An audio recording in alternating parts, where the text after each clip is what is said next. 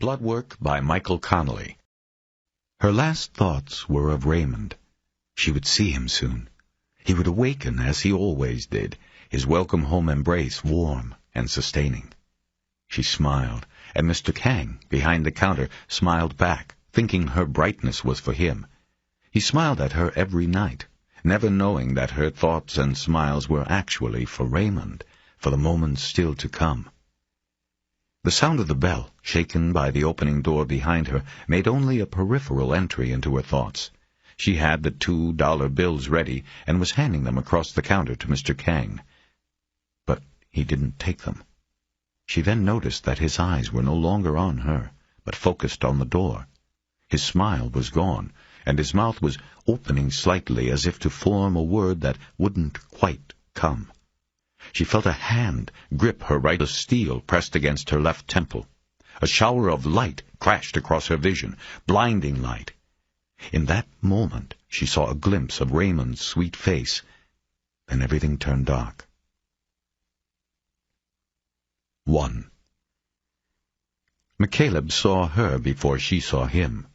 He was coming down the main dock, past the row of millionaires' boats, when he saw the woman standing in the stern of the Following Sea. It was 10:30 on a Saturday morning, and the warm whisper of spring had brought a lot of people out to the San Pedro docks. McCaleb was finishing the walk he took every morning, completely around Cabrillo Marina, out along the rock jetty and back. He was huffing by this part of the walk, but he slowed his pace even more as he approached the boat. His first feeling was annoyance. The woman had boarded his boat uninvited. But as he got closer, he put that aside and wondered who she was and what she wanted.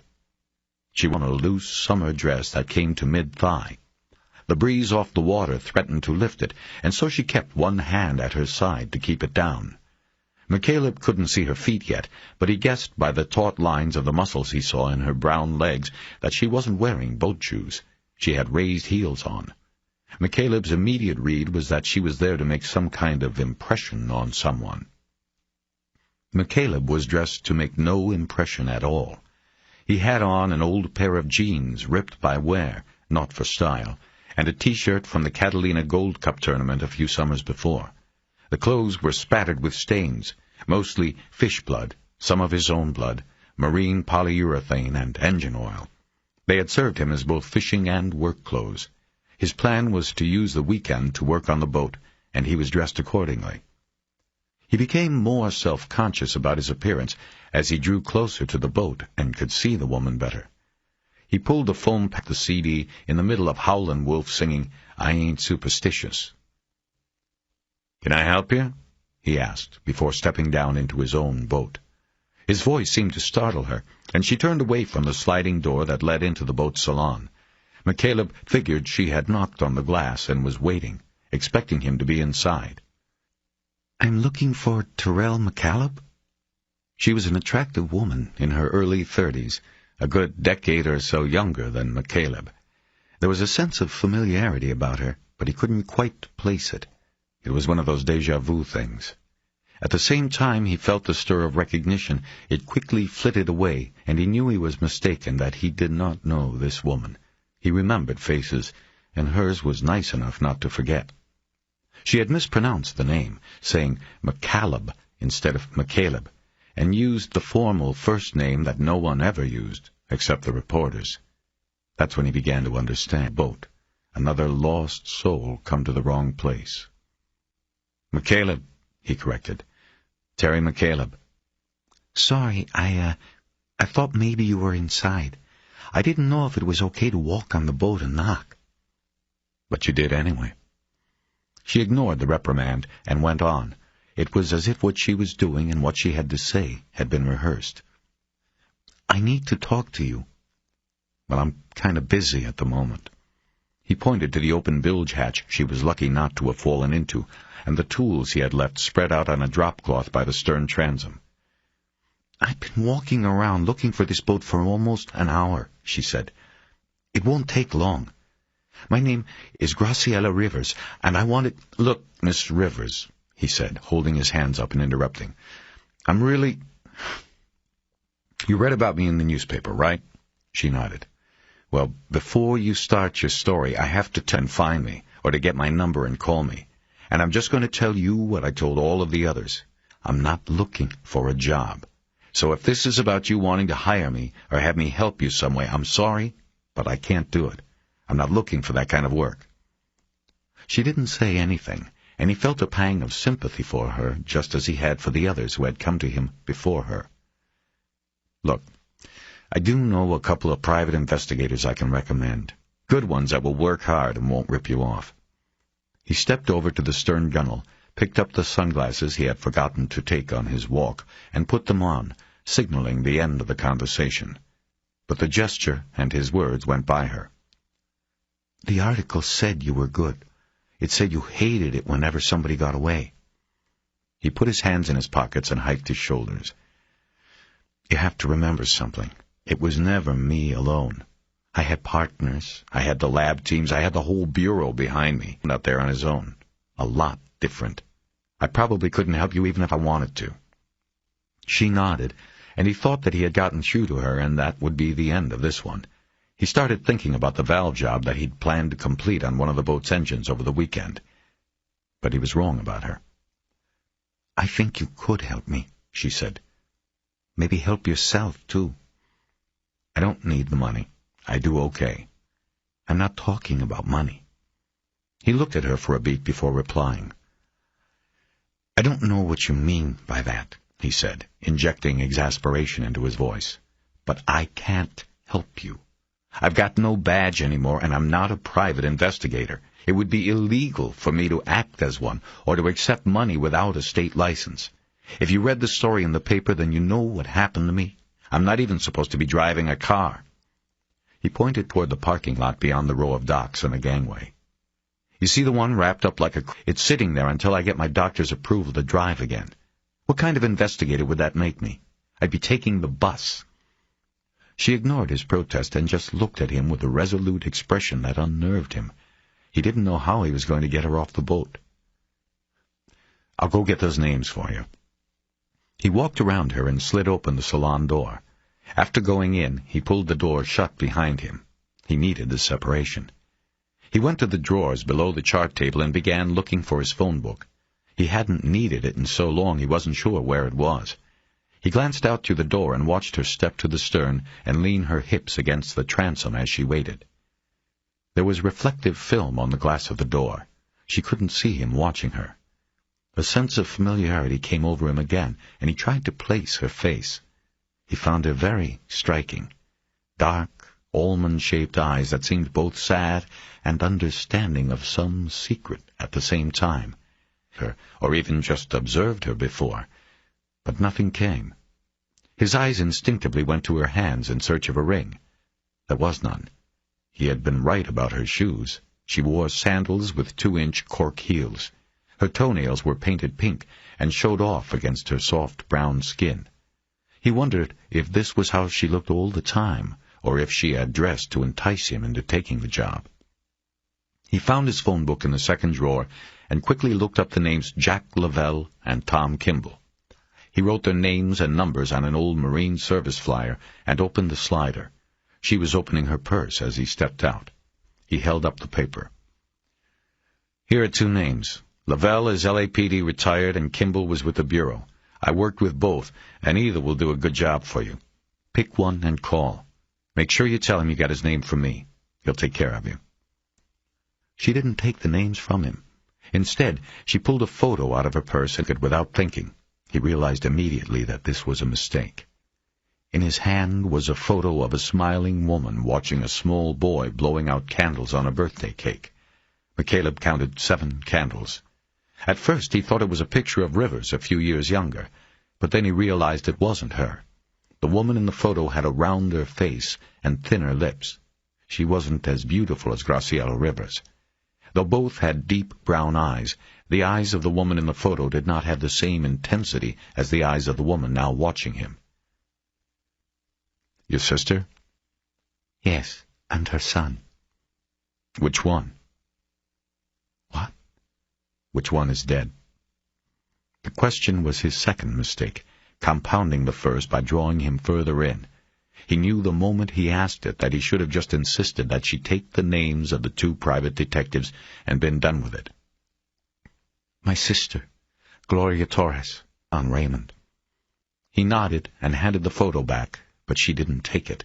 He knew she wanted him to ask what had happened, but he was finally putting on the brakes. "Look, this isn't going to work," he finally said. "I know what you're doing. It doesn't work on me." "You mean you have no sympathy?" He hesitated as the anger boiled up in his throat. "I have sympathy. You read the newspaper story. You know what happened to me. Sympathy was my problem all along." He swallowed it back and tried to clear away any ill feeling. He knew she was consumed by horrible frustrations. McCaleb had known hundreds of people like her, loved ones taken from them without reason. No arrests, no convictions, no closure. Some of them were left zombies, their lives irrevocably changed. Lost souls. Graciella Rivers was one of them now. She had to be, or she wouldn't have tried. That no matter what she said to him or how angry he got, she didn't deserve to be hit with his own frustrations as well. "Look," he said, "I just can't do this. I'm sorry." He put a hand on her arm to lead her back to the dock step. Her skin was warm. He felt the strong muscle beneath the softness. He offered the photo again, but she still refused to take it. "Look at it again, please. Just one more time, and then I'll leave you alone. Tell me if you feel anything else." He shook his head and made a feeble hand gesture, as if to say it made no difference to him. "I was an FBI agent, not a psychic." But he made a show of holding the photo up and looking at it anyway. The woman and the boy seemed happy. It was a celebration. 7 candles. McCaleb remembered that his parents were still together when he turned 7, but not much longer. His eyes were drawn to the boy more than the woman. He wondered how... "I'm sorry, Miss Rivers, I really am, but there is nothing I can do for you. Do you want this back or not?" "I have a double of it. 2 for the price of 1. I thought you'd want to keep that one." For the first time he felt the undertow in the emotional current. There was something else at play, but he didn't know what. He looked closely at Graciella Rivers and had the sense that if he took another step, asked the obvious question, he would be pulled under. He couldn't help himself. "Why would I want to keep it if I'm not going to be able to help you?" She smiled in a sad sort of way. "Because she's the woman who saved your life. I thought from time to time you might want to remind yourself of what she looked like, who she was." He stared at her for a long moment, but he wasn't really looking at Graciella Rivers. He was looking inward, running what she had just said through memory and knowledge. "What are you talking about?" It was all he could manage to ask. He had the sense that control of the conversation and everything else was tilting away from him and sliding across the deck to her. The undertow had him now. It was carrying him out. She raised her hand but reached past the photo he was still holding out to her. She placed her palm on his chest and ran it down the front of his shirt, her fingers tracing the thick rope of the scar beneath. He let her do it. He stood there, frozen, and let her do it. "Your heart," she said. "It was my sister's. She was the one who saved your life." 2. Out of the corner of his eye he could just see the monitor. The screen was grainy silver and black, the heart like an undulating ghost, the rivets and staples that closed off blood vessels showing like black buckshot in his chest. The voice said. It came from behind his right ear. Bonnie Fox, always calm and comforting, professional. Soon he saw the snaking line of the scope move into the monitor's X-ray field, following the path of the artery and entering the heart. He closed his eyes. He hated the tug, the one they say you won't feel, but you always do. "Okay, you shouldn't feel this," she said. "Right. Don't talk." Then, there it was, like the slightest tug on the end of a fishing line, a scrapfish stealing your bait. He opened his eyes and saw the line of the scope, as thin as a fishing line, still deep in the heart. "Okay, we got it," she said. "Coming out now." "You did good, Terry." He felt her pat his shoulder, though he couldn't turn his head to look at her. The scope was removed, and she taped a gauze compress against the incision in his neck. The brace that had held his head, and he slowly straightened his neck, bringing his hand up to work the stiff muscles. Dr. Bonnie Fox's smiling face then hovered above his. "How you feeling?" "Can't complain, now that it's over." "I'll see you in a little while. I want to check the blood work and get the tissue over to the lab." I want to talk to you about something." "You got it. See you in a bit." A few minutes later, 2 nurses wheeled McCaleb's bed out of the cath lab and into an elevator. He hated being treated as an invalid. He could have walked, but it was against the rules. After a heart biopsy, the patient must be kept horizontal. Hospitals always have rules. Cedars-Sinai seemed to have more than most. He was taken down to the cardiology unit on the 6th floor.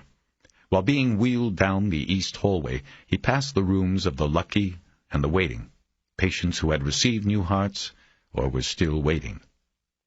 They passed one room where McCaleb glanced through the open, his body tied by tubes to a heart-lung machine.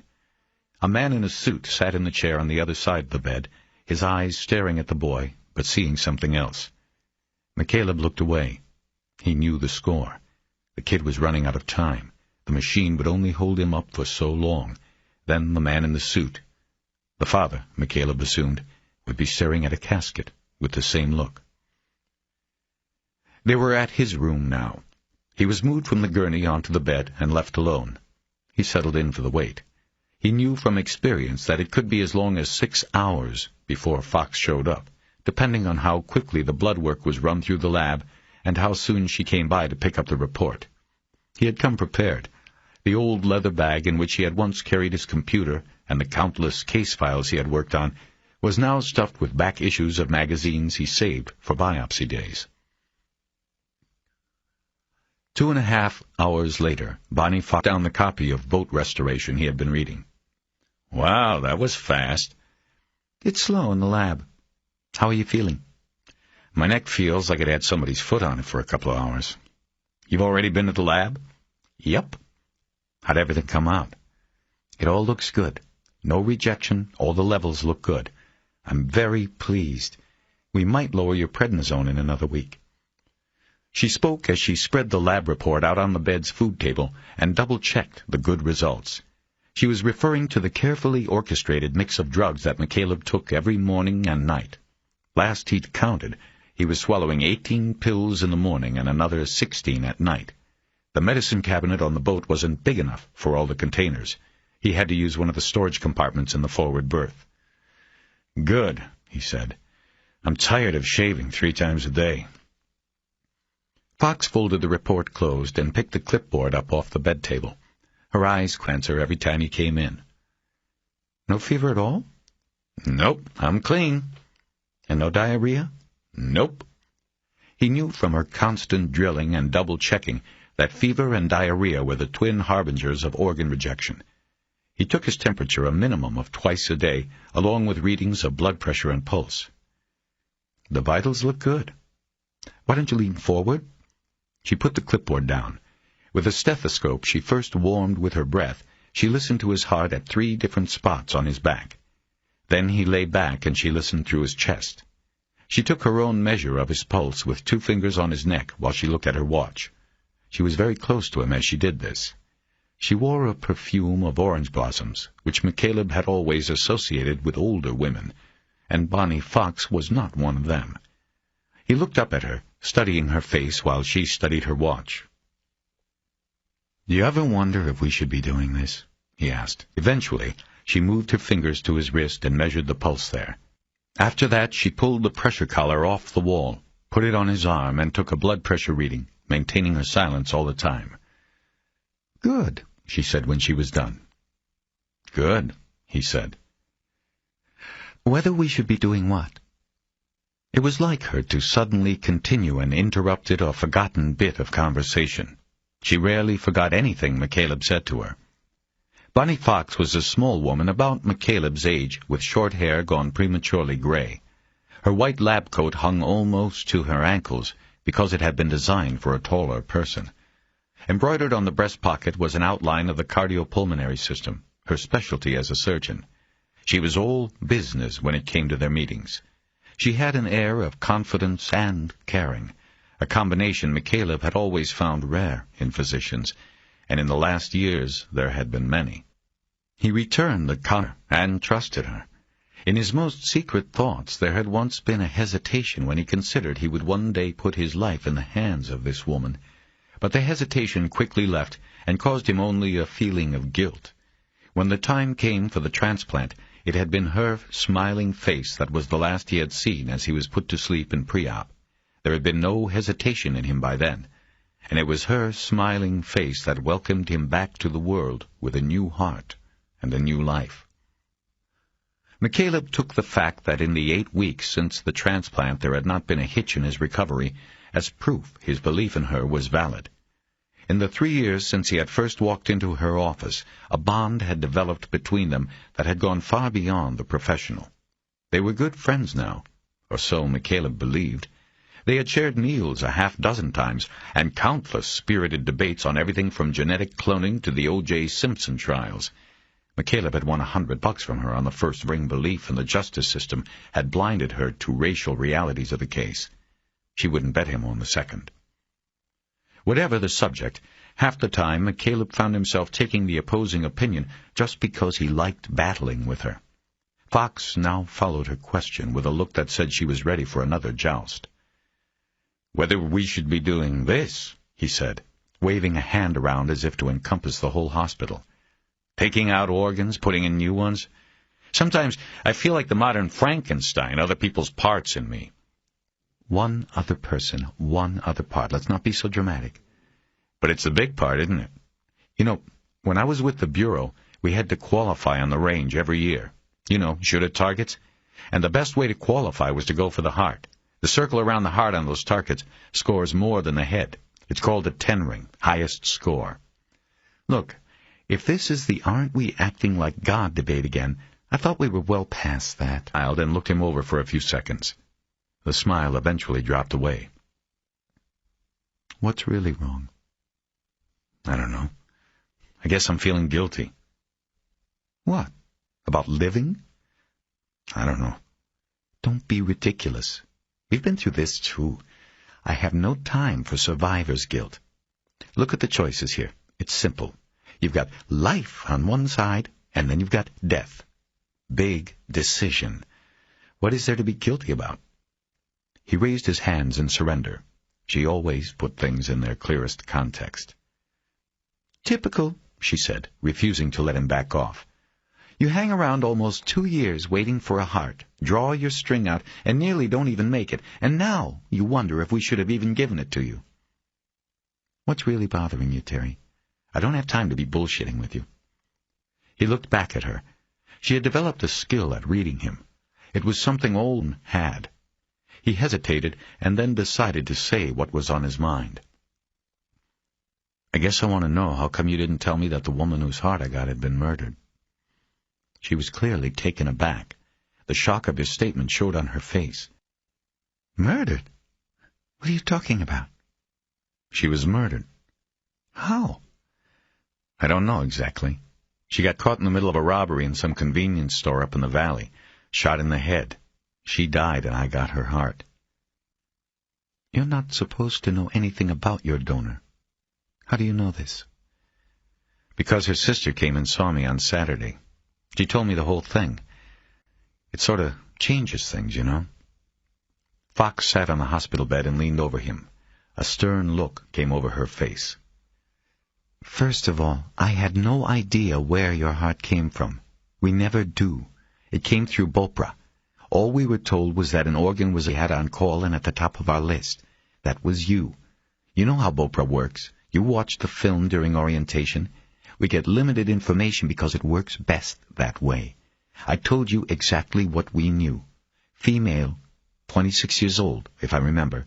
Perfect health, perfect blood typing, perfect donor. That's it.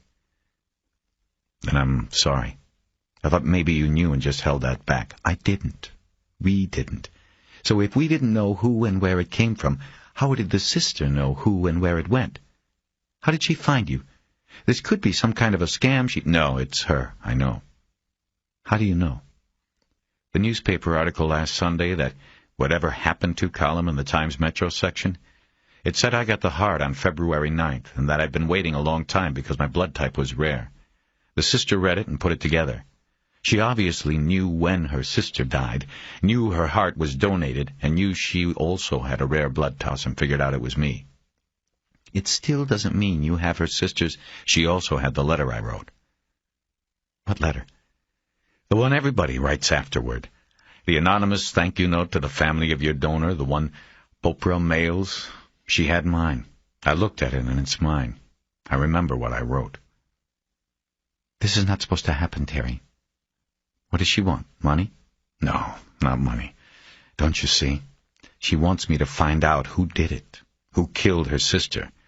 The cops never closed it. It's 2 months later and no arrest. She knows they've given up. Then she sees a story about me in the paper about what I used to do for the Bureau. She figures out I got her sister's heart and thinks maybe I can do what the cops apparently can't, break the case. She spent an hour walking around the San Pedro marinas looking for my boat Saturday. All she had was the name of the boat from the paper. She came looking for me. This is crazy. Give me this woman's name and I'll her. Think if you were her and you loved your sister. You'd do what she did too. Fox got off the bed, a wide-eyed look on her face. You're not actually thinking of doing this. She said it as a statement, a doctor's order. He didn't answer, and that in itself was an answer. He could see anger once again working itself into Fox's expression. Listen to me. You are in no condition to be doing anything like this.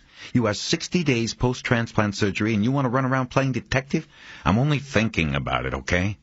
I told her I'd think about it. I know the risks.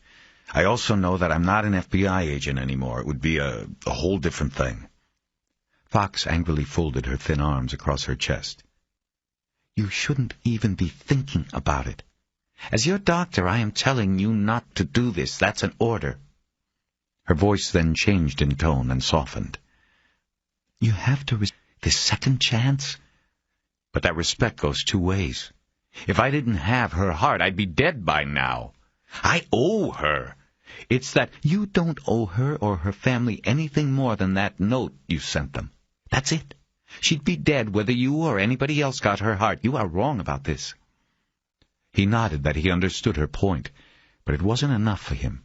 He knew that just because something makes sense on an intellectual level, it doesn't play any better in the twists of your guts. She read his thoughts.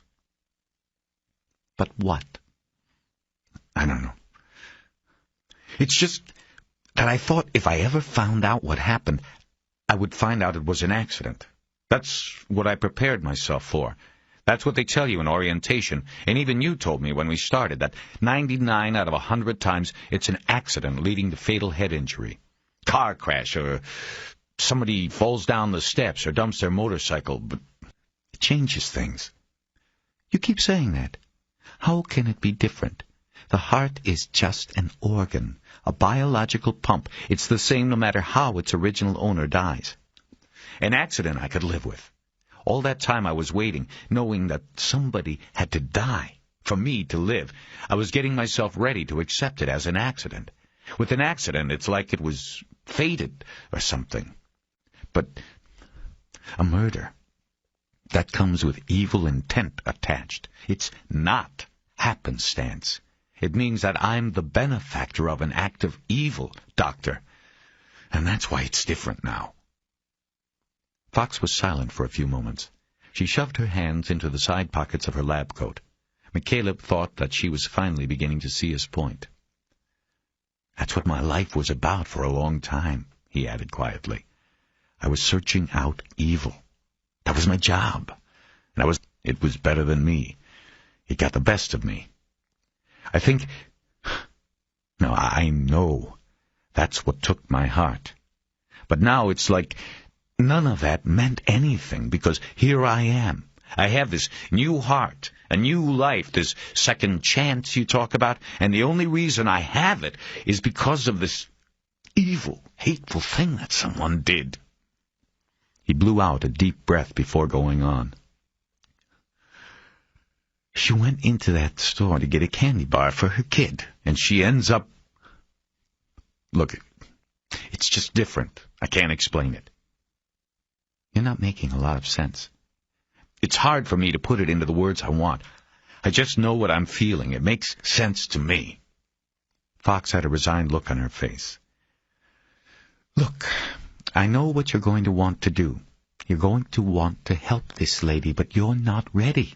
Emotionally, after hearing what you just said, I don't think you're ready to investigate even a car accident.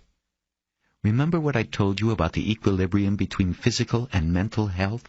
One feeds off the other. And I'm scared that what you have going on in your head now is going to affect your physical progress. I understand. No, I don't think you do. You are gambling with your own life here. If this goes south, if you start getting infection or rejection, we're not going to be able to save you, Terry. We waited 22 months for that heart you have now.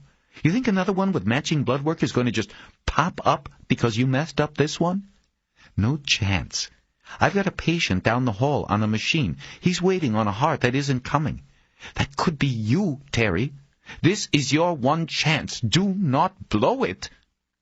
She reached across the bed and placed her hand on his chest. It reminded him of what Graciella Rivers had done. He felt its warmth there. Woman, no. Save yourself and tell her no. 3. The moon was like a balloon being kept aloft by children poking at it with sticks. The masts of dozens of sailboats stood raised beneath it, ready to keep it from falling. McCaleb watched it hover in the black sky until it finally escaped by slipping behind the clouds somewhere out over Catalina. As good a hiding spot as any, he thought, as he looked down at the empty coffee cup in his hand. He missed being able to sit in the stern at the end of the day with an ice-cold beer in one hand and a cigarette in the other. But cigarettes had been part of the problem, and were gone for good now. And it would be a few months before the medication therapy would relax enough to allow a dose of alcohol into the mix. For now, if he had just one beer, it might give him what Bonnie Fox called a fatal hangover. First, he tried sitting at the galley table, but soon got up, turned the TV on, and started flipping through the channels without really looking at what was on. He turned the tube off and checked the clutter on the chart table, but found there was nothing for him there either. He moved about the cabin, looking for a distraction from his thoughts, but there was nothing. He moved down the stairs into the forward passageway and into the head. He took the thermometer from the medicine cabinet, shook it, and dipped it under his tongue. It was an old-style glass tube instrument. The electronic thermometer with digital reading display the hospital had provided was still in its box on the cabinet shelf. For some reason, he didn't trust it. Looking at himself in the mirror, he pulled open the collar of his shirt and studied the small wound left by the morning's biopsy. It never got a chance to heal. There had been so many biopsies that the incision was always just about covered, and the artery probed once more. He knew it would be a permanent mark, like the 13-inch scar running down his chest. As he stared at himself, his thoughts drifted to his father. He remembered the permanent marks, the tattoos left on the old man's neck, the coordinates of a radiation battle that served only to prolong the inevitable. The temperature reading was normal. He washed the thermometer and put it back, then took the clipboard with the temperature log sheet off the towel hook and wrote the date and time. In the last column, under temperature, he drew another dash, indicating no change. After hanging up the board, he leaned into the mirror to look at his eyes. Green, flecked with gray, the corneas showing hairline cracks of red. He stepped back and pulled the shirt off. The mirror was small, but he could still see the scar, whitish pink and thick, ugly. It was because he couldn't get used to the way his body looked now, and the way it had so fully betrayed him. Cardiomyopathy. Fox had told him it was a virus that could have been waiting in the walls of his heart for years, only to bloom by happenstance and to be nurtured by stress. The explanation meant little to him, It didn't ease the feeling that the man he had once been was gone now, forever. He sometimes felt when he looked at himself he was looking at a stranger, someone beaten down and left fragile by life. After pulling his shirt back on, he went into the forward berth. It was a triangular-shaped room that followed the shape of the bow. There was a double bunk on the port side and a bank of storage compartments to starboard. He had turned the lower berth into a desk and used the overhead berth for storage of cardboard boxes full of old bureau files. Marked on the side of these boxes were the names of the investigations: Code, Zodiac, Full Moon, and Bremer. 2 of the boxes were marked Various Unsubs. McCaleb had copied most of his files before leaving the Bureau. It was against policy, but no one stopped him. The files in the boxes came from various cases, open and closed. Some filled whole cartons, some were thin enough to share space in the same boxes. He wasn't sure why he had copied everything. He hadn't opened any of the boxes since he had retired. But at various times he had thought he would write a book, or maybe even continue his investigations of the open cases. Largely, though, he just liked the idea of having the files as a physical accounting or proof of what he had done with that part of his life. McCaleb sat down at his desk and turned on the wall-mounted light. Momentarily, his eyes fell on the FBI badge he had carried for 16 years, the plaque, and hanging on the wall above the desk. Tacked to the wall next to it was a photo of a young girl with braces, smiling at the camera. It had been copied from a yearbook many years before. McCaleb frowned at the memory and looked away, his eyes falling to the desk clutter. There was a handful of bills and receipts scattered on the desk, an accordion file full of medical records, a stack of manila files that were mostly empty, 3 flyers from competing dry docking services, and the Cabrillo Marina dockage rules book. His checkbook was open and ready to be put to use, but he couldn't bring himself to wade into the mundane task of paying bills. Not now. He was restless, but it was not because of a paucity of things on his mind. He couldn't stop thinking about the visit from Graciella Rivers and the sudden change it had put him through. He sorted through the clutter on the desk until he found the newspaper clip that had brought the woman to his boat. He had read it the day it was published, cut it out. That had been impossible. The story had drawn a procession of victims to his boat. The mother, whose teenage daughter's body was found mutilated on the beach down in Redondo. The parents, whose son had been hanged in an apartment in West Hollywood. The young husband, whose wife had gone clubbing on the Sunset Strip one night and had never come back. There were others, all of them zombies, left nearly catatonic by grief and the betrayal of their faith in a God who wouldn't allow such things to happen. McCaleb couldn't comfort them. He couldn't help them. He sent them on their way. He had agreed to the newspaper interview only because he was in the reporter's debt. When he had been with the Bureau, Keisha Russell had always been good to him. She was the kind of reporter who gave some and didn't always take. She had called him on the boat a month earlier to collect on that debt. She'd been assigned the story for the Times' Whatever Happened To column. Since a year earlier, she had written a story about McCaleb's wait for a heart, received the transplant. McCaleb wanted to decline the invitation, knowing it would disrupt the anonymous life he was now living, but Russell had reminded him of all the times she had helped him, either holding back details of an investigation or putting them into a story, depending on what McCaleb thought would be useful. McCaleb felt he had no choice. He always made good on his debts. On the day the story was published, McCaleb had taken it as his official badge of has-been status. Usually, the column was reserved for updates on hack politicians who had disappeared from the local scene, or people whose 15 minutes of fame had long ago lapsed. Every now and then it featured a washed-up TV star who was selling real estate, or had become a painter because it was his true creative calling. He unfolded the clip now and reread it. New Heart, New Start for Former FBI Agent by Keisha Russell, Times staff writer. A routine fixture on the nightly newscasts of Los Angeles, and his words always found space in the local newspapers. It was not a nice routine for him or the city. An FBI agent, McCaleb was the Bureau's point man in the investigations of the handful of serial killers that plagued Los Angeles and the West in the last decade. A member of the investigative support unit, McCaleb helped focus the investigations of the local police.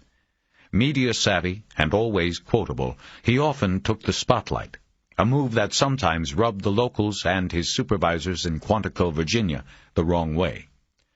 But it has been more than 2 years since he has made even a blip on the public radar screen. These days, McCaleb no longer carries a badge or a gun. He says he doesn't even own a standard-issue navy blue FBI suit anymore. More often than not, he wears old blue jeans and torn T-shirts and can be found restoring his 42-foot fishing boat, the following sea. Born in Los Angeles and grew up in Avalon on nearby Catalina Island, currently lives on the boat in the San Pedro Marina, but plans eventually to moor the vessel in Avalon Harbor.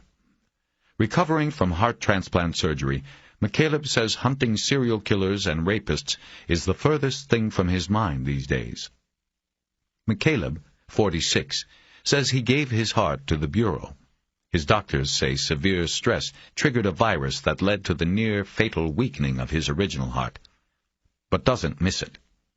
When you go through something like this, it changes you more than just physically, he said in an interview last week. It puts things in perspective. Those FBI days seem like a long time ago. I've got a new start now. I don't know exactly what I'm going to do with it, but I'm not too worried. I'll find something. McCaleb almost didn't get the new start. Because he has a blood type found in less than 1% of the population, his wait for a suitable heart lasted almost 2 years, said Dr. Bonnie Fox, the surgeon who performed the transplant. We probably would have lost him, or he would have become too weak to undergo the surgery if we'd had to wait much longer. McCaleb is out of the hospital and already physically active after only 8 weeks. He says that only on occasion does he think about the adrenaline-pumping investigations that once occupied him. The former agent's case list reads like a who's who of a macabre walk of fame. Among the cases he worked locally were the Night Stalker and Poet investigations, as well as taking key roles in the hunts for the Code Killer, Sunset Strip Strangler, and Luther Hatch, who became known after his arrest as the Cemetery Man because of his visits to the graves of his victims. McCaleb had been a profiler in the unit's Quantico base for several years. He specialized in West Coast cases and was flown to Los Angeles often to assist local police in investigations. Finally, the unit's supervisors decided to create a return to his native Los Angeles to work out of the FBI field office in Westwood. The move put him closer to many of the investigations in which the FBI was called upon for assistance. Not all of the investigations were successful, and eventually the stress took its toll. McCaleb suffered a heart attack while working late one evening in the local field office. He was found by a night janitor who was credited with saving the agent's life. Doctors determined McCaleb suffered from advanced cardiomyopathy, a weakening of the heart's muscles, and placed him on a transplant list. As he waited, he was given a disability retirement by the Bureau. He traded his Bureau pager for a hospital pager, and on February 9th it sounded. A heart from a donor with matching blood was available. After 6 hours of surgery at Cedars-Sinai Medical Center, the donor's heart was beating in McCaleb's chest. McCaleb is unsure what he'll do with his new life, other than go fishing. He has had offers to join them as a private investigator or security consultant, but his focus so far has been on restoring the Following Sea, a 20-year-old sports fishing boat he inherited from his father. The boat was left to deteriorate for 6 years, but now has McCaleb's full-time attention. At the moment, I'm content to take things a little at a time, he said. I'm not worried too much about what's ahead. His regrets are few, but like all retired investigators and fishermen, McCaleb laments the ones that got away. I wish I had solved all the cases, he said. I hated it when somebody got away. I still do. For a moment, McCaleb studied the photo they had used with the story. It was an old headshot they had used many times before during his days with the Bureau. His eyes stared boldly into the camera. When Keisha Russell had come around to do the story on him, she had come with a photographer. But McCaleb wouldn't let them take a fresh shot. He told them to use one to see the way he looked now. Not that anyone could tell much, unless he had his shirt off. He was about 30 pounds lighter, but that wasn't what he wanted to hide. It was the eyes. He had lost that look, the eyes as piercingly hard as bullets. He didn't want anyone to know he had lost that. He folded the newspaper clip and put it aside. He tapped his fingers on the desk for a few seconds while brooding over things, and then looked at the steel paper spike next to the phone. The number Graciella Rivers had given him was scratched in pencil on the scrap of paper that sat at the top of the stack of notes, punctured by the spike. When he was an agent, he had carried with him a bottomless reservoir of rage for the men he hunted. He had seen firsthand what they had done, and he wanted them to pay for the horrible manifestations of their fantasies. Blood debts had to be paid in blood. That was why in the books called what they did blood work. There was no other way to describe it. And so it worked on him, cut at him, every time one didn't pay, every time one got away. What happened to Gloria Torres now cut at him. He was alive because she had been taken away by evil. Graciella had told him the story. Gloria had died for no reason other than that she was in the way of somebody and a cash register. It was a simple, stupid, and ghastly reason to die. It somehow put McCaleb in debt, to her and her son, to Graciella, even to himself. He picked up the phone and dialed the numbers scratched on the paper. It was late, but he didn't want to wait, and he didn't think she would want him to. She answered in a whisper after only one ring. "Miss Rivers?" "Yes?" "It's Terry McCaleb." "Yes." "Is this a bad time?" "No." "Well, listen. I wanted to tell you that I have been thinking about things, and I promised you I'd call you back no matter what I decided." "Yes?" There was a hopeful tone in just her one word. It touched his heart. "Well, this is what I think. My my skills, I guess you'd call them. They're not really suited to this kind of crime. From what you described about your sister, we're talking about a random occurrence with a financial motive, a robbery. So it's different from, the kind of cases I worked for the Bureau, the serial cases." "I understand." The hopefulness was bleeding out. "No, I'm not saying I'm not going to... that I'm not interested. I'm calling because I am going to go see the... But "Thank you."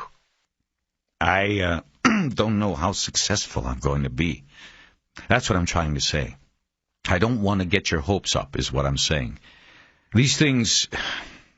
I don't know." "I understand. Thank you for just being willing to do this. Nobody..." "Well, I'll take a look at things," he said, cutting her off. He didn't want her thanking him too much. "I don't know what kind of help or cooperation I'll get from the L.A. police, but I'll do what I can. I owe your sister at least that much, to try." She was silent, and he told her he needed to get some additional information about her sister, as well as the names of the LAPD detectives on the case. They talked for about 10 minutes, and when he had all of the information he needed written down in a small notebook, an uneasy silence played across the telephone line. "Well," he finally said, "I guess that's it, or if anything else comes up."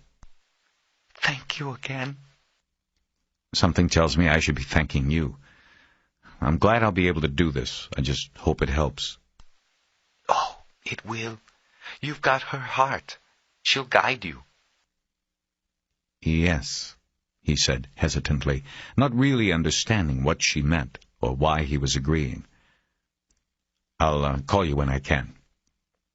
He hung up and stared at the phone for a few moments, thinking about her last line. Then, again, he unfolded the newspaper clip with his picture.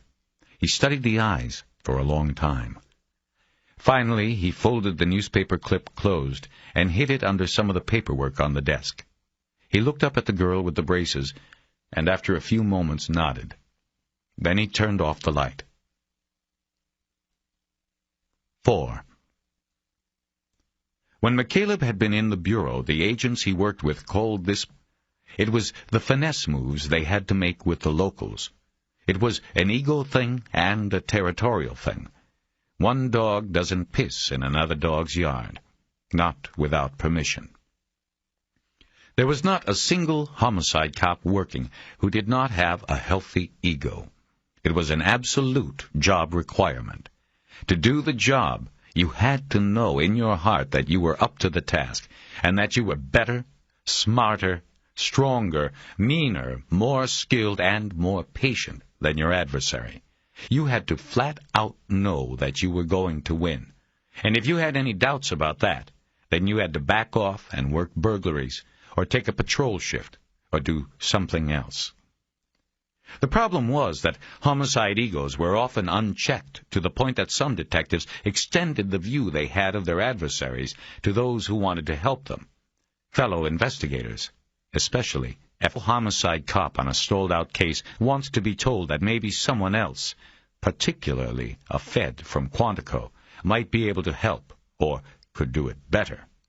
It had been McCaleb's experience that when a cop finally gave up and put a case into cold storage, he secretly didn't want anyone taking it out and proving him wrong by solving it. As an FBI agent, McCaleb was almost never asked into a case or called for advice by the lead detective. It was always the supervisor's idea. The supervisor didn't care about egos or hurt feelings. The supervisor cared about clearing cases and improving statistical reports.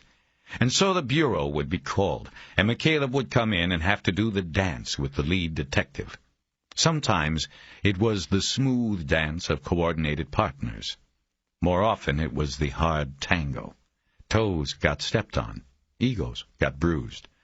On more than one occasion, McCaleb was holding back information, or was secretly pleased when McCaleb was unsuccessful in helping identify a suspect or bringing closure to a case. It was part of the petty territorial bullshit of the law enforcement world. Sometimes consideration of the victim or the victim's family wasn't even on the plate. It was dessert. And sometimes there was no dessert. McCaleb was pretty sure he was facing a hard tango with the LAPD. It didn't matter that they had apparently hit the wall with the Gloria Torres investigation and could use the help. It was territorial. And to make matters worse, he wasn't even with the FBI anymore. He was going in naked, without a badge. All he had with him when he arrived at 7:30 on Tuesday morning at the West Valley Division was his leather bag and a box of donuts. He was going to be dancing the hard tango without music. McCaleb had chosen his objectives started early so they could get done early. It was the time when he had the best chance of catching the two assigned to the Gloria Torres case in their office. Graciella had given him their names, Arango and Walters. McCaleb didn't know them, but he had met their commanding officer, Lieutenant Dan Buskirk, a few years earlier on the Code Killer case. But it was a superficial relationship. McCaleb didn't know what Buskirk thought about him. He decided, though, that it would be best to follow protocol and start with Buskirk and then, hopefully, get to Arango and Walters. West Valley Division was on Owensmouth Street in Reseda. It seemed to be an odd place for a police station. Most of the LAPD's stations were placed in the tough areas where police attention was needed most. They had concrete walls erected at the entranceways to guard against drive-by shootings. But West Valley was different. There were no barriers. The station was in a bucolic. There was a library on one side and a public park on the other. Plenty of parking at the front curb. Across the street was a row of signature San Fernando Valley ranch houses. After the cab dropped him off out front, McCaleb entered through the main lobby, threw an easy salute at one of the uniformed officers behind the counter, and headed toward the hallway to the left. He showed no hesitation. He knew it led to the Detective Bureau, because most of the city's police divisions were laid out the same way. The uniform didn't stop him, and this encouraged McCaleb. Maybe it was the box of donuts, but he took it to mean he still had at least some of the look, the confident walk of a man carrying a gun and a badge. He was carrying neither. After entering the Detective Bureau, he came to another counter. By pressing against it and leaning over, he could look to the left and through the glass window of the small office he knew belonged to the detective lieutenant. It was empty. He up and looked at the young detective who had approached the counter from a nearby desk, probably a trainee assigned counter duty. Usually they used old men from the neighborhood who volunteered their time, or cops assigned light duty because of injury or disciplinary action. "I was hoping to see Lieutenant Buskirk. Is he here?" "He's in a meeting at Valley Bureau. Can I help you with something?" That meant Buskirk was in Van Nuys at the Valley-wide command office. McCaleb's plan to start with him was out the window. He could now wait for Buskirk or leave and come back. But go where? The library? There wasn't even a nearby coffee shop he could walk to. He decided to take his chances with Arango and Walters. He wanted to keep moving. "How about Arango or Walters in homicide?" The detective glanced at a plastic wall-mounted board with names going down the left side and rows of boxes to be checked that said in and out, as well as vacation and court, but to the names Arango and Walters. "Let me check," the front man said. "Your name?" "My name is McCaleb, but it won't mean anything to them. Tell them it's about the Gloria Torres case." The front man went back to his desk and punched in 3 digits on the phone. He spoke in a whisper. McCaleb knew then that as far as the front man was concerned, he didn't have the look. In a half-minute the call was done, and the front man didn't bother getting up from the desk. "Turn around, back down the hall, first door on the right." McCaleb nodded, took the box of donuts off the counter, and followed the instructions. As he approached, he put the leather bag under one arm so he could open the door, but it opened as he was reaching for it. A man in a white shirt and tie stood there. His gun was held in a shoulder harness under his right arm. This was a bad sign. Detectives rarely used their weapons. Homicide detectives even less than others. Whenever McCaleb saw a homicide or comfortable belt clip, he knew he was dealing with a major ego. He almost sighed out loud. "Mr. McCaleb?" "That's me." "I'm Eddie Arango. What can I do for you? My guy up front said you're here about Gloria Torres?" They shook hands after McCaleb awkwardly transferred the box of donuts to his left hand. "That's right." He was a large man, more in horizontal than vertical proportions. Latino with a full head of black hair, feathered with gray. Mid-40s, with a solid build, no stomach over the belt. It went with the shoulder harness. He took up the whole door and made no move to invite his visitor in. "Is there a place we can talk about this?" "Talk about what?" "I'm going to be looking into her murder." So much for finesse, McCaleb thought. "Oh, shit, here we go," Arango said. He shook his head in annoyance, glanced behind him, and then back. "Right," he said, "let's get this over with. You got about 10 minutes before I toss you out of here." He turned around, and McCaleb followed him into a room crowded with desks and detectives. Some of them looked up from their work at McCaleb, the intruder, but most didn't bother. Arango snapped his fingers to draw the attention of a detective at one of the desks along the far wall. He was on the phone, but looked up to see Arango signal him. The man on the phone nodded and held up one finger. Arango led the way to an interview room with a small table pushed against one wall and 3 chairs. It was smaller than a prison cell. He closed the door. "Have a seat. My partner will be in a minute." McCaleb took the chair opposite the table. This meant Arango would likely take the chair to McCaleb's right, or be forced to squeeze behind him to go to the chair on his left. McCaleb wanted him on the right. It was a small thing, but a routine he had always followed as an agent. Put the subject you are told as they look at you from the left, and engage the side of the brain that is less critical and judgmental. A psychologist at Quantico had once given the tip while teaching a class on techniques of hypnosis and interrogation. McCaleb wasn't sure if it worked, but he liked to have any edge he could get, and he thought he might need one with Arango. "You want a donut?" he asked as Arango took the chair on his right. "No, I don't want any of your donuts. I just want you on your way and out of my way." "It's the sister, isn't it? You're working for the goddamn sister." "Let me see your ticket. I can't believe she's wasting her money. I don't have a license, if that's what you mean."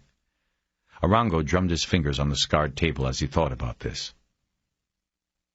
Jesus. You know, it's stuffy in here.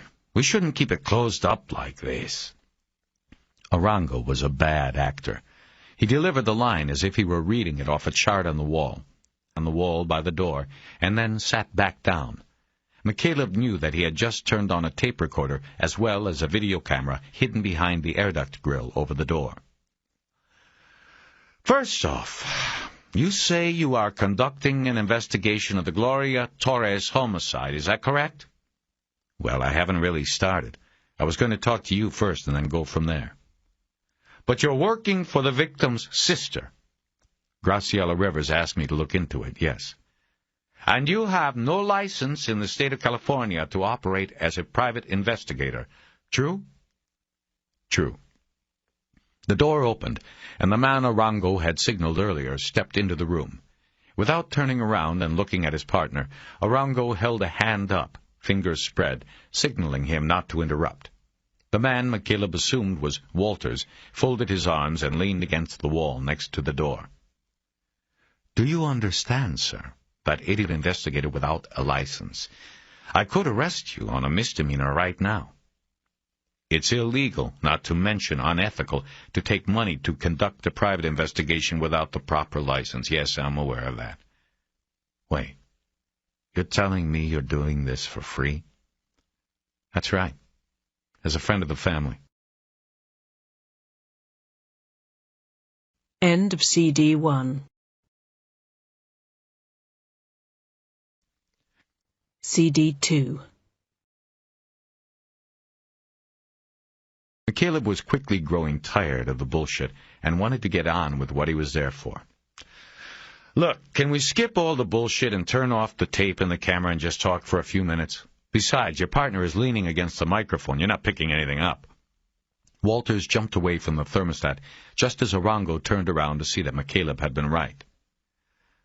Why didn't you tell me? Walters said to his partner. Hey, have a donut, guys, McCaleb said. I'm here to help. Arango turned back to McCaleb, still a bit flustered. How the fuck did you know about the tape? Because you've got the same setup in every detective bureau in the city, and I've been in most of them. I used to be with the Bureau, that's how I knew. The FBI? Walters asked. FBI retired. Graciella Rivers is an acquaintance. She asked me to look into this. I said I would. I want to help. What's your name? Walters asked. Obviously, he was coming to everything late because he had been on the phone. McCaleb stood up and extended his hand. Walters shook it as McCaleb introduced himself. Dennis Walters was younger than Arango. Pale white skin, slim build. His clothes were loose, baggy, suggesting that his wardrobe had not been updated since he had experienced a dramatic loss in weight. He wore no holster at all that McCaleb could see. He probably kept his gun in his briefcase until he went up. Walters knew it wasn't the gun that made the man. His partner didn't. I know you, he said, pointing a finger at McCaleb. You're that guy, the serial guy. What are you talking about? Arango said. You know, the profilers? The serial killer squad? He was the one they sent out here permanently, since most of the nuts are out here. He worked the Sunset Strip Strangler, what else? The Code Killer, that cemetery guy? Bunch of cases out here. He then put his attention back on McCaleb. Right? McCaleb nodded. Walters snapped his fingers. Didn't I read about you recently? Something in the Slimes, right? Once again, McCaleb nodded. The Whatever Happened To column 2 Sundays back. That's it, right. You got a heart transplant, right? McCaleb nodded. He knew that familiarity bred comfort. Eventually they would get down to business. Walters remained standing behind Arango, but McCaleb saw his gaze drop to the box on the table. I'd hate to see them go to waste. I didn't get breakfast, but I'm not going to have one if you guys don't. Don't mind if I do, Walters said. As he came forward and opened the box, he glanced anxiously at his partner. Arango's face was a stone. Walters took out a glazed donut. McCaleb took a cinnamon sugar, and then Arango broke and reluctantly took a powdered sugar. They ate silently for a few moments before McCaleb reached into his sport coat and pulled out the stack of napkins he had grabbed at Winchell's. He tossed them onto the table, and everyone took one. So the Bureau pension's so short you got to pick up PI work, huh? Walters said, his mouth full of donut. I'm not a PI. The sister's an acquaintance. Like I said, I'm not being paid. An acquaintance, Arango said. That's the second time you said that. How exactly do you know her? I live on a boat down at the harbor. I met her at the marina one day. She likes boats. We met. She found out what I once did for the Bureau and asked...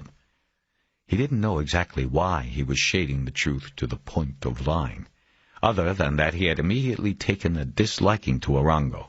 He didn't feel he wanted to reveal his true connection to Gloria Torres at Graciella Rivers. Well, look, Arango said. I don't know what she told you about this, but this is a convenience store robbery, FBI man. This isn't Charlie Manson or Ted Bundy or Jeffrey fucking Dahmer. It's not rocket science.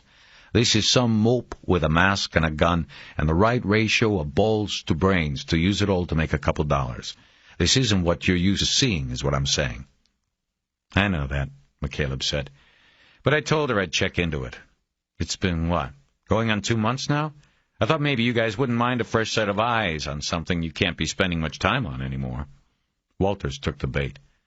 Our team's pulled 4 cases since then, and Eddie's been in trial the last 2 weeks in Van Nuys, he said. As far as Rivers goes, cutting his partner off. McCaleb looked from Walters to Arango. Right. Sure. And we've got a rule that we don't invite amateurs in on active cases. Amateurs. You got no badge, no private ticket. That says amateur to me. McCaleb let the insult go by. He guessed Arango was just taking his measure anyway. He pushed on. That's one of those rules you bring up when it's convenient, he said. But we all know here that I might be able to help you. What you need to know is that I'm not here to show you guys up. Not at all. Anything I come up with, you'll be the first to know. Suspects, leads, anything, it all goes to you. I'd just like a little cooperation, that's all. Cooperation in exactly what form? Arango said. Like my partner who talks too much says, we're kind of busy here. Copy me the murder book. I'm good on crime scenes. That was sort of my specialty. I might be able to help you there. Just copy me what you've got and I'll get out of your way. What you're saying is you think we fucked up. That the answer's sitting there in the book, ready to jump out at you because you're a Fed and the Feds are so much smarter than us. McCaleb laughed and shook his head. He was beginning to think he should have counted his losses and left as soon as he saw the Macho Man holster. He tried once more. No, that's not what I'm saying. I don't know if you missed anything or not. I've worked with LAPD many times. If I was betting, I'd bet you missed nothing. All I'm saying is that I told Graciella Rivers I'd check into things. Let me ask you something. Does she call you much? The sister? Too much. Week in and week out, and I tell her the same thing every time. No suspects, no leads. You're waiting on something to happen, right? Give it new life. Maybe. A way of getting her off your back. If I see what you've got and go back to her and say you boys did what you could, she might back off. She'll believe it from me because she knows me. Neither of them said anything. What have you got to lose? McCaleb prodded. We'd have to clear any kind of cooperation with the lieutenant, Arango said. We can't just give out copies of investigative reports without his say-so, rules or no rules. In fact, you fucked up there, bro. You should have gone to him before you came to us. You know how the game's played. You didn't follow protocol. I understand that. I asked for him when I got here, but they said he was at Valley Bureau. Yeah, well, he should be back soon, Arango said, checking his watch. Tell you what, you say you're good with crime scenes? Yeah, if you got a tape, I'd like to take a look at it. Arango looked at Walters and winked. Then he looked back at McCaleb. We got the crime. He kicked back his chair and stood up. Come on, he said. Bring those donuts with you. 5. Arango opened a drawer in one of the desks crammed into the squad room and took out a videotape. He then led the way out of the homicide squad office, down the hall, and then through the half door of the main detective bureau counter. McCaleb could see they were headed for Buskirk's office, which was still empty. McCaleb left the donuts on the front counter and followed the others in. Pushed into one corner of the room was a tall steel cabinet on wheels. It was the kind of setup used in classrooms and roll call rooms. Arango opened the two doors, and there was a television and a video cassette player inside. He turned the equipment on and shoved in the tape. "So, look at this and tell us something we don't know yet," he said to McCaleb without looking at him. "Then, maybe we go to bat for you with the lieutenant." Directly in front of the television, Arango hit the play button, and soon the black and white image came up on the television screen. McCaleb was looking at the view held by an overhead surveillance camera in a small convenience store. The frame was drawn around the front counter area.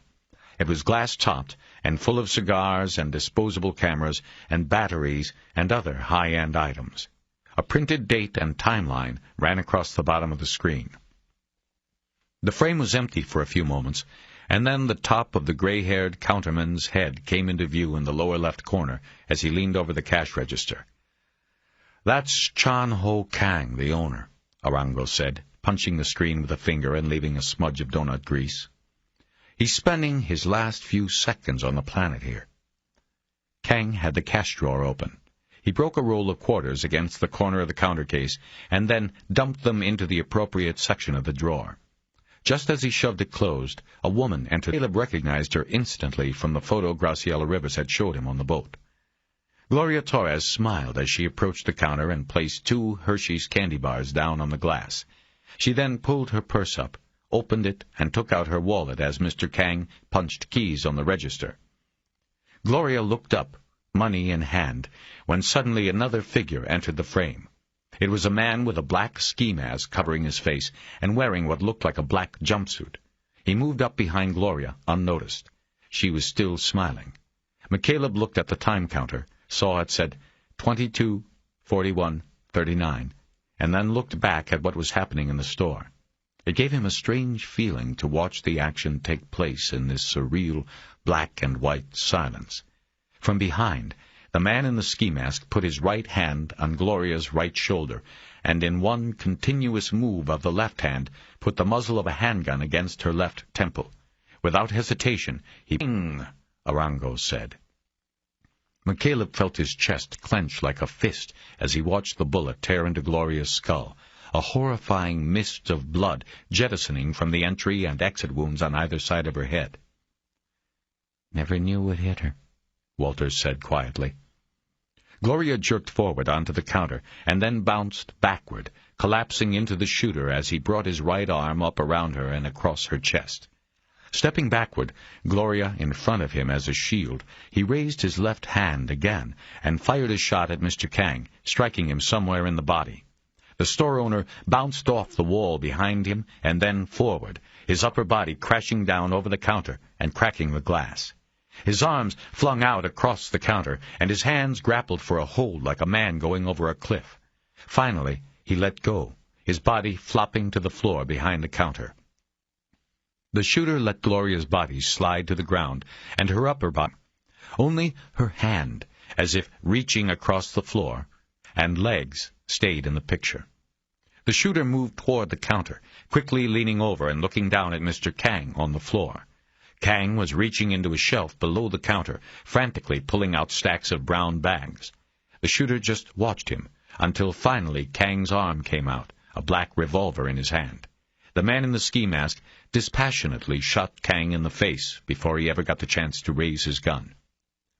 Leaning further over the counter, his feet in the air, the shooter grabbed one of the bullet shells that had ejected and fallen next to Kang's arm. He then straightened up, reached over, and took the bills from the open cash register drawer. He looked up at the camera. Despite the mask, it was clear the man winked and said something to the camera, then quickly left the frame to the left. "He's picking up the other 2 shells," Walters said. "No sound on the camera, right?" McCaleb. "Whatever he said there, he said to himself." "Only one camera in the store?"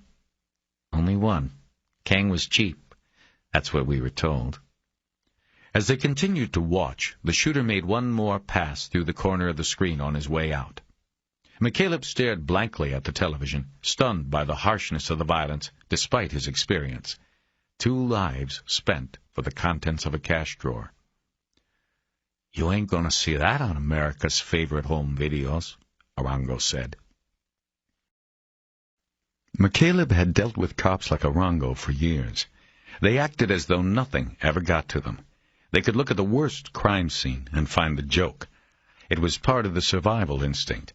Act and talk as if it means nothing to you, and you've got a shield. You won't get hurt. "Can I see it again?" McCaleb said. "Can you slow it down this time?" "Wait a minute," Walters said. "It's not over." "Good Samuel comes in just about now." He said it with a Hispanic pronunciation, Samuel. "The good Samuel?" "Good Samaritan. Mexican guy comes in the store, finds him, and tries to help. He kept the woman alive, but there was nothing he could do for Kang. Then he goes out to the payphone out front and there he is." McCaleb looked back at the screen. The timeline now read 22:42:55, and a dark-haired, dark-complected man in jeans and a T-shirt had entered the picture. He first hesitated on the right side of the screen, apparently looking at Gloria Torres, and then went to the counter and looked over it. Kang's body lay on the floor in a lake of blood. There were wide, ugly bullet wounds in his chest and face. His eyes were open and still. He was obviously dead. The Good Samaritan returned to Gloria. He knelt on the floor and apparently hunched over her upper body, which was off-screen. But almost immediately he was up again and down the aisles looking for bandages, Arango said. He actually wrapped her head with masking tape and a Kotex. Super size. The Good Samaritan returned and went to work on Gloria, although all of this was off-screen. "The camera never picked up a great shot of him," Arango said, "and he didn't stick around. After he made the call to 911 out front, he split." "He never came in later?" "Nope. We went on the TV news with it. You know, asking for him to come forward because he might have seen something that would help the investigation. But nothing. This guy went up in smoke." "Weird." On the screen, the man stood, his back still to the camera. As he was moving out of the frame, he glanced to his left, and a brief profile of his face was visible. He had a dark mustache. He then disappeared from view. "He now calls the cops?" McCaleb asked. 911, Walters said. He said, "Why didn't the guy come in?" "We got a theory on that," Arango said. "Care to share it?" "The voice on the 911 tape had an accent," Walters said. "Latino. We figured the guy was an illegal. He didn't stick around because he was afraid if we talked to him we'd find out and ship him back." McCaleb nodded. It was plausible, especially in L.A., where there were hundreds of thousands of illegals avoiding authorities. "We put out flyers in the Mexican neighborhoods and went on Channel 34, Walters continued. "Promised he wouldn't be deported if he'd just come in and tell us what he saw, but we got nothing. Happens a lot in those neighborhoods. Hell, the places they come from, they're more scared of the cops than the bad guys." "Too bad," McCaleb said. "He was there so soon he probably saw the shooter's car, maybe got the plate." "Maybe," Walters said. "But if he got the plate, he didn't bother giving it to us on the tape. He did give a half-assed black car like a truck, was how he described it. But he hung up before the girl could ask if he got a plate." "Can we watch it again?" McCaleb said. "Sure, why not?" Arango said. He rewound the tape, and they silently watched it again, this time Arango using the slow-motion button during the shooting. McCaleb's eyes stayed on the shooter for every frame that he was on film. Though the mask hid his expression, there were times that his eyes were clearly seen. Brutal eyes that showed nothing as he gunned down 2 people, their color indiscernible because of the black and white tape. "Jesus," McCaleb said when it was over. Arango ejected the tape and turned off the equipment. He turned and looked at McCaleb. "So, tell us something," he said. "You're the expert. Help us out here." The challenge was clearly evident in his voice. Put up or shut up. They were back to the territorial thing. "Maybe watch the tape some more." "Figures," Arango responded dismissively. "I'll tell you one thing," McCaleb said, looking only at Arango. "This wasn't the first time." He pointed at the dead TV tube. "No hesitation, No panic, the quick in and out, the calm handling of the weapon and the kick, the presence of mind to pick up the brass. This guy's done this before. This isn't the first time. And probably not the last. Plus, he'd been in there before. He knew there was a camera. That's why he wore the mask. I mean, it's true that lots of places like that have cameras, but he looked right up at this one. He knew where it was. That means he'd been in there before. He's either from the neighborhood or he came in earlier to case the place. Arango smirked, and Walters looked quickly from McCaleb to his partner. He was about to say something when Arango held up his hand to silence him. McCaleb knew then that what he had just said had been accurate, and that they already knew it. What? Arango now held both hands up in a hands-off gesture. That's it for now, he said. We talk to the lieutenant, then we'll let you know. What is this? McCaleb protested, finally losing his patience. Why show me the tape and stop there? Give me a shot at this. I might help you. What have you got to lose? Oh, I'm sure you can help. But our hands are tied. Let us talk to the lieutenant, and we'll get back to you. He signaled everybody out of the office. McCaleb thought for a moment about refusing to leave, but dismissed it as a bad idea. He walked through the door, Arango and Walters behind him. When will I hear from you? As soon as we know what we can do for you, Arango said. Give me a number. We'll be in touch. 6. McCaleb stood outside the station's lobby, waiting for the cab to show. Allowed Arango to play him. Guys like Arango got off on holding something out to a person and then snatching it away. McCaleb had always known people like Arango, on both sides of the law. But there was nothing he could have done about it. For now, it was Arango's show. McCaleb wasn't really expecting to hear from him again. He knew that he would have to call him for an answer. That was how the game was played. McCaleb decided he would give it until the next morning before he would call. When the cab got there, McCaleb got in the back behind the driver. It was a way of discouraging conversation. He checked the name on the dashboard license card and saw it was Russian and unpronounceable. He pulled a small notebook out of his bag and gave the driver the address for the Sherman Market in Canoga Park. They headed north on Rosetta Boulevard and then west on Sherman Way until they came to the small market near the intersection of Winnetka Avenue. The cab pulled into the lot in front of the small script, unimpressive, its plate glass windows plastered with brightly colored sale signs. It looked like 1,000 other mini-markets in the city, except someone had decided that this one was worth robbing, and that it was worth killing 2 people in order to accomplish that goal. Before getting out, McCaleb studied the signs covering the windows. They blocked off a view of the interior. He knew that was probably the reason the shooter had chosen this store. Even if passing motorists glanced over, they wouldn't see what was going on inside. Finally, he opened the door and got out. He stepped to the driver's window and told the man to wait for him. As he went into the store, he heard the tinkling of a bell from above the door. The cash register counter depicted in the video was set up near the back wall, directly across from the door. An old woman stood back behind the counter. She was staring at McCaleb, and she looked scared. She was Asian. McCaleb realized who she might be. Other than to gawk, he saw the display racks full of candy and picked out a Hershey's bar. He stepped to the counter and placed it down, noticing that the glass top of the case was still cracked. The full realization that he was in the same spot where Gloria Torres had stood and smiled at Mr. Kang then hit him. He looked up at the old woman with a pained expression on his face and nodded. Anything else? No, just this. She rang it up, and he paid her. He studied her hesitant movements.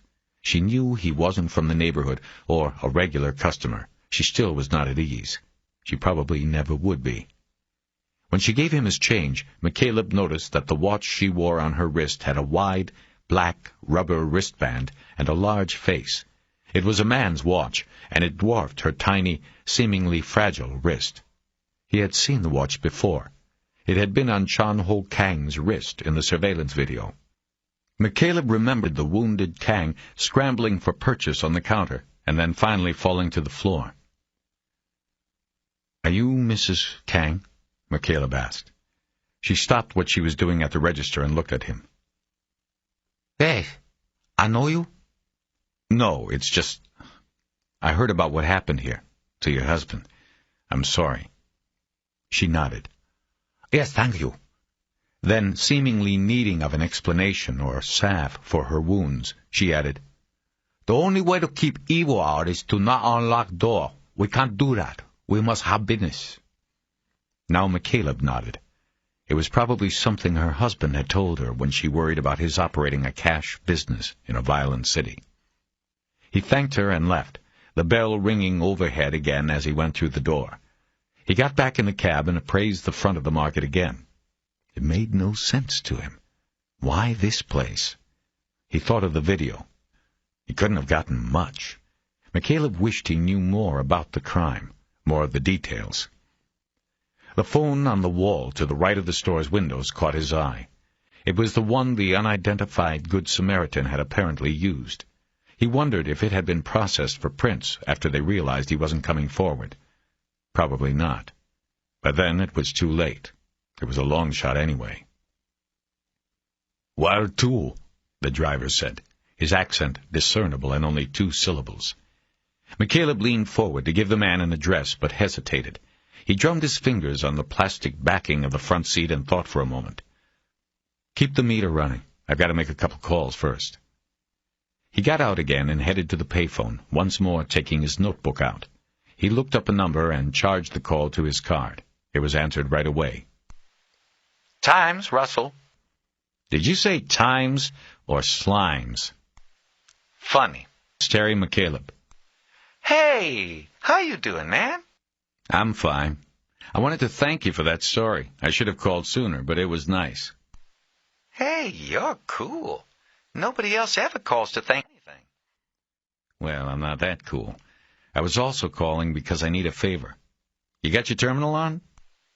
You really know how to spoil a good thing. Yes, my terminal is on. What's up? Well, I'm looking for something, but I'm not sure how to find it. You think you could do one of those keyword searches for me? I'm looking for stories that would be about a robber who shoots people. She laughed. That's it? You know how often people get shot up in robberies? This is L.A., you know. Yeah, I know. That was stupid.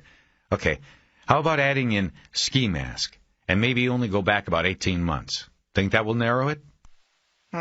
Maybe. He heard her keyboard start clicking as she tapped into the newspaper's computerized library of story files. By using keywords like robbery and ski mask and shooting, she would be able to draw up all stories that contain those words. So what's going on, Terry? Ma'am? Doesn't sound like it. This is like the old days.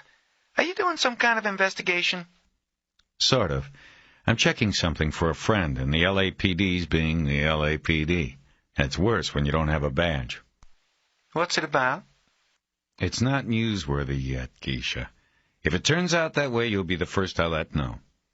She blew out her breath in exasperation. I hate it when you guys do that. I mean, why should I help you when you won't let me decide whether something's a story or not? I'm the newspaper reporter, not you. I know. I guess what I'm saying is that I just want to keep this to myself until I see what is what. I'll tell you about it after that, I promise. First crack at it. It probably won't pan out, but I'll tell you one way or the other. Did you get anything? Yes, she said in a mock pout.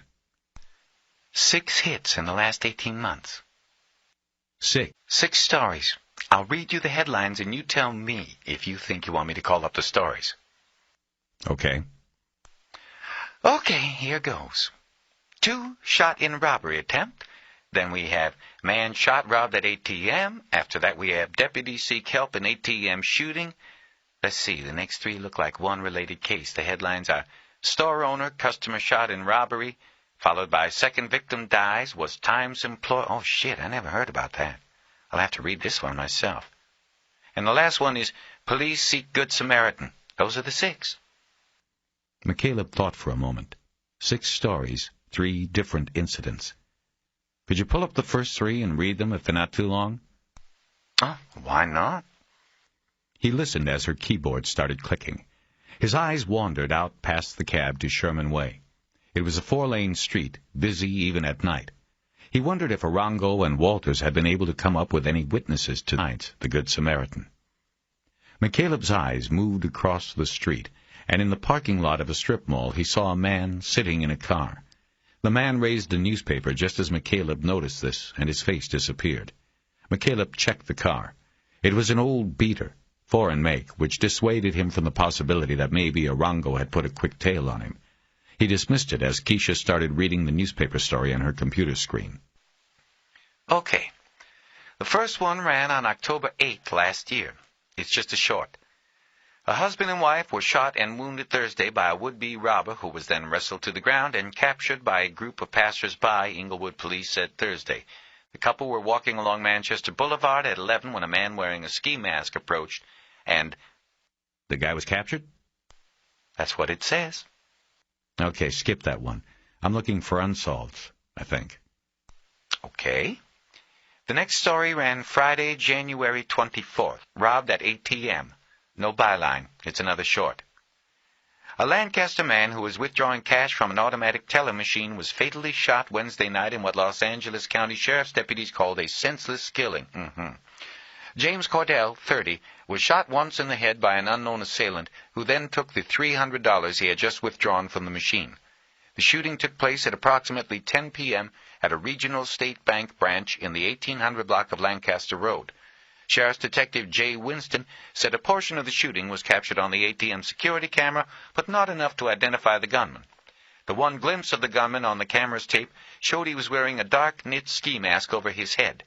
However, Winston said that the tape revealed that there was no confrontation or refusal on Cordell's part to turn over the money. It was absolutely cold-blooded, Winston said.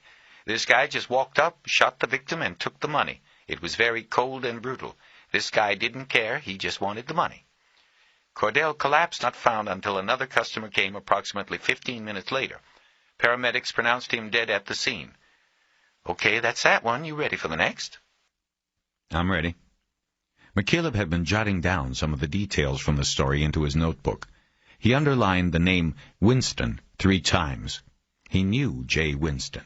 He thought Winston would be willing to help him, more so than Arango and Walters had been. Jay Winston was not a hard tango. McCaleb felt he had finally caught a break. Keisha Russell started reading the next story. Okay, same thing, no byline. It's short, and it ran 2 days later. Sheriff's deputies said there were no suspects in the fatal shooting this week of a Lancaster man who was withdrawing money from an automatic teller machine. Detective Jay Winston said the department wished to speak with any motorists or passers-by who were in the area of the 800 block of Lancaster Road on Wednesday night and may have seen the assailant before or after. Cordell, 30, was shot once in the head by a robber who wore a ski mask. He died at the scene of the robbery. $300 was taken during the robbery. Though part of the incident was captured by the regional state bank security camera, detectives were unable to identify the suspect because of the mask he wore. He had to have had it off at one point, Winston said of the mask. He didn't just walk or drive down the street with the mask on. People had to have seen this guy, and we want to talk to those people. Okay, that's the end. McCaleb hadn't taken any notes from the second story, but he was thinking about what Keisha had read and didn't respond. Terry, you still there? Yeah, sorry. Any of it help? I think so. Maybe. And you still won't tell me what it's about? Not yet, Keisha. But thanks. You'll be the first to know. He hung up and pulled the business card Arango had given him out of his shirt pocket. He decided not to wait for Arango. He had a lead he could follow now, whether or not the LAPD cooperated with him. While he was waiting for the call to be answered, he looked across the street. The car with the man reading the newspaper was gone. The phone was picked up after 6 rings, and he was eventually transferred to Arango. McCaleb asked if Buskirk is back yet. Bad news, amigo. The lieutenant's back all right, but he wants to hold off on turning our book over to you. Yeah? How come? McCaleb asked, trying to disguise his annoyance. Well, I didn't really ask, but I think he was pissed that you didn't come in to see him first. I told you that. You should have followed line of command. That was kind of hard to do, being that he wasn't there this morning. And I told you I did ask for him first. Did you tell him that? Yeah, I told him. I think he was in a bad mood, coming from Valley Bureau. He probably got his mind. That's how it goes sometimes, right down the food chain. Anyway, look, you're lucky. We showed you the whole thing on tape. You got a good start there. We shouldn't have done that for you. Some start. You know, it's amazing that anything ever gets solved with all the bureaucratic bullshit that goes on. I thought the FBI was unique. We used to call it the Federal Bureau of Inertia. But I guess it's the same all around. Hey, look, we don't need your shit. We have a whole plate full of it here. My boss seems to think I invited you in here, and now he's pissed at me. I don't need this. If you want to go away mad, that's your problem. But just go away. I'm gone, Arango. You won't hear from me until I have your shooter. I'll bring him in for you. McCaleb knew it was bullshit grandstanding as soon as he said it. But ever since February 9th, he had increasingly found that he had zero tolerance for sarcastically in response and said, Yeah, right. I'll be waiting for you. He hung up. 7. McCaleb held up a finger to the cab driver and made another call. He first thought about Jay Winston, but decided to wait. Instead, he called Graciella Rivers at the number she had given him for the nursing station in the emergency room of Holy Cross Medical Center. She agreed to meet him for an early lunch, even though he explained that he hadn't accomplished much. He told her to look for him in the emergency room waiting room at 11:30. The hospital was in a part of the valley called Mission Hills.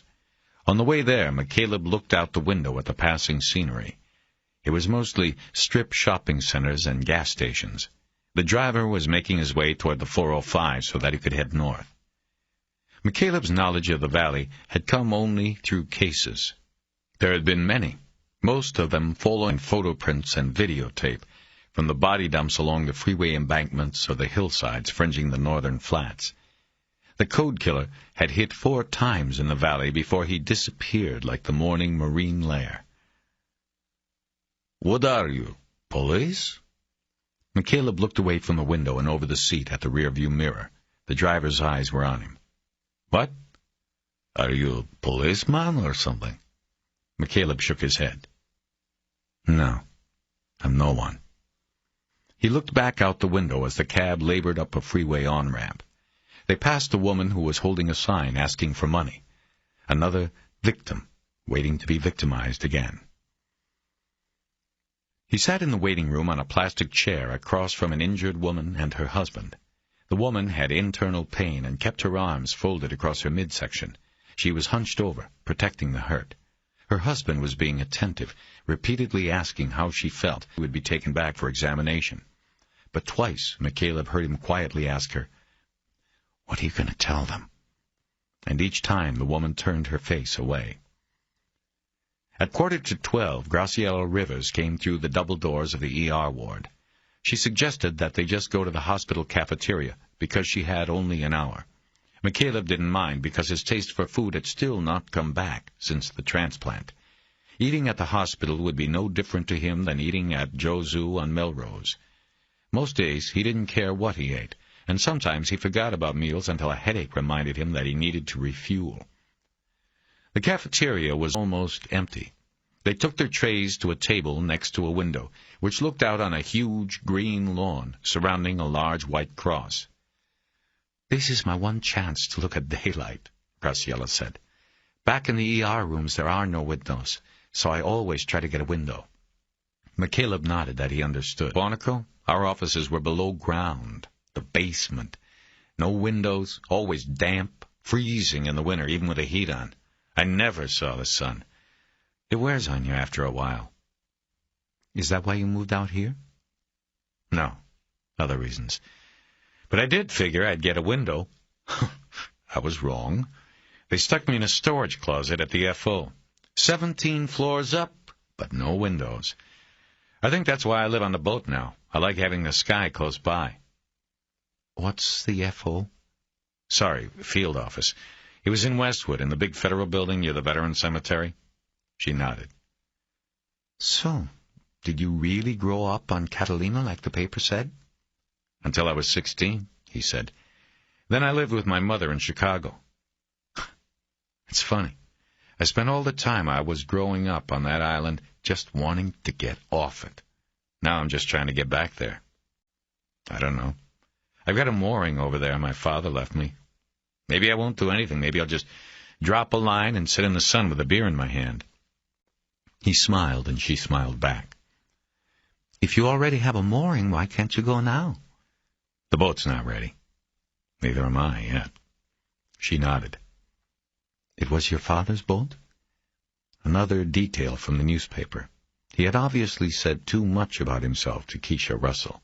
He didn't like people knowing so much about him so easily. Yeah, he lived on it over there. When he died, he came to me. I let it sit in dry dock for years. Now it needs a lot of work. Did he name it, or was that you? His name. She frowned and squinted her eyes as if something was sour.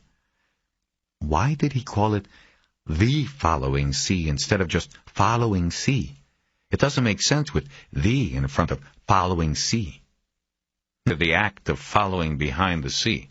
There is something known as the following sea or a following sea. Oh, what is it? A sea is a wave. You know how you hear on surf reports that the seas are 2 to 4 feet or whatever? Right. Okay, well, a following sea is the one you have to watch out for. It's the one that comes up behind a vessel. You don't see it coming. It hits you from behind and swamps you, sinks you. The rule is that if you're running and following seas, you've just got to be moving faster than they are. Stay ahead of them. He named the boat that because it was like a reminder, always watch over your shoulder. It was something he always said to me when I was growing up, even when I went over town. Over town? When I left the island.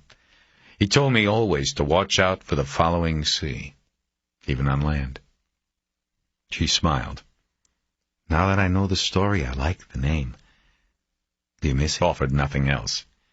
The conversation drifted away, and they began to eat their sandwiches. McCaleb hadn't planned on the meeting being about him.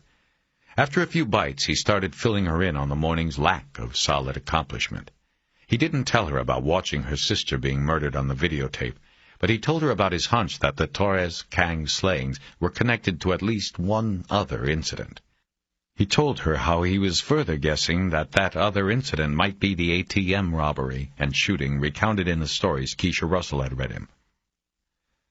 What will you do next? She asked when he was done. Take a nap? She looked at him curiously. I'm beat, he said. I haven't been running around and doing as much thinking as this for a long time. I'm going back to my boat and resting up. Tomorrow I'll start again. I'm sorry.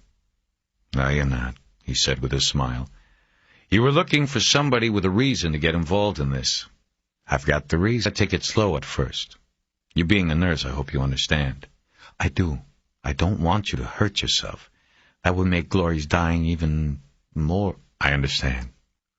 They were silent for a few moments before he picked up the conversation again. Your take on the LAPD was right on. I think they're in a holding pattern, waiting for something to happen. Probably for this guy to hit again. They're definitely not working it. It's a cold case until something happens to warm it up. She shook her head. They're not working it, but they don't want you to have a try at it. That makes a lot of sense. It's a territorial thing. It's the way the game is played. It's not a game. I know. He wished he had chosen a better word. Then what can you do?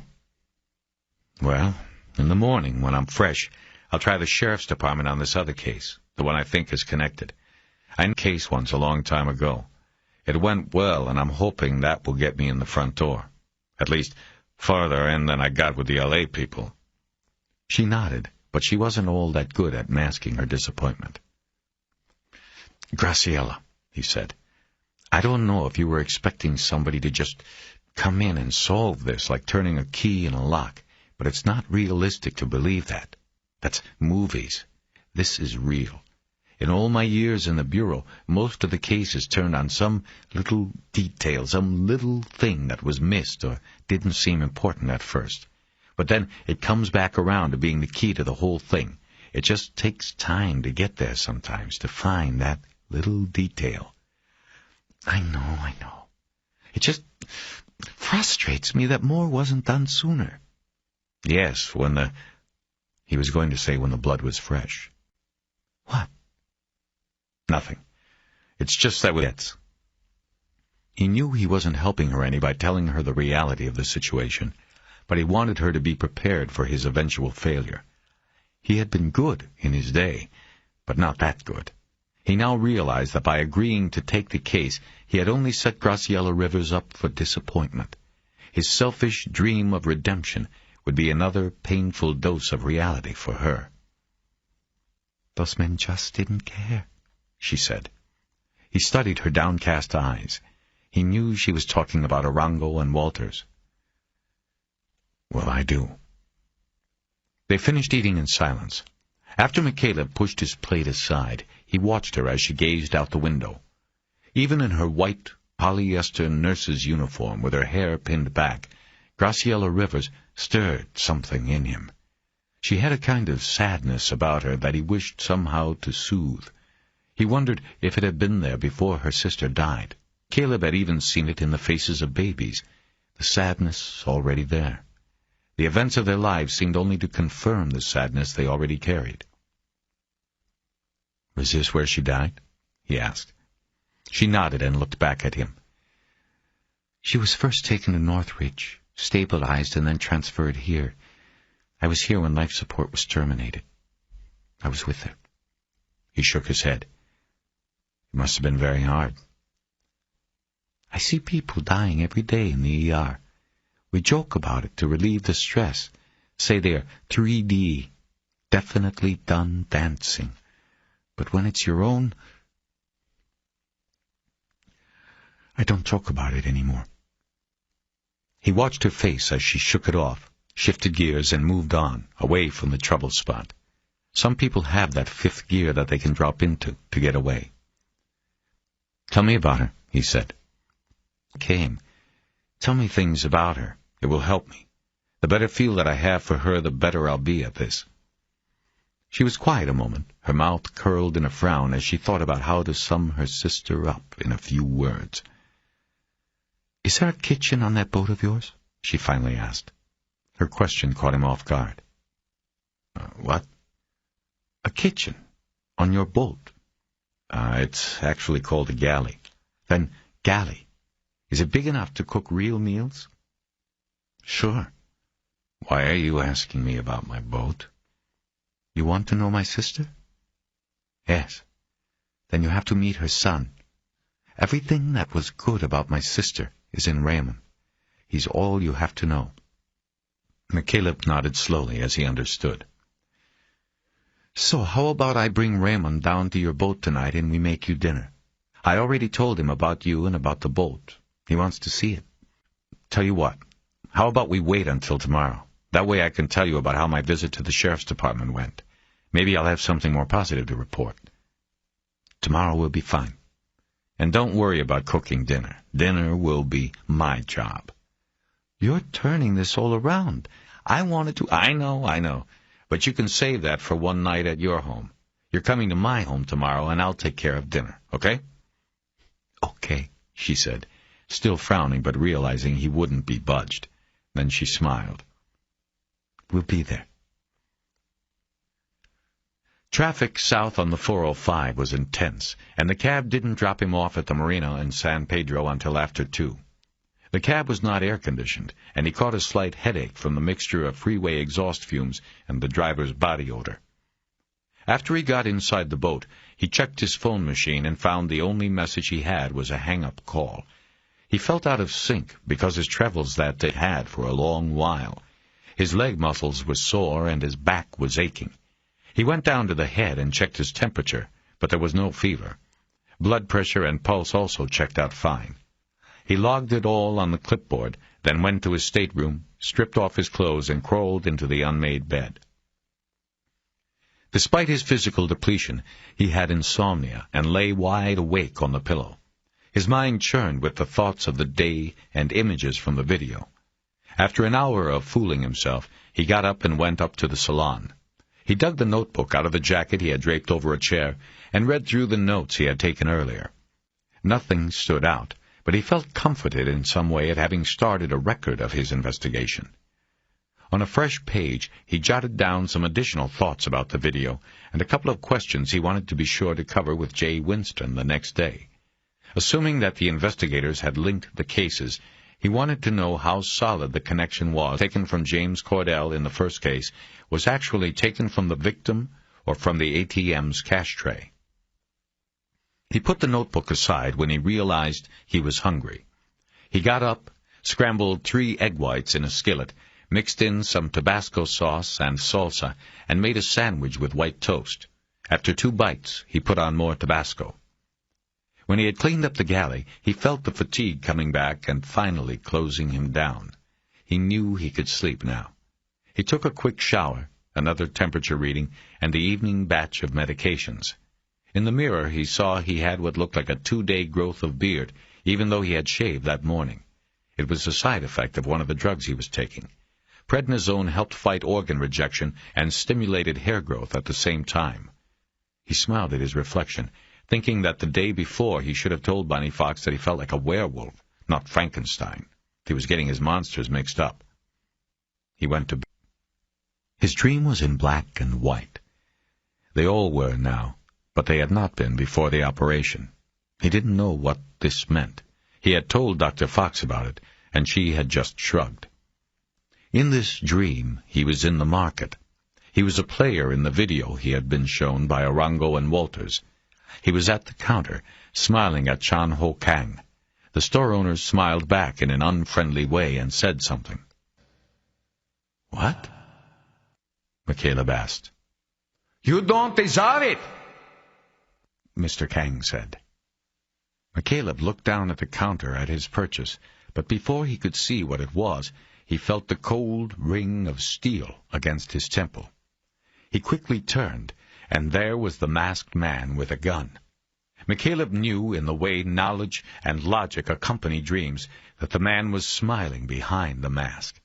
The robber lowered the gun and fired in Tenring, the circle of the heart. The bullet went through McCaleb as if he were a paper target, but the impact forced him backward a step, and then, in slow motion, he was falling. He felt no pain, only a sense of relief. He looked at the killer as he was going down and recognized the eyes watching through the mask. They were his own eyes. Then came the wink, and he kept falling and falling.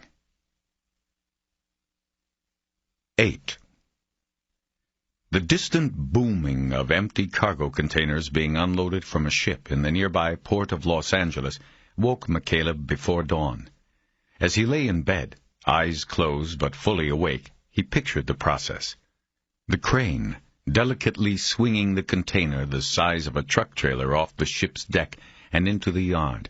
Then the ground man giving the drop sign early, and the huge steel box dropping a concussion like a sonic boom echoing across the nearby marinas. In McCaleb's vision, the ground man was laughing each time. "Fucking assholes," McCaleb said, finally giving up on sleep and sitting up. It was the 3rd time in a month it had happened. He checked the clock and realized he had slept for more than 10 hours. He slowly made his way to the head and took a shower. After he had toweled off, he took the morning reading of vital signs and the prescribed complement of assorted pills and liquid chemicals.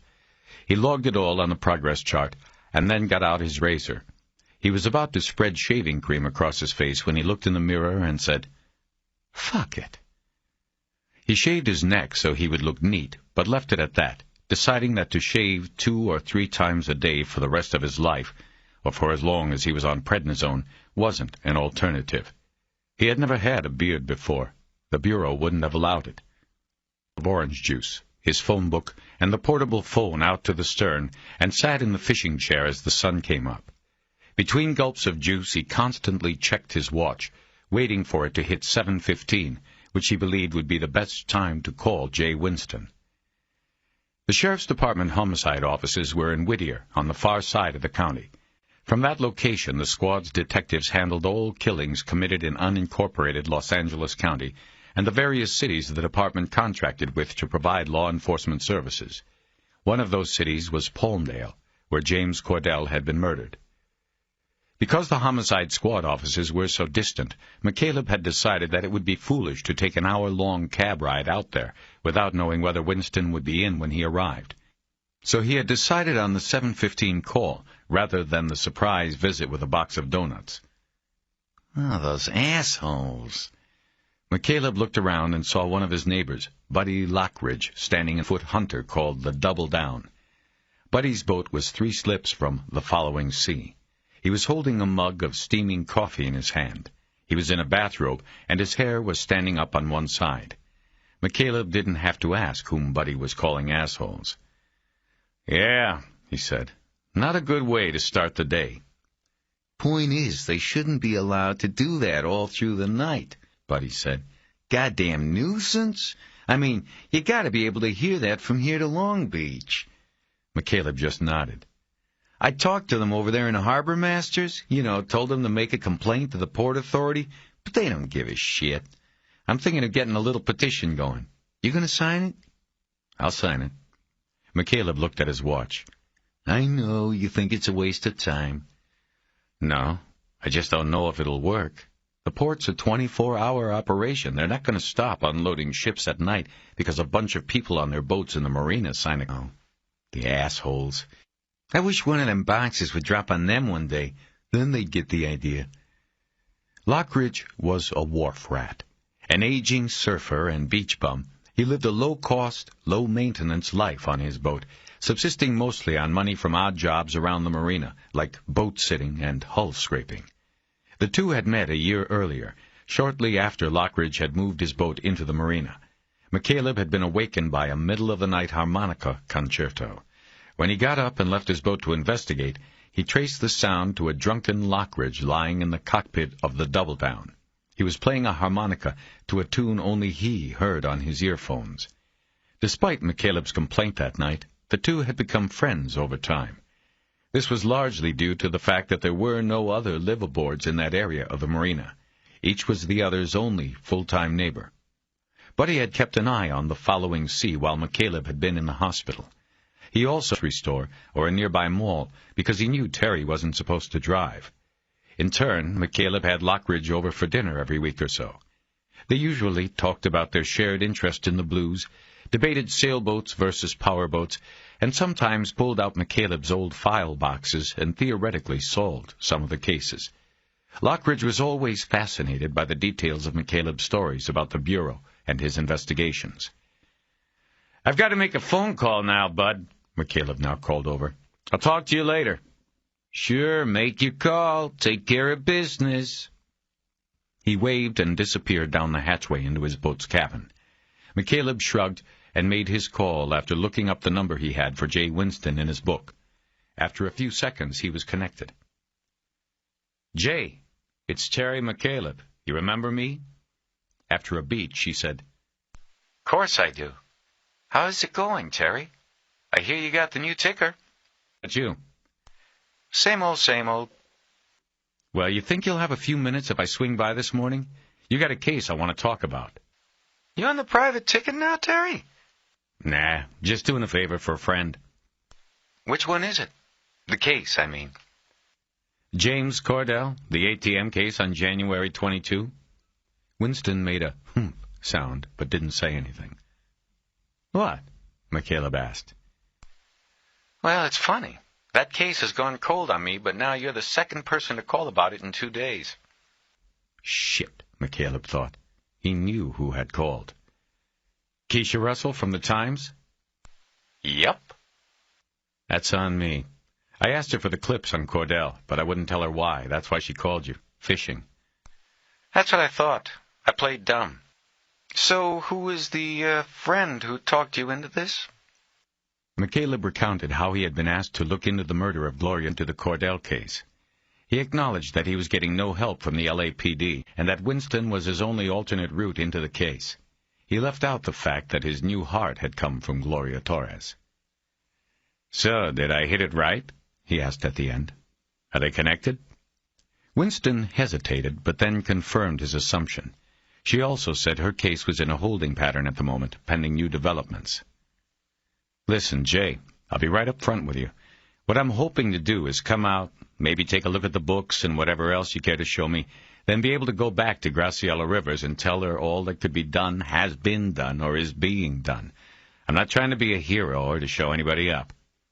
Winston didn't say anything. "What do you think?" McCaleb finally asked. "You got some time today?" Not a lot. Can you hold on? "Sure." McCaleb was put on hold for a minute. He paced around the deck and looked over the side at the dark water his boat floated on. "Yo." Look, I've got court at 11 downtown. That means I have to be out of here by 10. Can you make it before then? "Sure. How's 9 or 9:15? That'll work. Okay, and thanks." Look, Terry, I owe you one, so I'm doing this. But there's nothing here. There's just some scumbag out there with a gun. This is 3-strike shit, that's all. "What do you mean?" I've got another call on hold here. We'll talk when you get here. Before McCaleb got ready to go, he stepped up onto the dock and walked over to the double-down. The boat was the Marina Eyesore. Lockridge had more possessions than the boat was built to hold. His 3 surfboards, his 2 bikes, and his Zodiac inflatable were stored on the deck, making the boat look like a floating yard sale. The hatch was still open, but McCaleb saw and heard no activity. He called out and waited. It was bad marina etiquette to step onto a boat uninvited. Eventually, Buddy locked. His hair was combed and he was dressed now. "Buddy, what do you have going for today?" "What do you mean? Same thing I've always got going. A big goose egg. What'd you think, I was going to go to Kinko's to update my resume?" "Well, look, I need a driver for the next few days, maybe more. You want to do it? The job's yours. I'm paying $10 an hour plus any meals. You'd have to bring a book or something because there will be a lot of sitting around waiting for me." Buddy climbed all the way up into the cockpit. "Where are you driving to?" "I've got to go out to Whittier. I need to leave in 15 minutes. After that, I don't know." "What is it, some kind of investigation?" McCaleb could see the excitement building in Buddy's eyes. He spent a lot of time reading crime novels and often recounted their plots to McCaleb. This would be the real thing. "Yeah, I'm looking into something for somebody, but I'm not looking for a partner, Buddy, just a driver." "Oh, that's okay, I'm in. Whose car?" "We take my Cherokee. I sit in the back. It's got a passenger-side airbag. You decide. Either way is fine with me." Driving had been forbidden for McCaleb by Bonnie Fox until at least his 9th month. His chest was still closing.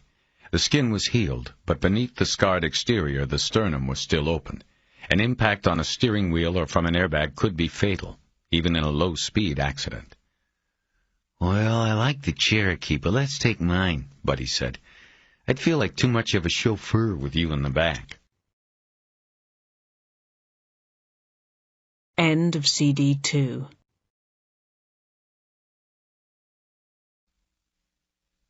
CD 3. 9. In the summer of 1993, the body of a woman had been found in a large outcropping of sandstone known as Vasquez Rocks in the Antelope Valley in northern Los Angeles several days. Decomposition prevented determination of sexual assault, but it was assumed. The body was clothed, but the panties were inside out and the blouse misbuttoned, a clear indication that the woman had not dressed herself or had done so only under severe duress. Cause of death was manual strangulation, the means of death in most sexual homicides. Sheriff's Detective J. Winston drew the Vasquez Rocks killing as lead investigator. When the case didn't break quickly with an arrest, Winston settled in for the long haul. Ambitious, but not burdened by an unchecked ego, she contacted the FBI for help as one of her first moves. Her request was relayed to the Serial Killer Unit, and she eventually filled out a case survey for the unit's Violent Criminal Apprehension Program. The VICAP survey was the means by which McCaleb first became acquainted with Winston. The case package she had sent to Quantico was forwarded to McCaleb's storage room office at the Los Angeles FO. The package had gone all the way across the country, only to be sent back nearly to its origin for follow-up. Through the VICAP database computer, which compares an 80-question survey about an individual killing with those on file, and study of the crime scene and autopsy photos, McCaleb matched the Vasquez Rocks case to another killing a year earlier in the Sepulveda Pass area of Los Angeles. A similar killing method, the dumping of the clothed body on an embankment, other small details and nuances, all matched up. McCaleb believed they had another serial killer working the L.A. basin. In both of the cases, it was determined that the woman had been missing 2 or 3 days longer than she had been dead. This meant the killer had held her captive and alive during that period, probably to serve in his ghastly fantasies. Connecting the cases was only one step.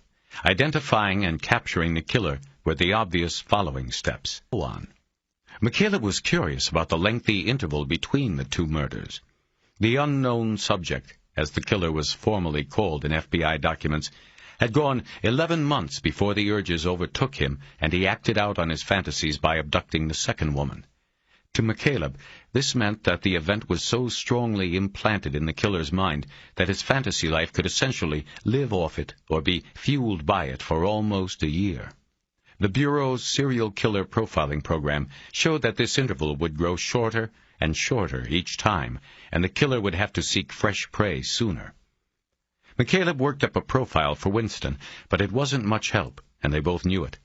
White male, 20 to 30, with a menial job and existence. The unknown subject would also have a prior history of sexual crimes or aberrational behavior. If this history included incarceration for any lengthy periods, it could skew the profiled age span of the subject. The VICAP profiles were usually dead-on accurate, but they rarely led to the acquisition of a suspect. The profile given to Winston could match hundreds, maybe thousands of men in the Los Angeles area. So after all investigative leads were played out, there was nothing to do but wait. McCaleb made a note of the case on his calendar and went on to other cases. In March of the following year, 8 months from the last murder, McCaleb came across the note, reread the file, and gave Winston a call. Nothing much had changed. There still were no leads or suspects. McCaleb urged the sheriff's investigator to begin a surveillance of the 2 body disposal sites and the graves of the 2 victims. He explained that the killer was near the end of his cycle. His fantasies would be running dry. The urge to freshly recreate the sensation of power and control over another human would be growing and increasingly hard to control. The fact that the unknown subject had apparently 2 murders was a clear sign of the battle raging inside his mind. One part of him was ashamed of what he had done. He sought in a subconscious way to cover it up by replacing each victim's clothes. This suggested that 8 months into the cycle, the killer would be engulfed in tremendous psychological turmoil. The urge to act out his fantasy again, and the shame the act would bring, were the 2 sides in a battle for control. One way to temporarily placate the urge to kill would be to revisit the sites of his previous crimes in an effort to bring new fuel to the fantasy. McCaleb's hunch was that the killer would return to one of the disposal spots or visit the graves. It would bring him closer to his victims and help him stave off the need to kill again. Winston was reluctant to instigate a multiple-point surveillance operation on the basis of an FBI agent's hunch, but McCaleb had already received approval for himself and 2 other agents for stakeout duty. He also played upon Winston didn't do it. She would always wonder if the stakeout would have been successful, especially if the unknown subject hit again. With that kind of threat to her conscience, Winston went to her lieutenant and counterparts on the LAPD case, and a surveillance squad was assembled from all 3 agencies.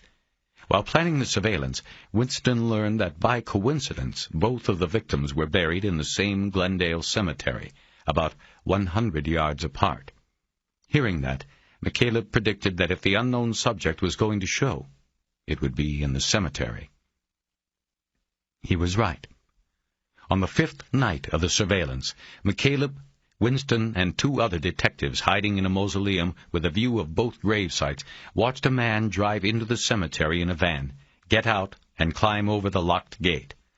Carrying something under his arm, he walked to the grave of the first victim, stood motionless in front of it for 10 minutes, and then headed to the grave of the second victim.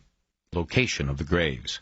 At the second grave, he unrolled what turned out to be a sleeping bag on top of the grave, sat down on it, and leaned back against the headstone.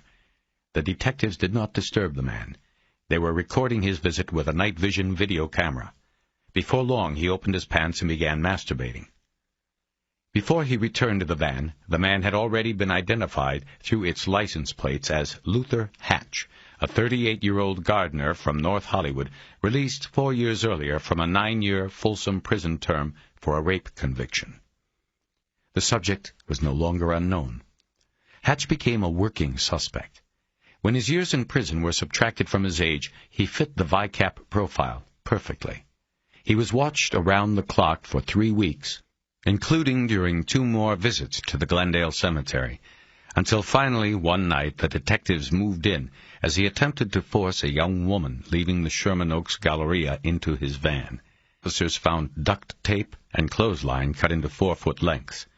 After receiving a search warrant, the investigators tore apart the interior of the van as well as Hatch's apartment. They recovered hair, thread, and dried fluid evidence that was later linked through DNA and other scientific analysis to the 2 murder victims. Quickly dubbed the Cemetery Man by the local media, Hatch took his place in the pantheon of multiple murderers who fascinate the public. McCaleb's expertise and hunches had helped Winston break the case. It was one of the successes they still talked about in Los Angeles and Quantico. On the night they arrested Hatch, the surveillance team went out to celebrate. During a lull in the din, Jay Winston turned to McCaleb at the bar and said, "I owe you one. We all do." Buddy Lockridge had dressed for his job as Terry McCaleb's driver as if he were going to a nightclub on the Sunset Strip. Head to toe, he was clad leather briefcase. Standing on the dock next to the double-down, McCaleb stared at the ensemble without speaking for a long moment. "What's the matter?" "Nothing. Let's go." "Is this all right?" "It's fine, but I didn't think you'd get so dressed up just for sitting in a car all day. You going to be comfortable?" "Sure." "Then let's go." Lockridge's car was a 7-year-old silver Ford Taurus that was well-maintained. On the way out to Whittier, he tried 3 different times to find out what it was McCaleb was investigating, but each time the questions were unanswered. Finally, McCaleb was able to deflect the line of questioning by bringing up their old debate over the merits of sailboats versus powerboats. They got to the Sheriff's Department's Star Center in a little over an hour. Lockridge slid the Taurus into a spot in the visitor's lot and turned off the ignition. "I don't know how long I'll be," McCaleb said. "I hope you bring on you." "You sure you don't want me to go in with you?" "Look, Bud, this might have been a mistake. I'm not looking for a partner. All I need is somebody to drive me. I spent more than $100 yesterday on cabs. I figured maybe you could use the money instead, but if you're going to be asking me questions and—" Okay, Lockridge said, cutting in. He held his hands up in surrender. "I'll just sit here and read my book. No more questions." "Good. I'll see you."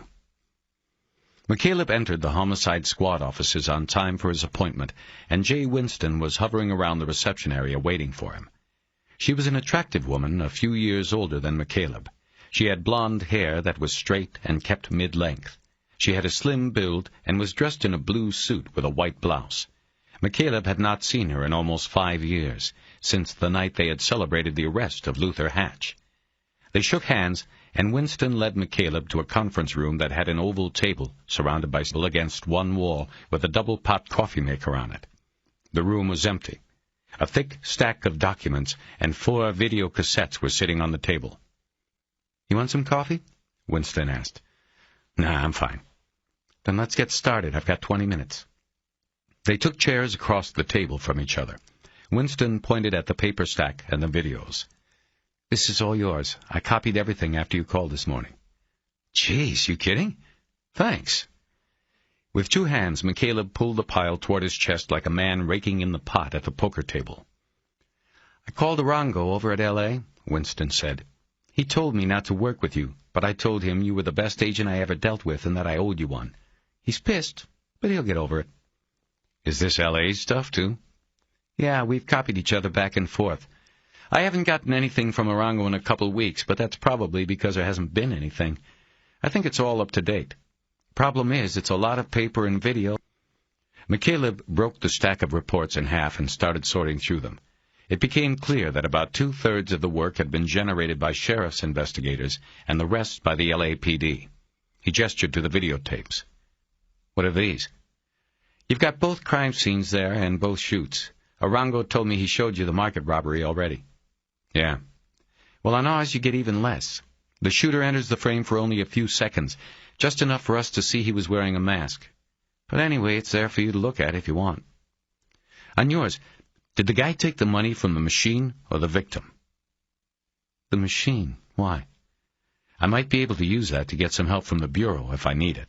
Technically, it means the money was taken from the bank, not the victim. That's a federal offense. Winston nodded that she understood. So, how do you connect these? Ballistics? McCaleb asked, mindful that her time was limited and he wanted as much from her as he could get. She nodded. 2 weeks later, I'm reading the paper and see a story about the other one. Sounded the same. I called L.A. and we got together. When you watch the videos, Terry, you'll see, there's no doubt. Same M.O., same gun, same guy. The ballistics only underlined what we already knew. McCaleb nodded. I wonder why the guy picked up the brass if he knew the lead would be there. What was he using? 9mm hardballs, Federals, full metal jacket. Picking up the shells is just good practice. On my case, the shot was through and through, and we dug the slug out of a concrete wall. He probably was guessing, maybe hoping it was too mashed up for a ballistics comparison. So, like a good little shooter, he picked up the brass. McCaleb nodded, noting the disdain in her voice for her quarry. Anyway, it doesn't really matter, she said. Like I said, watch the tapes. We're dealing with one guy here. You don't need ballistics to know it. Did you or the LAPD take it any further than that? What do you mean? Firearms and ballistics? Yeah. Who has the LA caseload's a little heavier than over here. We agreed, since our case was first, to hold all of the evidence. I had F&B do the regular routine, look for similars, etc., but they drew a blank. Looks like just these 2 cases. For now. McCaleb thought about telling her about the Bureau's drug fire computer, but decided the time wasn't right yet. He'd wait until he had reviewed the tapes and the murder books before he started suggesting what she should do. He noticed Winston check her watch. You working this by yourself? He asked. I am now. I caught the lead, and Dan Sistrunk partnered it with me. You know him? Was he one of the guys in the mausoleum that night? Right, the hatch surveillance. He was there. Anyway, we worked this one together, and then other things happened, other cases. It's all mine now. Lucky me. McCaleb nodded and smiled. He understood how it went. If a case wasn't solved by the team quickly, one player got stuck with it. You going to get any flack for giving me this stuff? That's on Lisa Mondrian. Lisa Mondrian was the woman found in Vasquez Rocks. McCaleb thought it was unusual that Winston had referred to her by name. It was unusual because most cops he knew tried to depersonalize the victims. It made it easier to live with. The captain was the lieutenant back then, Winston was saying. He knows we owe you one. We talked and he said give you the stuff. I just wish we could pay you with something better than this. I don't know what you'll be able to do with this, Terry. We've just been waiting. Meaning they were waiting for the shooter to strike again and hopefully make a mistake. Unfortunately, it often took fresh blood to solve old killings. Well, I'll see what I can do with it. At least it's something to keep me busy. What was that you said on the phone about it being 3-strike stuff? Winston frowned. We're getting more and more like these. Ever since they put in the 3 strikes law in Sacramento. I don't know since you've been out of the life if you followed it, but the law says 3 felony convictions out parole. Right, I know about it. Well, with some of these assholes, all that did was make them more careful. Now they wipe out witnesses where before they'd just rob. 3 strikes was supposed to be some kind of deterrent. You ask me, it just got a lot of people killed like James Cordell and the 2 in that market. So you think that's what this guy's doing? Looks it to me. You saw one of the tapes. There's no hesitation.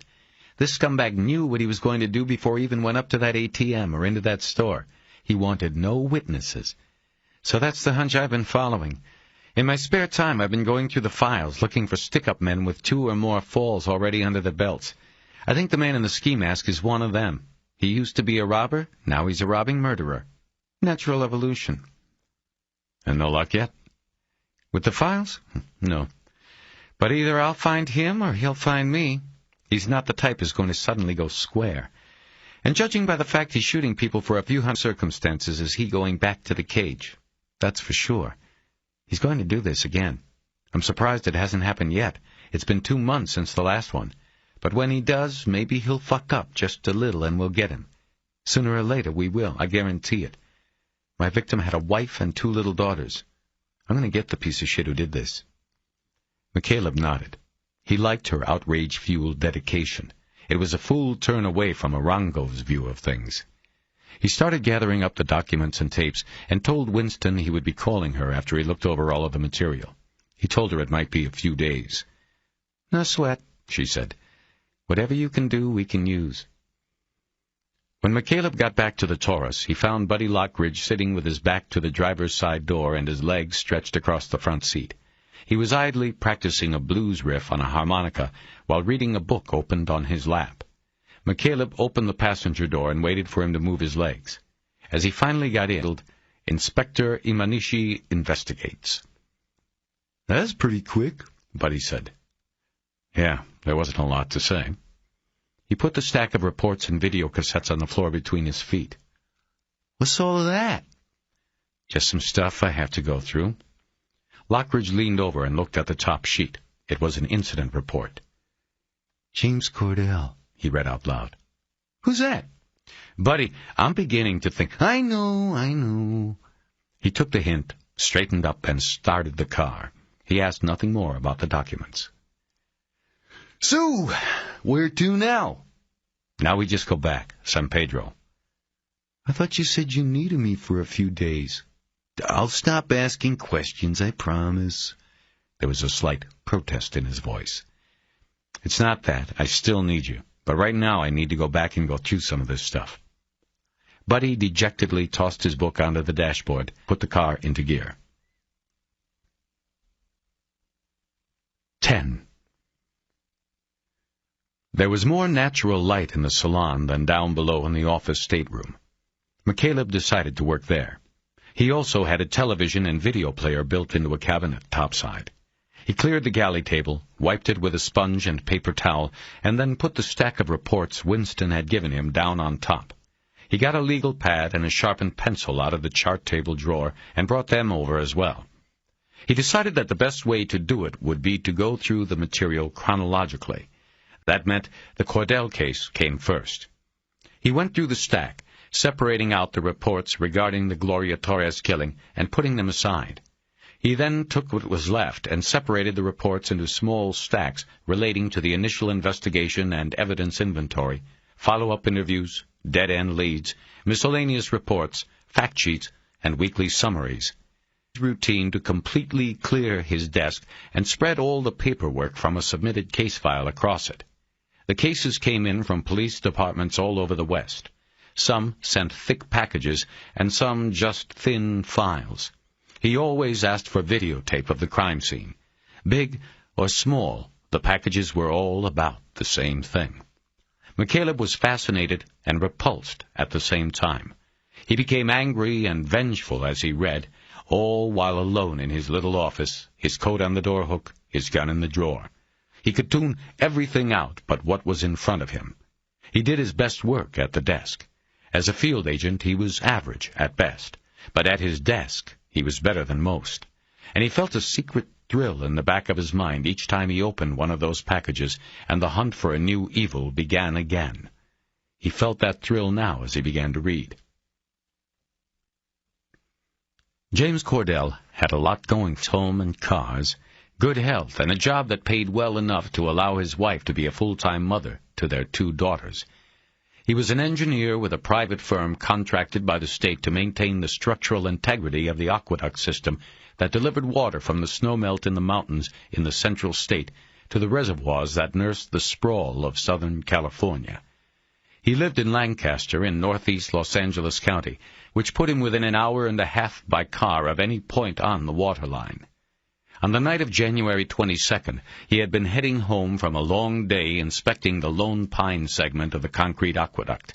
It was payday, and he stopped at the regional state bank branch just a mile from his home. His paycheck had been automatically deposited, and he needed cash. But he was shot in the head and left for dead at the ATM before the machine finished spitting out his money. His killer was the one who took the crisp 20s when they rolled out of the machine. The first thing reports was that a sanitized version of events had been given to the media. The circumstances described in the Times story Keisha Russell had read to him the day before did not mesh cleanly with the facts in the reports. The story she had read said that Cordell's body was found 15 minutes after the shooting. According to the crime report, Cordell was found almost immediately by an ATM customer who had pulled into the bank lot just as another vehicle, most likely the shooter's, was speeding out. The witness, identified as James Noon, quickly called for help on a cellular car phone. Because the call was relayed through a cell transponder, the 911 operator did not have an automatic address readout of the exact location from which the call had been made. She had to take that information the old-fashioned way, manually, and managed to transpose 2 numbers of the address Noon had given when she dispatched an emergency medical unit. In his statement, Noon said he had watched helplessly to a location 7 blocks away. He had to call and explain himself all over again to a new operator. The paramedics were redirected, but Cordell was dead by the time they arrived. As he read the initial reports, it was hard for McCaleb to make a judgment on whether the delay in the arrival of paramedics was of any consequence. Cordell had suffered a devastating head wound. Even if paramedics had gotten to him 10 minutes sooner, it probably would have made no difference. It was unlikely that death could have been avoided. Still, the 911 screw-up was just the type of thing the media loved to run with. So somebody in the sheriff's department, probably Jay Winston's supervisor, had decided to keep that information quiet. The screw-up was a side matter that held little interest for McCaleb. What did interest him was that there was at least a partial witness as well as a vehicle description. According to Noon's statement, he had almost been creamed by a black blur as he described the exiting vehicle as a black Jeep Cherokee with the newer, smoother styling. He got only a split-second view of the driver, a man he described only as white and with either gray hair or a gray cap on his head. There were no other witnesses listed in the initial reports. Before moving on to the supplemental reports and the autopsy protocol, McCaleb decided to look at the videos. He turned on the television and VCR and first popped in the tape made from the ATM's surveillance camera. As with the tape from the Sherman Market, there was a timeline running across the bottom of the frame. The picture was shot through a fisheye lens that distorted the image. The man McCaleb assumed was James Cordell came into the frame and slid his bank card into the machine. His face was very close to the camera, blocking out a view of almost everything else. It was a design flaw, unless the real purpose of the camera was not to capture robberies, but the famous bank cards. As Cordell typed in his code number, he hesitated and looked over his right shoulder, his head tracking something passing behind him. The Cherokee pulling into the lot. He finished typing in his transaction, and a nervous look came across his face. Nobody likes going to an ATM at night, even a well-lighted machine in a low-crime neighborhood. The only machine McCaleb ever used was inside a 24-hour supermarket, where there always was the safety and deterrent of crowds. Cordell took a nervous glance over his left shoulder, nodded at someone off-screen, and then looked back at the machine. Nothing about the person he looked at had alarmed him further. The shooter obviously had not pulled on the mask. Despite his outward calm, Cordell's eyes dropped down to the cash slot, his mind probably repeating a silent mantra of, "Hurry up! Hurry up!" Then almost immediately, the gun came into the frame. Reaching over his shoulder and just kissing his lips, James Cordell's life was taken. There was the blast of blood misting the camera lens, and the man went forward and to his right, apparently going into the wall next to the ATM, and then falling backward to the ground. The shooter then moved into the video frame and grabbed the cash as it was delivered through the slot. At that moment, McCaleb paused the picture. On the screen was a full view of the masked shooter. He was in the same dark jumpsuit and mask worn by the shooter in the Gloria Torres tape. As Winston had said, ballistics weren't necessary. They would only be a scientific confirmation of something Winston knew, and now McCaleb knew, in the gut. It was the same man. Same clothes, same method of operation, same dead eyes behind the mask. He flicked the button again, and the video continued. The shooter grabbed the cash from the machine. As he did this, he seemed to be saying something, but his face was not squared to the camera, as with the shooter was speaking to himself this time, rather than to the camera. The shooter quickly moved to the left of the screen and stooped to pick up something unseen. The bullet casing. He then darted to the right and disappeared from the screen. McCaleb watched for a few moments. The only figure in the picture was the still form of Cordell on the pavement below the machine. The only movement was the widening pool of blood around his head. Seeking the lower ground, the blood slid into a joint in the pavement and started moving in a line toward the curb. A minute went by, and then a man entered the video screen, crouching over Cordell's body. James Noon. He was bald across the top of his head and wearing thin-framed glasses. He touched the wounded man's neck, then looked around, probably to make sure he was safe himself. He then jumped up and was gone, presumably to make the call on his cell phone. Another half-minute went by to help. As the time went by, Noon swiveled his head back and forth, apparently fearing that the gunman, if not in the car he had seen speeding away, might still be around. Finally, his attention was drawn in the direction of the street. His mouth opened in a silent scream, and he waved his arms above his head as he apparently watched the paramedics speed by. He then jumped up and left the screen again. A few moments later, the screen jumped. McCaleb checked the time and saw that it was now 7 minutes later. 2 paramedics moved quickly into place around Cordell. They checked for pulse and pupil response. They ripped open his shirt, and one of the rescuers listened to his chest with a stethoscope. Another quickly arrived with a wheeled stretcher. But one of the first 2 looked at the man and shook his head. Cordell was dead. A few moments later, the screen went blank. After pausing a moment, almost in reverence, McCaleb put in the crime scene tape next. This was obviously taken from a hand with some environmental shots of the bank property and the street. In the bank lot, there were 2 vehicles, a dusty white Chevy Suburban and a smaller vehicle barely visible on its other side. McCaleb assumed the Suburban was Cordell's. It was large and rugged, dusty from driving the mountain and desert roads alongside the aqueduct. He assumed the other car belonged to the witness, James Noon. The tape then showed the ATM and panned downward to the blood-stained sidewalk in front of it. Cordell's body was sprawled in the spot where the paramedics had found it and then left it. It was uncovered, the dead man's shirt open, his pale chest exposed.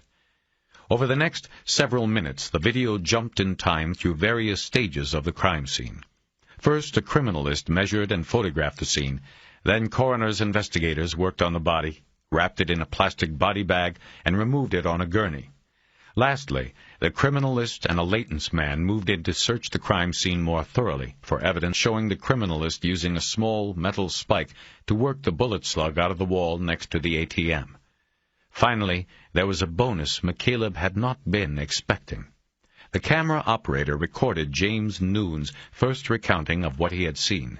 The witness had been taken to the edge of the bank property and was standing next to a public phone and talking to a uniformed deputy when the cameraman wandered up. Noon was a man of about 35. He appeared, in comparison to the deputy, to be short and compactly built. He now had on a baseball cap. He was agitated, still pumped by what he had witnessed, and apparently frustrated by the screw-up with the paramedics. The camera had been turned on in mid-conversation. All I'm saying is that he had a fighting chance. Yes, sir, I understand. I'm sure it will be one of the things they take a look at. I mean, I think somebody ought to investigate how this could... And the thing is, we're only what? A half mile from the hospital? We're aware of that. Just move on for a moment. Could you tell me if you saw anything before you found the body? Anything unusual? Yes, I saw the guy.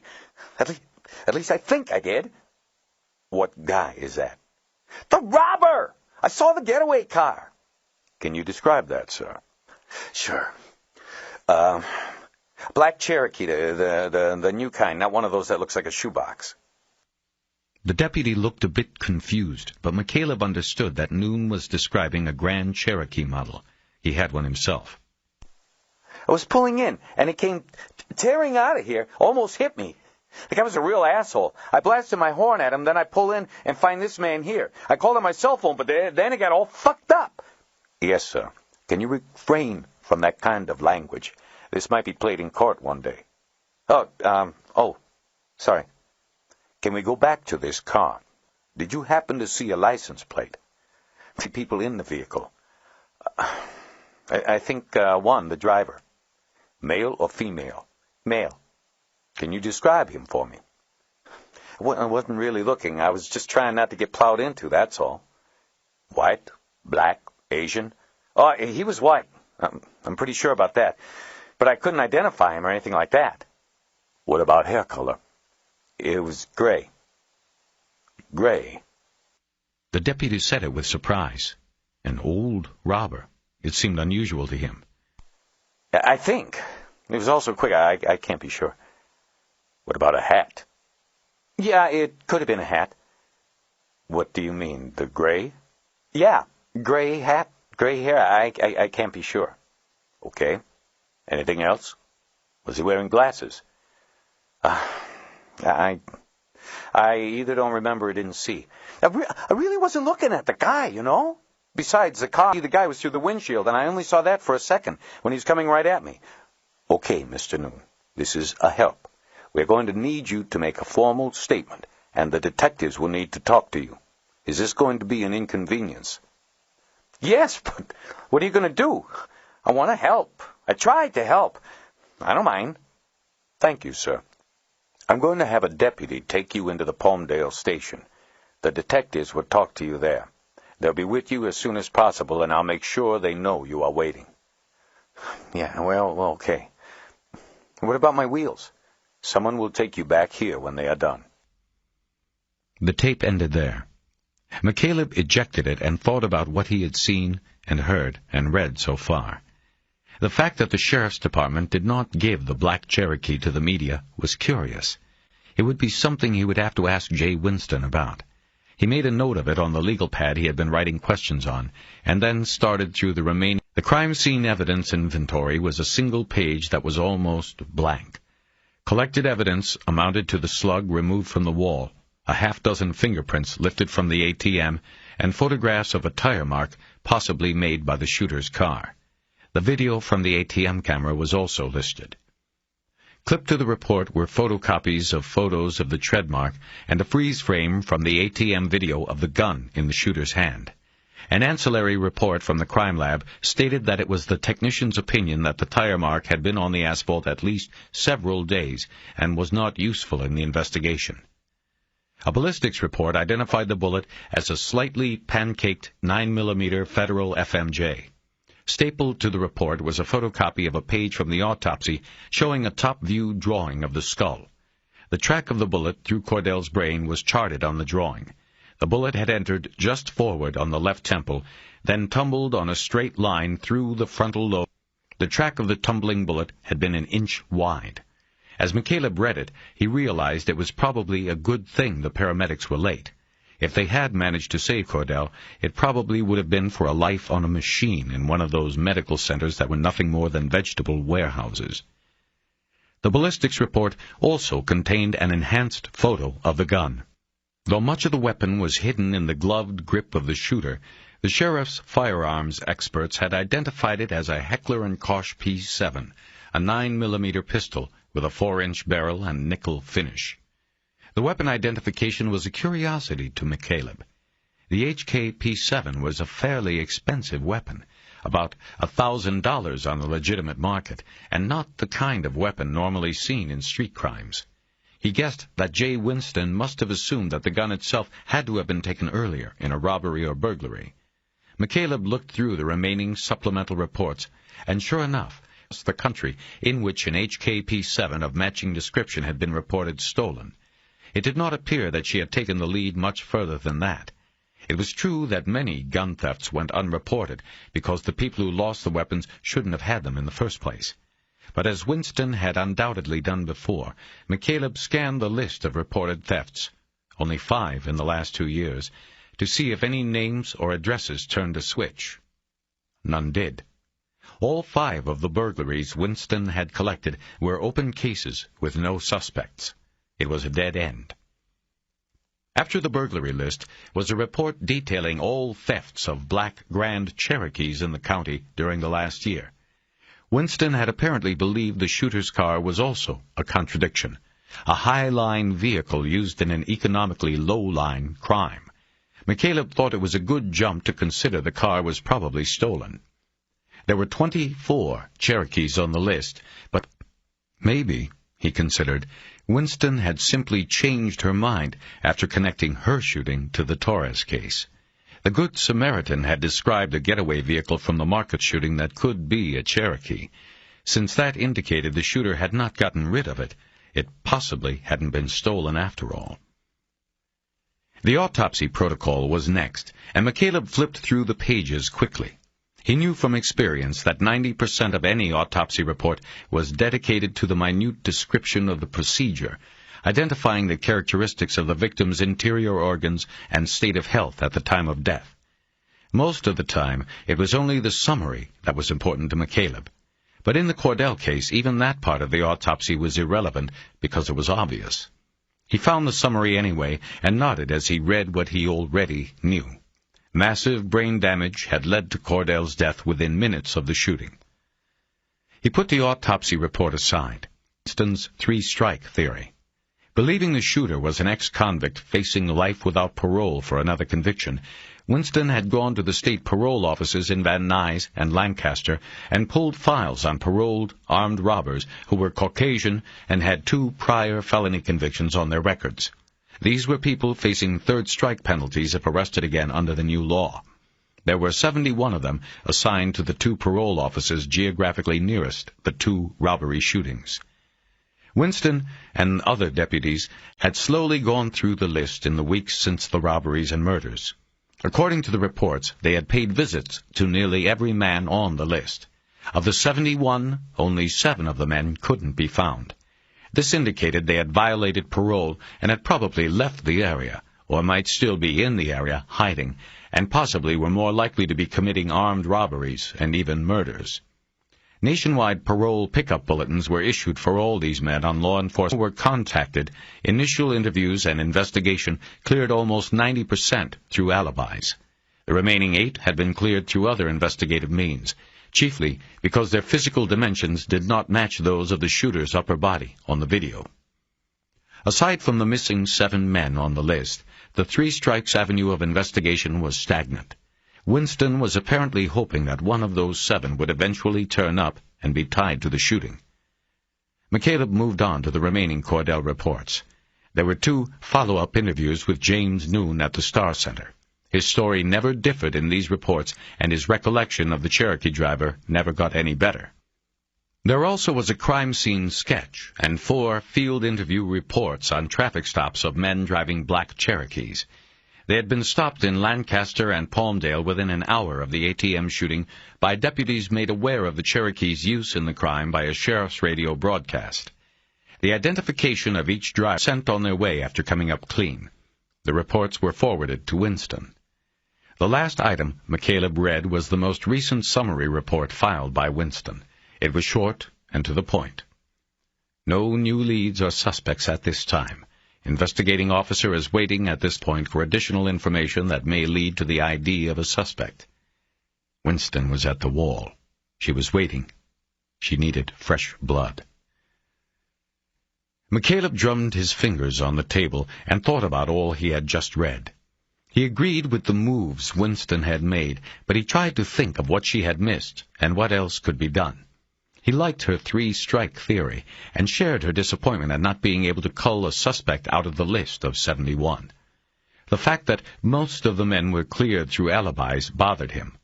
How could so many 2-strikes dirtbags be able to perfectly account for their exact whereabouts on 2 different nights?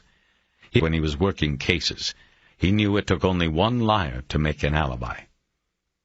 McCaleb stopped his finger roll on the table as he thought of something. He fanned the stack of Cordell reports across the table.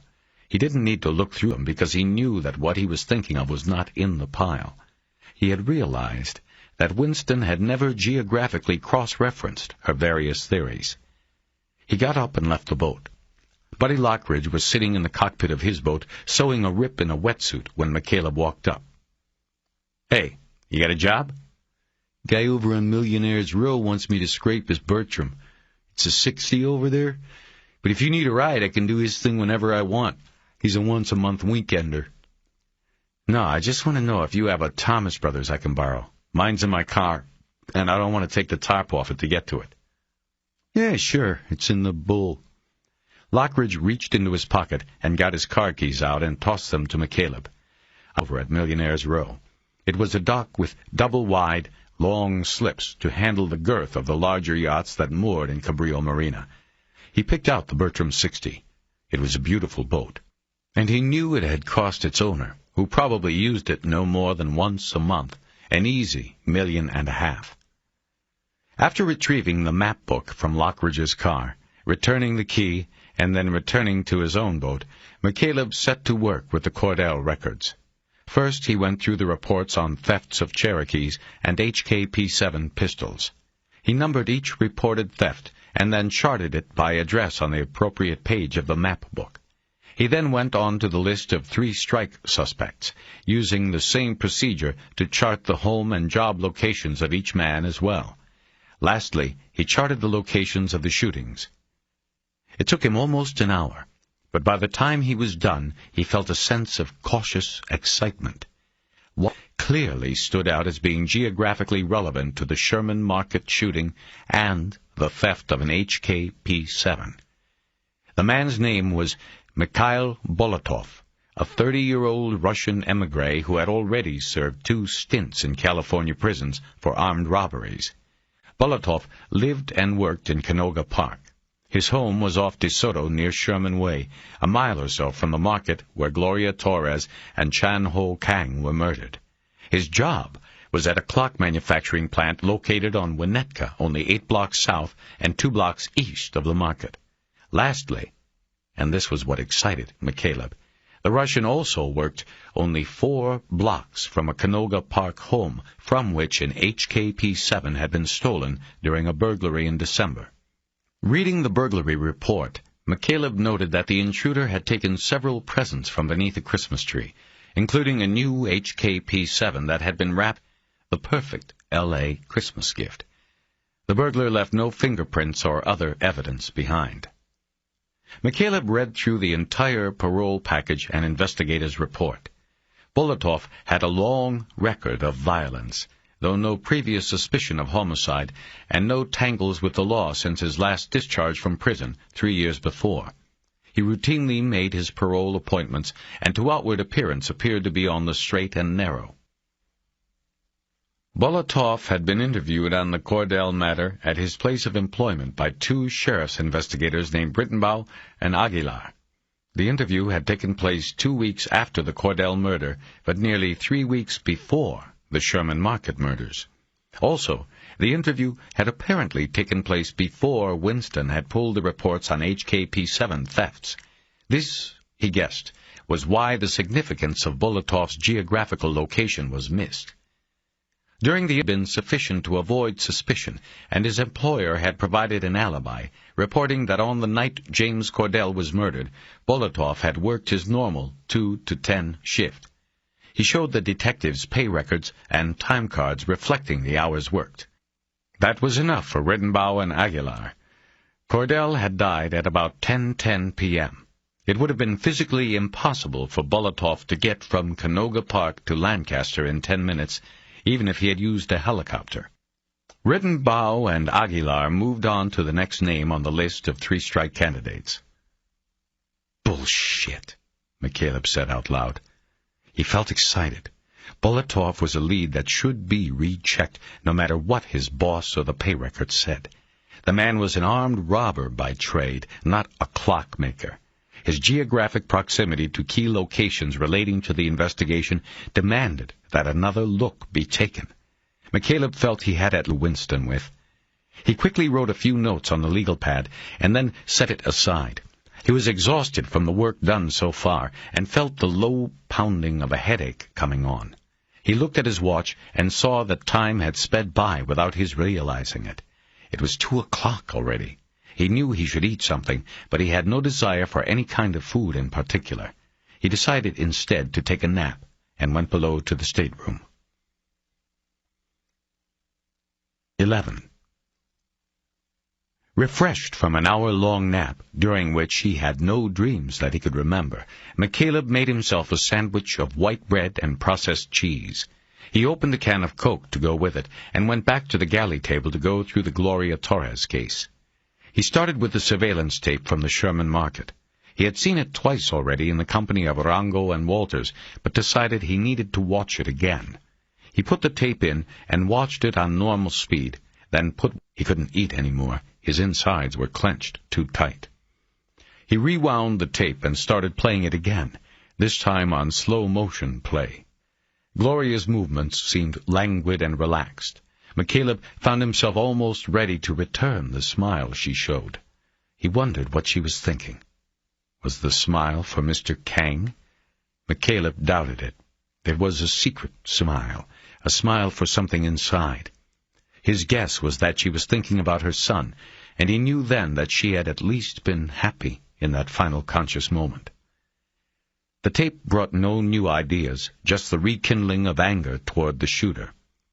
He put in the crime scene tape next and watched the documentation, measuring, and quantification of the carnage. Gloria's body, of course, was not there, and the blood on the floor where she had dropped was minimal, thanks to the Good Samaritan. But the store owner's corpse was crumpled on the floor behind the counter. Blood. It made McCaleb think of the old woman he had seen in the store the day before. She stood where her husband had fallen. That took a certain kind of courage, a kind McCaleb didn't think he had. After turning off the tape, he started through the stack of reports. Arango and Walters had not produced as much paper as Winston had. McCaleb tried not to take this to mean anything significant, but he couldn't help it. In his experience, the size of a murder book reflected not only the depth of the investigation, but the commitment of the investigators. McCaleb believed there was a sacred bond between the victim and the investigator. All homicide cops understood this.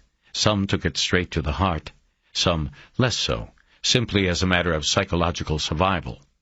But it was there in all of them.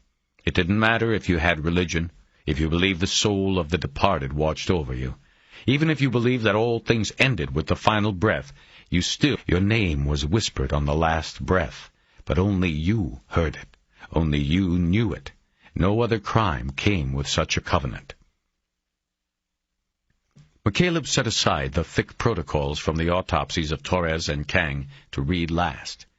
As with the Cordell file, he knew, the autopsies would provide few salient details beyond what was already obvious. He quickly went through the initial crime reports, and next came to a thin sheaf of witness reports. They were statements of people who had each had a little part of the whole: a gas station attendant, a passing motorist, a Times pressroom employee who worked with Gloria. There were also investigative summaries, supplemental reports, fact sheets, crime scene charts, ballistic reports, and a chronological record of the travels and calls made by the detectives on the case. Last in this section of the stack was the transcript of the never-identified Good Samaritan's 911 call made after he saved Gloria's life. The transcript was of a man speaking English with difficulty as he hurriedly reported a shooting. But when the operator offered to switch him to a Spanish speaker, he declined. Caller: I must go. I go now. The girl is shot very bad. The man, he run. He drive away. A black car, like a truck. Operator: Sir, please stay on the line. Sir? Sir? That was it. He was gone. He had mentioned the vehicle, but gave no description of the suspect. Following this statement, there was a ballistics report identifying the bullets recovered during surgery on Gloria Torres and the autopsy of Chan Ho Kang as 9mm Federal FMJs. A photo from the store video was analyzed, and the weapon was again identified as the HK-P7. It struck McCaleb, as he finished an initial reading of the rest of the reports, that what was missing from the murder book was a timeline. Unlike the Cordell case, which had only one witness, the case had a variety of minor witnesses and time markers. The detectives apparently had not set a timeline. They had not recreated the sequence of incidents that made up the event as a whole. McCaleb sat back and thought about this for a moment. Why wasn't it there? Would such a timeline or exact sequence of events even be useful? Probably not initially, he decided. In terms of identifying a killer, it would give little help. And at least initially, that's all that mattered. But a sequential analysis of the event should have been done later, after the dust had settled, so to speak. McCaleb had often advised investigators who sent their cases to him to create a timeline. It could be useful breaking alibis, finding holes in witness accounts, in simply giving the investigator a better command and knowledge of exactly what had happened. McCaleb was fully aware that he was Monday morning quarterbacking. Arango and Walters didn't have the luxury of coming into a case 2 months after the fact. Maybe thought of a timeline got lost. They had other concerns and other cases and went to the galley to turn on the coffee maker. He was feeling fatigued again and had been awake only 90 minutes. McCaleb hadn't been drinking much coffee since the transplant. Dr. Fox had told him to avoid caffeine, and on the occasion that he had ignored that advice and had a cup, it sometimes caused a fluttering sensation in his chest. But he wanted to keep alert and finish his work. He took the risk. After the coffee was ready, he poured himself a mug, then overpowered it with milk and sugar. He sat back down and silently chastised himself for looking for reasons to excuse Arango and Walters. They should have taken the time to work the case thoroughly. McCaleb was angry with himself for having thought anything else. He took up the legal pad and began to read through the witness reports again, noting down the salient times and a brief summary of what each witness brought to the case. He then overlaid various time notations from the other crime reports.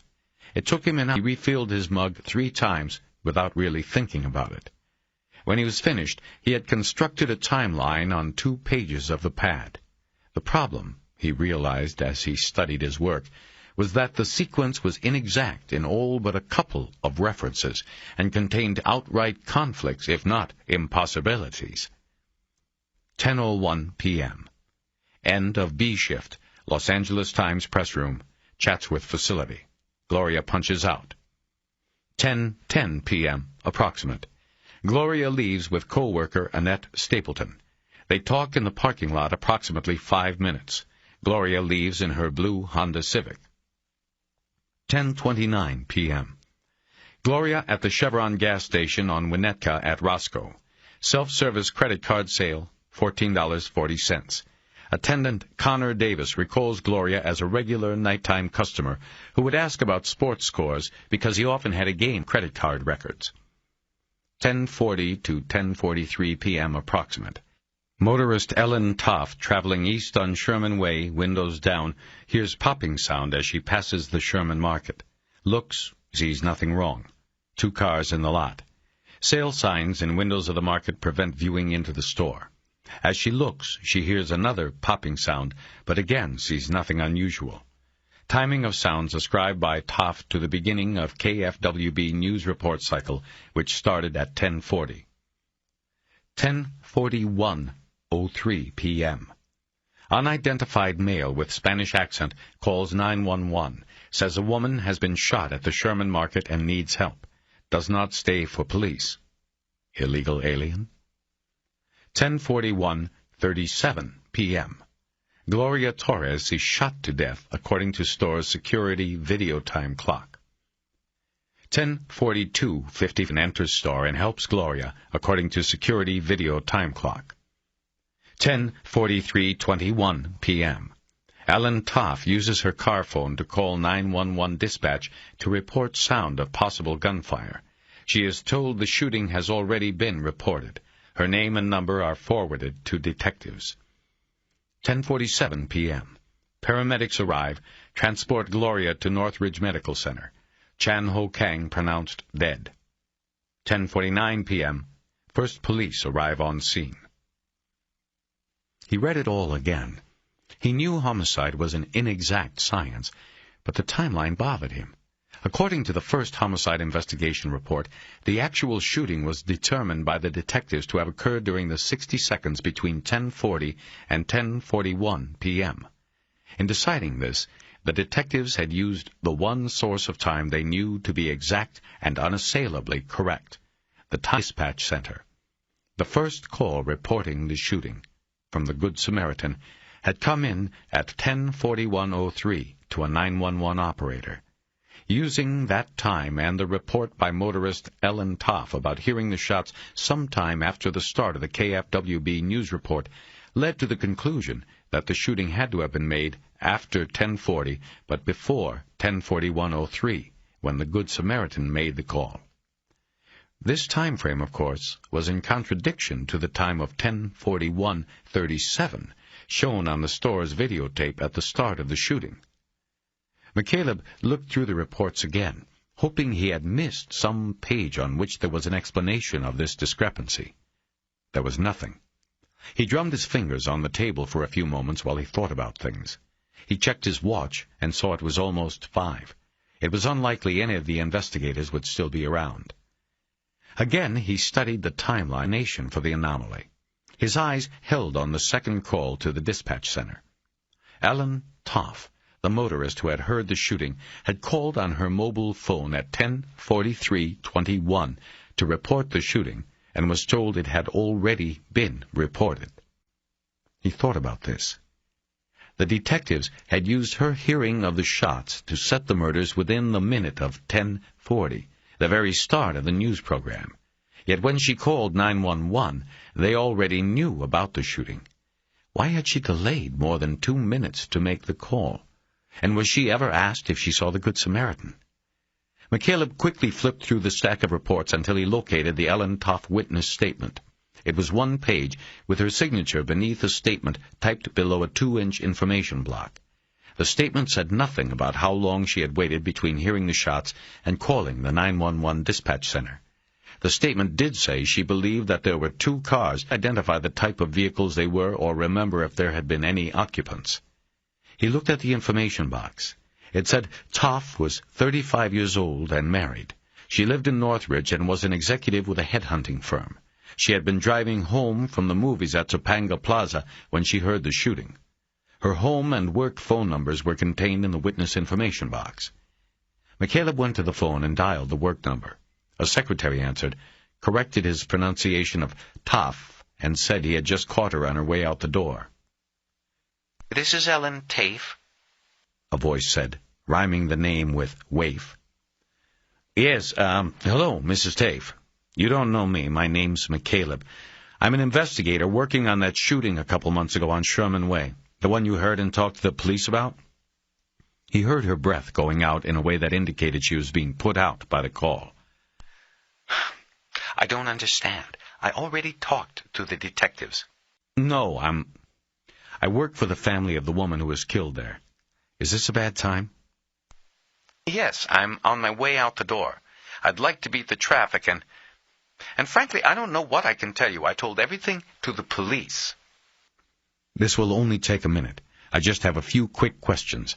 This woman had a little boy. I'm just trying to catch the guy who took her away." He heard the breath go out again. "All right, I'll try to help. What are the questions?" Okay, 1. How long did you wait between hearing the shots and calling 911 on your car phone? "I didn't wait. I called right then. I grew up around guns. My father was a police officer, and I went with him to the range sometimes. I knew that what I heard was a gun. I called right away." Well, I'm looking at the police records, and they say you thought you heard the shooting around 10:40, but didn't call it in until 10:43. What they don't? I called right away, but I got a tape. All the 911 lines were busy, and I was put on hold. I don't know how long. It was aggravating. But when my call finally was put through, they said they already knew about the shooting anyway.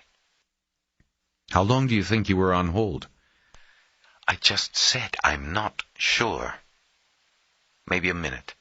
Maybe more, maybe less. I don't know. Okay. The report says you heard a shot and looked out your window at the store. Then you heard another shot. You saw 2 cars in the lot.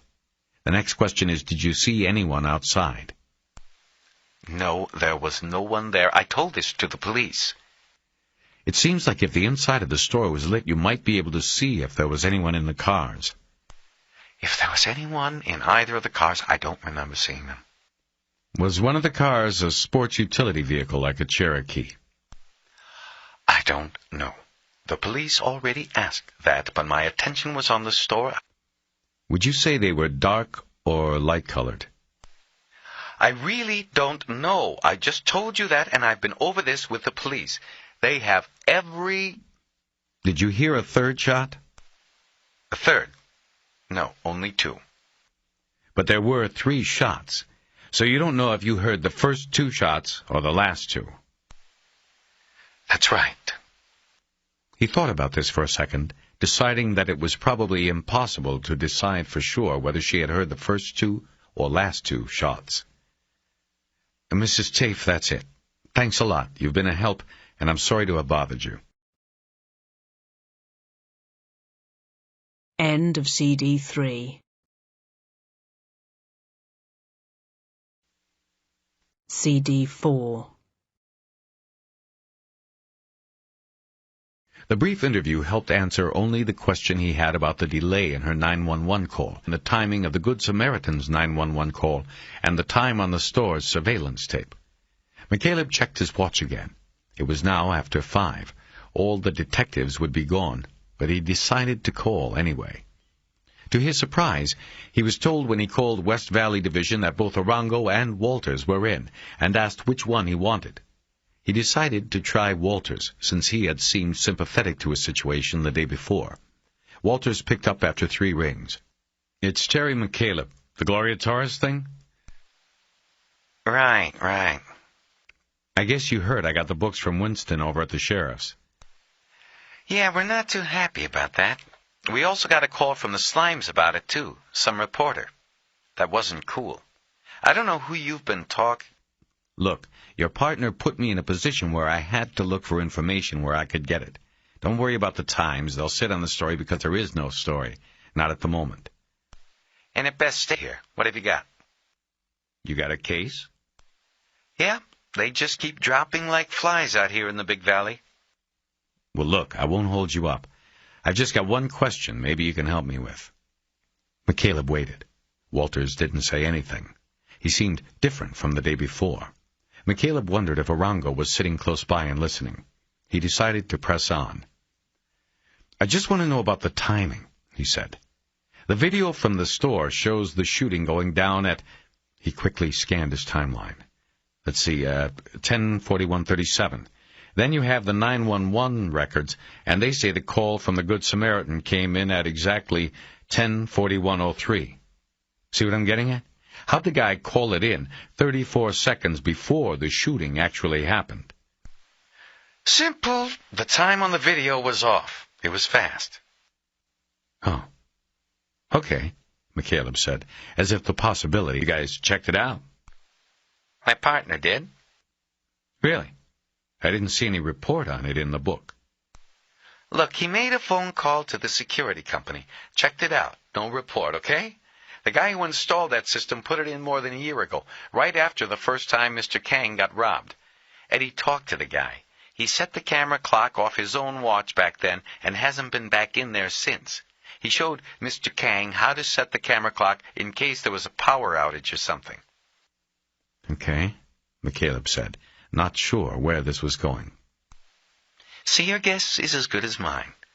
Is it showing the original time set off the installer's watch, or did the old man set it a few times himself? Either way, it doesn't matter.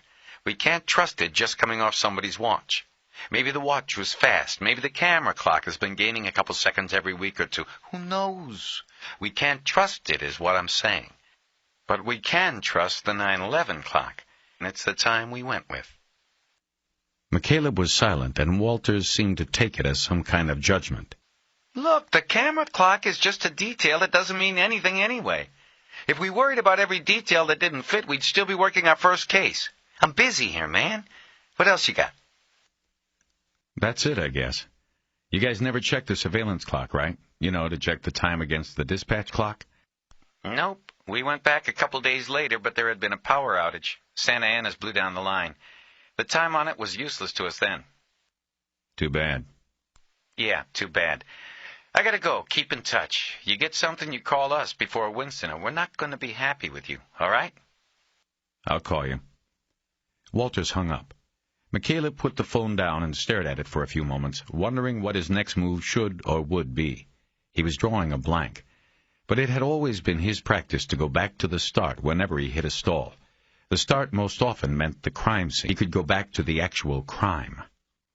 He put the video of the Sherman Market murders back in the VCR and watched the tape again in slow motion. He sat there gripping the edges of the table so hard his knuckles and finger joints began to hurt. It wasn't until the third run-through that he picked up on something he had missed earlier and had been there all along. Chan Ho Kang's watch. The watch his wife now wore. On the video, the watch was seen as Kang desperately grasped for purchase on the counter. McCaleb fished around on the video for a few minutes, backing and forwarding the tape until he froze the image on what he believed was the best view of the watch's face. The best he could do was a clean look at it, but the LED readout was not picked up by the video shot from the upper wall. The numbers on the watch, the time, were not readable. He sat there staring at the frozen image, wondering if he should pursue it. If he could read the time on the watch, he might be able to triangulate the time of the shooting by using it. Might clear up a loose end. But did it mean anything? Walters had been right about one thing. There are always details that don't add up. Always loose ends, and McCaleb wasn't sure if this one was worth the time it would take to tie it up. His private debate was interrupted. Living on a boat, he had learned to read the subtle rises and falls of his home, to know whether each was caused by a boat wake out in the fairway or the weight of someone coming on board. McCaleb felt the boat dip slightly and immediately looked over his shoulder and out the sliding door. Graciella Rivers had just stepped on board and was turning around to help a little boy step on next. Raymond. Dinner. He had completely forgotten. Shit, he said, as he quickly turned off the video and got up to go out and greet them. 12. You forgot, didn't you? There was an easy smile on her face. No. I mean, I got lost in all of this paperwork I've been looking through. I meant to go over to the market and... Well, that's okay. We can do it another... No, are you kidding? We're going to have dinner. Is this Raymond? Oh, yes. Graciella turned to the boy, who was standing shyly behind her at the stern. He seemed small for his age, with dark hair and eyes, brown skin. He wore shorts and a striped shirt. He carried a sweater in his hands. Raymond, this is Mr. McCaleb, the man I was telling you about. This is his boat. He lives on it. McCaleb stepped forward and leaned down with his hand out. The boy was carrying a toy police car in his right hand and had to transfer it to the other. He then tentatively took McCaleb's hand, and they shook. McCaleb felt an unexplainable sadness as he met the boy. It's Terry, he said. Nice to meet you, Raymond. I've heard a lot about you. Can you fish off this boat? Sure you can. Someday I'll take you out if you want. That would be good. She looked lovely. She wore a light summer dress similar to the one she had worn the first time she had come to the boat. It was the kind that the breeze off the water easily pushed against her figure. She, too, carried a sweater. McCaleb was in shorts, sandals, and a T-shirt that said Robichaud's Dock and Bait Shop on it. He felt a little embarrassed. I'll tell you what, he said. Over there they've got a nice restaurant on top of the marine store. They've got good food and a great view of the sunset. Why don't we have dinner there? Sounds good to me, Graciella said. All I have to do is change real quick and... Raymond, I have an idea. Why don't we drop a line off the stern and you see if you can catch something while I go inside and show Graciella a few things I've been working on? The boy's face brightened. Okay. Okay, then, we'll fix you up. McCaleb left them there and went inside. In the salon, he took his lightest rod and reel out of the overhead storage rack, went to the tackle box under the chart table, and got out a hook and a sinker. He attached the leader to the reel line, and then went to the cooler in the galley where he knew he had some frozen squid. Using a sharp knife, he cut off a piece of squid skirt and drove the hook through it. He returned to the stern with the rod and reel and handed the rig to Raymond. Crouching behind the boy with his arms coming around him, he gave him a quick lesson on casting the bait into the middle of the fairway. He then told him how to keep his finger on the line and to read it for nibbles. "You okay now?" he asked when the lesson was completed. "Uh-huh. Are there fish in here by the boats?" "Sure. I've seen a school of sheepshead swimming right where your line is." "Sheepshead?" "It's a fish with yellow stripes. Sometimes you can see them moving in the water. You watch for them." "Okay." "Are you all right now if I go in and get your mother something to drink?" "She's not my mother." "Oh, yes, I'm sorry, Raymond. I meant Graciella. You okay?" "I'm okay." "And start reeling." He pointed a finger into the boy's side and dragged it up his tiny rib cage. McCaleb's father had done the same thing to him when he was holding a fishing pole, his sides unprotected. Raymond giggled and maneuvered away, never taking his eyes off the spot where his line disappeared into the dark water. Graciella followed McCaleb into the salon, and he closed the sliders so the boy would not hear them. His face must have been red from the slip-up with the boy. She read him before he got the chance to apologize. "That's okay. It's going to happen a lot now." He nodded. "Is he going to stay with you?" "Yes. I'm the only one, but that doesn't matter. I've been around since he was born. For him to lose his mother and then me, I think it would be too much. I want him to stay with me." "Where's his father?" "Who knows?" McCaleb nodded and decided to step out of that area of questioning. "You are going to be great for him," he said. "You want a glass of wine?" "That would be great. You're having?" "I can't have any right now. In a couple of months." "Oh, then I don't want you to open a bottle of wine just for me. I can have..." "Please, I want to. How about a red? I've got some good red, and if I open it, I can at least smell it." She smiled. "I remember Gloria was like that when she was pregnant. She used to sit right next to me and say she just wanted to smell the wine I was drinking."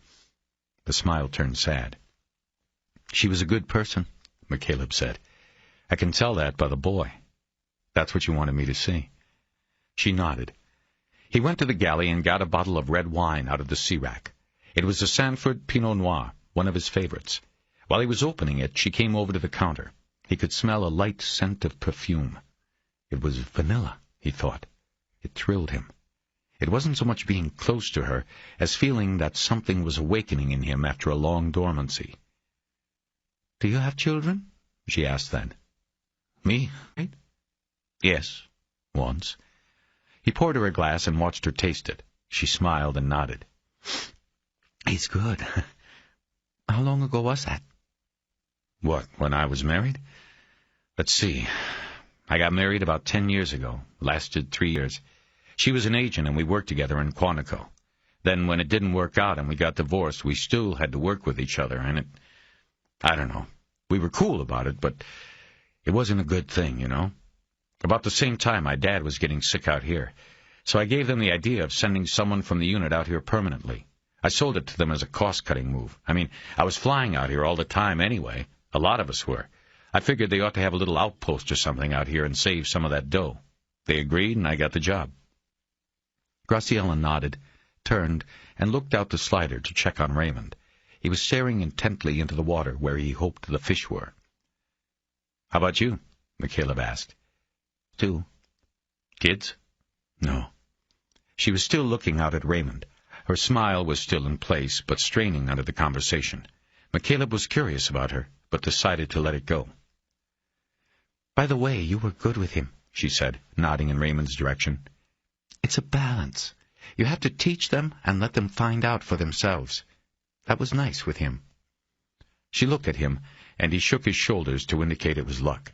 He took her glass and held it up to his nose to savor its aroma, and then handed it back to her. He then poured himself the last from the coffee pot and added some milk and sugar. They clicked, mug to glass, and drank. She said she liked hers. He said his tasted like tar. "Sorry," she said. "I feel so bad drinking this in front of you." "Don't. I'm glad you like it." Silence filled the salon.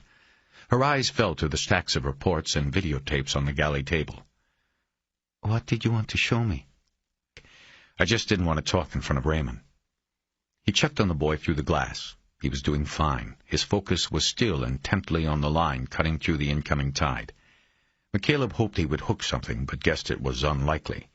Below the marina's beautiful surface, the water was fouled with pollutants.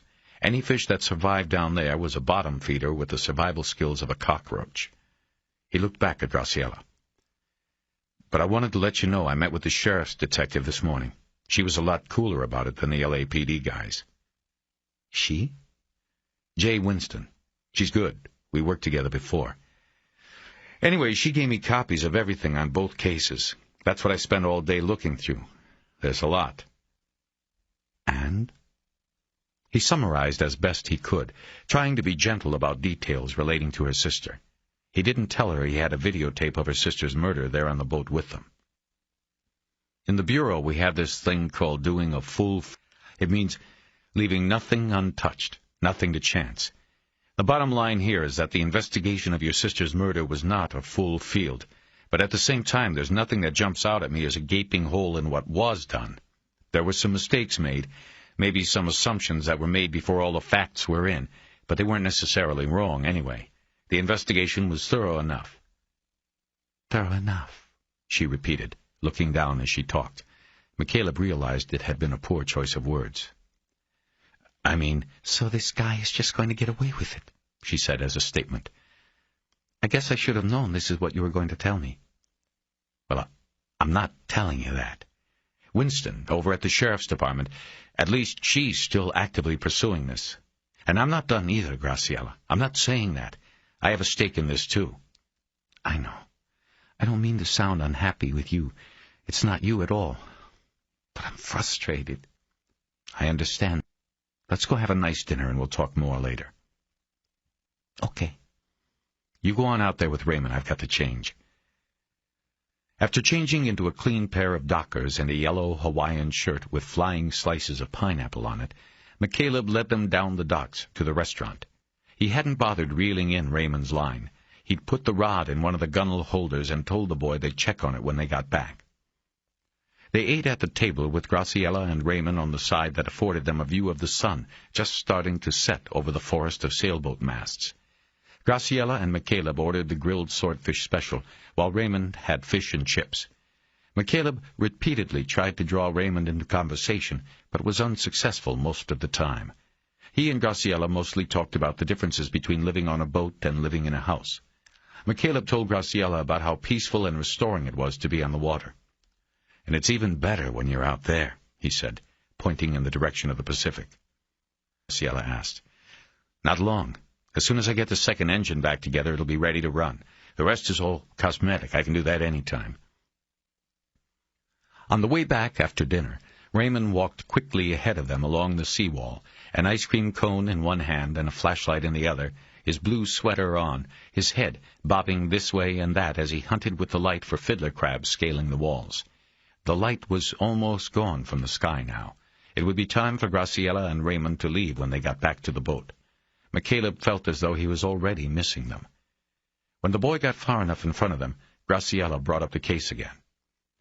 "What else can you do at this point?" "On the case? For one thing, I have a lead I want to follow, something they might have missed." "What?"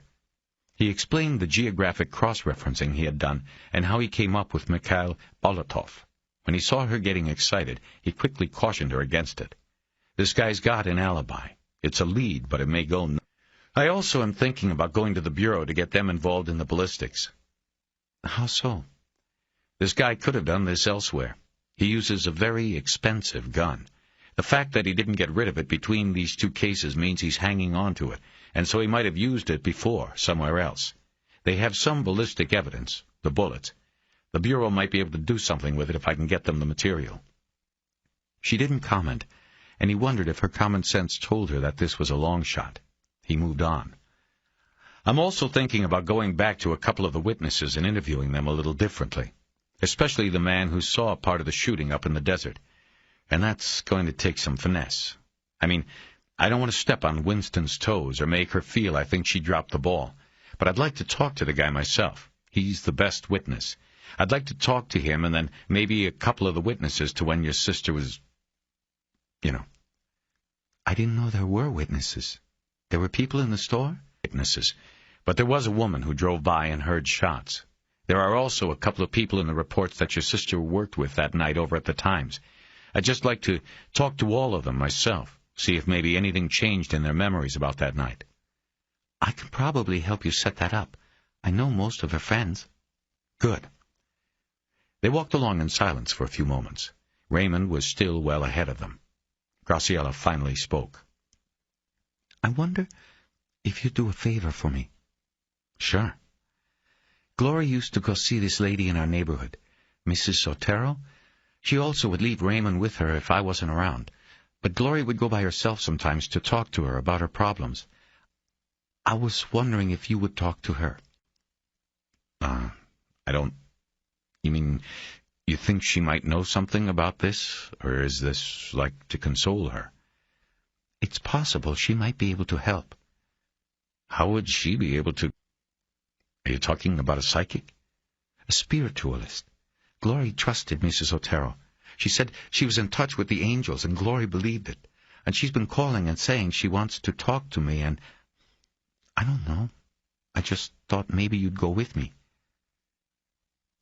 I don't know. I don't really believe in that sort of stuff, Graciella. I don't know what I'd say to her. She just looked at him, and it cut him that he thought he saw disapproval in her eyes. Graciella, I saw too many bad things and bad people to believe in that stuff. How can there be angels out there or up there when people do the kinds of things they do down here? She still didn't say anything, and he knew her silence was a judgment. How about I think about it and let you know? Fine, she finally said. Look, don't be upset. Look, I know it's a big intrusion. I don't know what I thought. I guess I just thought you'd... Look, don't worry about it. I'm doing it now for me as much as you, okay? Just don't give up hope. Like I said, there's still a few things I'm going to do, and Winston isn't going to let this drop either. Give me a few days. If I get stalled out, maybe then we'll go see Mrs. Otero, okay? She nodded, but he could tell she was disappointed. She was such a good kid, she said after a while. Having Raymond changed everything for her. She straightened up, moved in with me, and just got her priorities right. She was going to school in the mornings at Cal State. That's why she had that night job. She was smart. She wanted to get into the other side of the newspaper business, be a reporter. He nodded and kept silent. He knew it was good for her to keep talking like this. She would have been good at it, I think. She cared about people. I mean, look at her. She was a volunteer.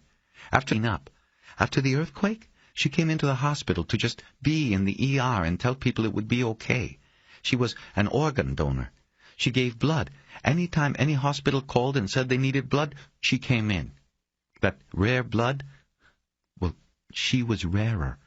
Sometimes I really wish I could have traded places, and that it was me who went into that store. He reached over and put his arm around her shoulders in a comforting manner. Come on, he said. Look at all the people you help at the hospital. And look at Raymond. You're going to be great for him.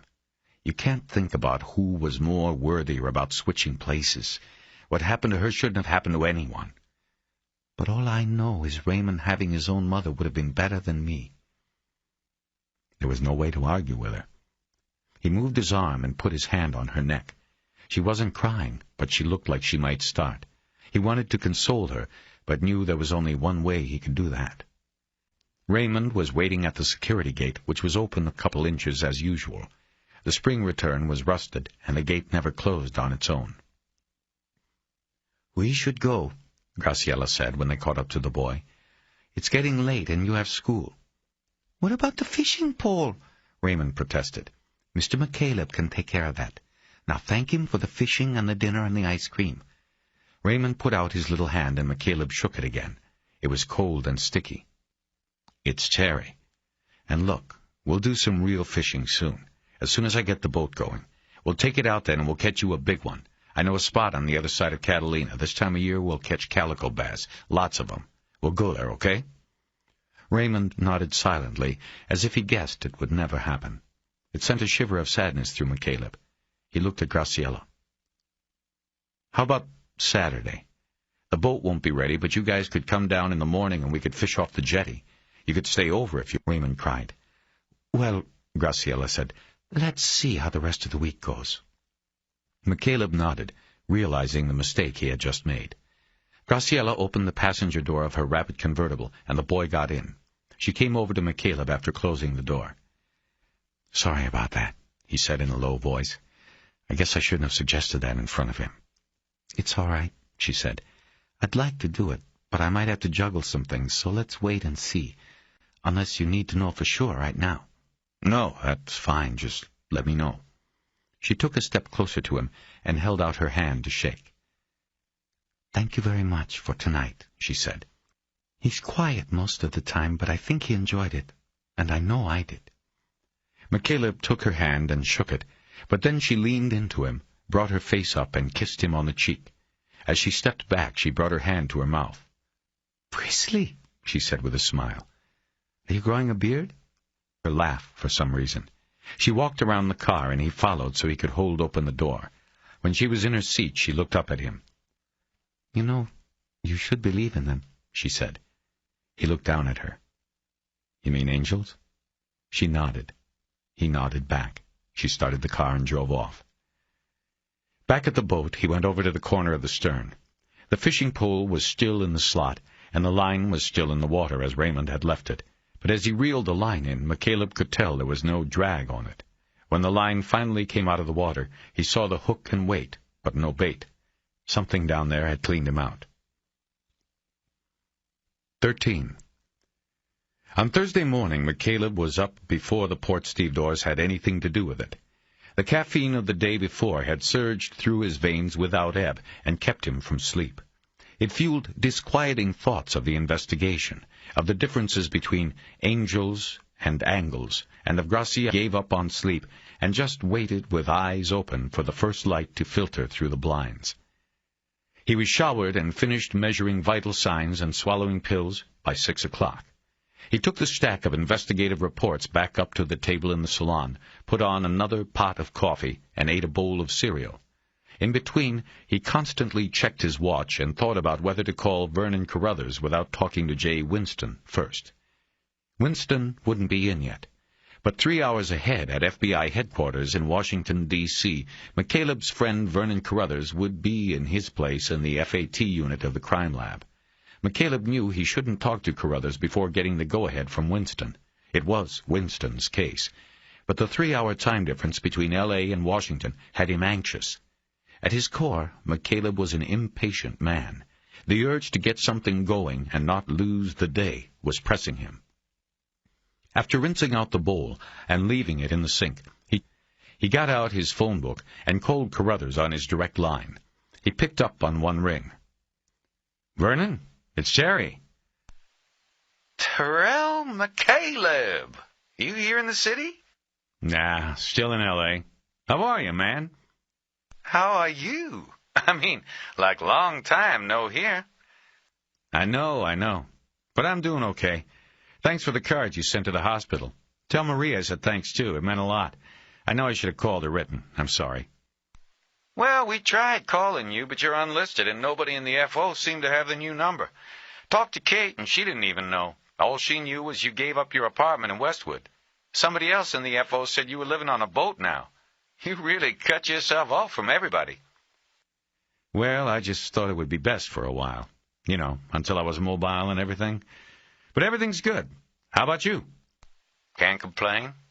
You coming out here anytime soon? You know you anybody from Quantico yet. Wouldn't dare. McCaleb laughed and told him that, unfortunately, there were no immediate plans for a trip east. He had known Carruthers for nearly 12 years. McCaleb had worked out of Quantico, and Carruthers had worked out of firearms and tool marks in the crime lab up in D.C., but it seemed that the two were often working the same cases. Whenever Carruthers came down to Quantico for meetings, McCaleb and his then-wife, Kate, had put him up in their spare bedroom. It beat the spare accommodations of a room in an academy dorm. In return, whenever McCaleb was in D.C., Carruthers and his wife Marie had let him bunk in the room that had belonged to their son. He had died years earlier of leukemia when he was 12. Carruthers had insisted on the trade-off, even though it meant McCaleb was giving up a decent FBI-paid room at the Hilton near DuPont Circle. At first, McCaleb felt like an intruder sleeping in the boy's room, but Vernon and Marie made him feel welcome, and the southern cooking and the good company couldn't be touched by the Hilton. Carruthers said with a returning laugh. Any time. Thanks, man. So, by my estimate, it's got to be barely the crack of dawn out there. What are you calling so early for? Well, I'm calling on a bit of business. You? Business? I was about to ask you how the wonderful world of retirement was treating you. Are you really living on a goddamn boat? Yeah, I'm on a boat, but I'm not quite into the pasture yet. Well, what's up then? McCaleb told him the story, including the part about his receiving Gloria Torres's heart. McCaleb wanted Carruthers to know everything, unlike the others involved. He knew he could trust him with it, and he knew he would understand the bond McCaleb had to the victim. Carruthers had a strong empathy for victims, especially the young ones. The trauma of watching his son die over time in front of him had manifested itself in a dedication to his job that surpassed that of even the best field agent. Halfway through the telling, the booming sound of a cargo ship being unloaded began echoing across the marina. Carruthers asked what the hell it was, and McCaleb told him as he took the phone down into the forward stateroom and closed the door to get away as much as possible from the noise. So, what you want is for me to take a look at a slug from this? Carruthers asked when McCaleb was finished. I don't know. The sheriff's department out there, they got good people. I know that. I'm not doubting that. I just want a fresh look, and mostly I want you to put a laser profile through your computer if you can. You never know. We might hit something. I got a feeling about this one. You and your feelings. I remember those. All right, then. Who am I getting the package from, them or you? I'm going to try to finesse it. Get the sheriff's department out here to send in the package. I don't want you doing this off the books, but if you can, I'd like to put some grease on it. This shooter's a repeater. Carruthers was silent a few moments, and McCaleb guessed he was running a schedule through his head. Well, this is the thing. Today's Thursday. I need it by Tuesday morning latest, and preferably Monday, so I have time to do it justice. Next Wednesday, I'm flying out to Kansas City to testify. Mob case. They think I'll be out there the rest of the week, so if you want it expedited, you got to expedite it to me. If you do, I'll give it my immediate attention. That's not going to cause major problems? Of course it is. I'm backed up 2 months here. What else is new? But just give me the package and I'll take care of it. I'll get it to you, one way or the other, by Monday latest. Okay, buddy. Oh, one last thing. Take my number. Like I said, I'm not acting in any official capacity on this thing. By rights, you should communicate with the sheriff's department, but I'd appreciate a heads-up if you come up with anything unusual. You got it. Give me the number and the address. Marie will want that for Christmas card. Information. Carruthers cleared his throat. So, you talked to Kate lately? He asked. She called the hospital a couple days after the transplant, but I was still out of it. We didn't talk long. Well, you ought to call her just to let her know you're okay. I don't know. How's she doing? Fine, I guess. Haven't heard anything to the contrary. You should call. It's best just to leave it alone, I think. We're divorced, remember? Whatever, you're the boss. I'll send her an email just to let her know you're still breathing out there. After a few more minutes of catching up, McCaleb clicked off the phone and went back up to the salon for more coffee. He was out of milk, so he took it black. It was hair of the dog that bit him, but he had to keep the momentum. If things went as he hoped, he would be on the road most of the day. It was now near 7 and almost time to call. Take a look at the morning. The marine layer had come in strong and thick, and the other boats looked ghost-like in the mist. It would be a few hours before it burned off and anybody got a look at the sun. He looked over at Buddy Lockridge's boat and saw no activity yet. At 7:10, he sat at the salon table with his legal pad and punched Jay Winston's number into the cordless phone. He caught her just as she was sitting down at her desk. I just walked in, and I didn't expect to hear from you for a couple of days. That was a lot of paper I gave you. Yeah, well, once I got into it, I couldn't put it down, I guess. What do you think? McCaleb knew she was asking what he thought of her investigation, asking him to make a judgment. I think you run a tight show, but I already knew that from before. I like all the moves you made on this one, Jay. No complaints from me. But I've got a few questions I wrote down here if you've got a few minutes. Maybe a couple of suggestions. Winston laughed good-naturedly. You federal guys always have questions, always have suggestions, always have new leads. Hey, I'm not federal anymore. Well, I guess it sticks in the blood then. Go ahead. McCaleb looked over the notes he had taken the day before and started right in on the Mikhail Bolotov angle. First off, Rittenbaugh and Aguilar. You close to them? Don't even know them. They're not in homicide. The captain pulled them out of burglaries and gave them to me for a week. That was when we were running down the 3 strikes names. What about them? Well, I think one of the names that they scratched off that list needs a second look. Which one? Mikhail Bolotov. McCaleb heard the rustling of papers as Winston looked for the report from Rittenbaugh and Aguilar. Okay, got it. What are you seeing here? Looks like he's got a solid alibi. Have you ever heard of geographic cross-referencing?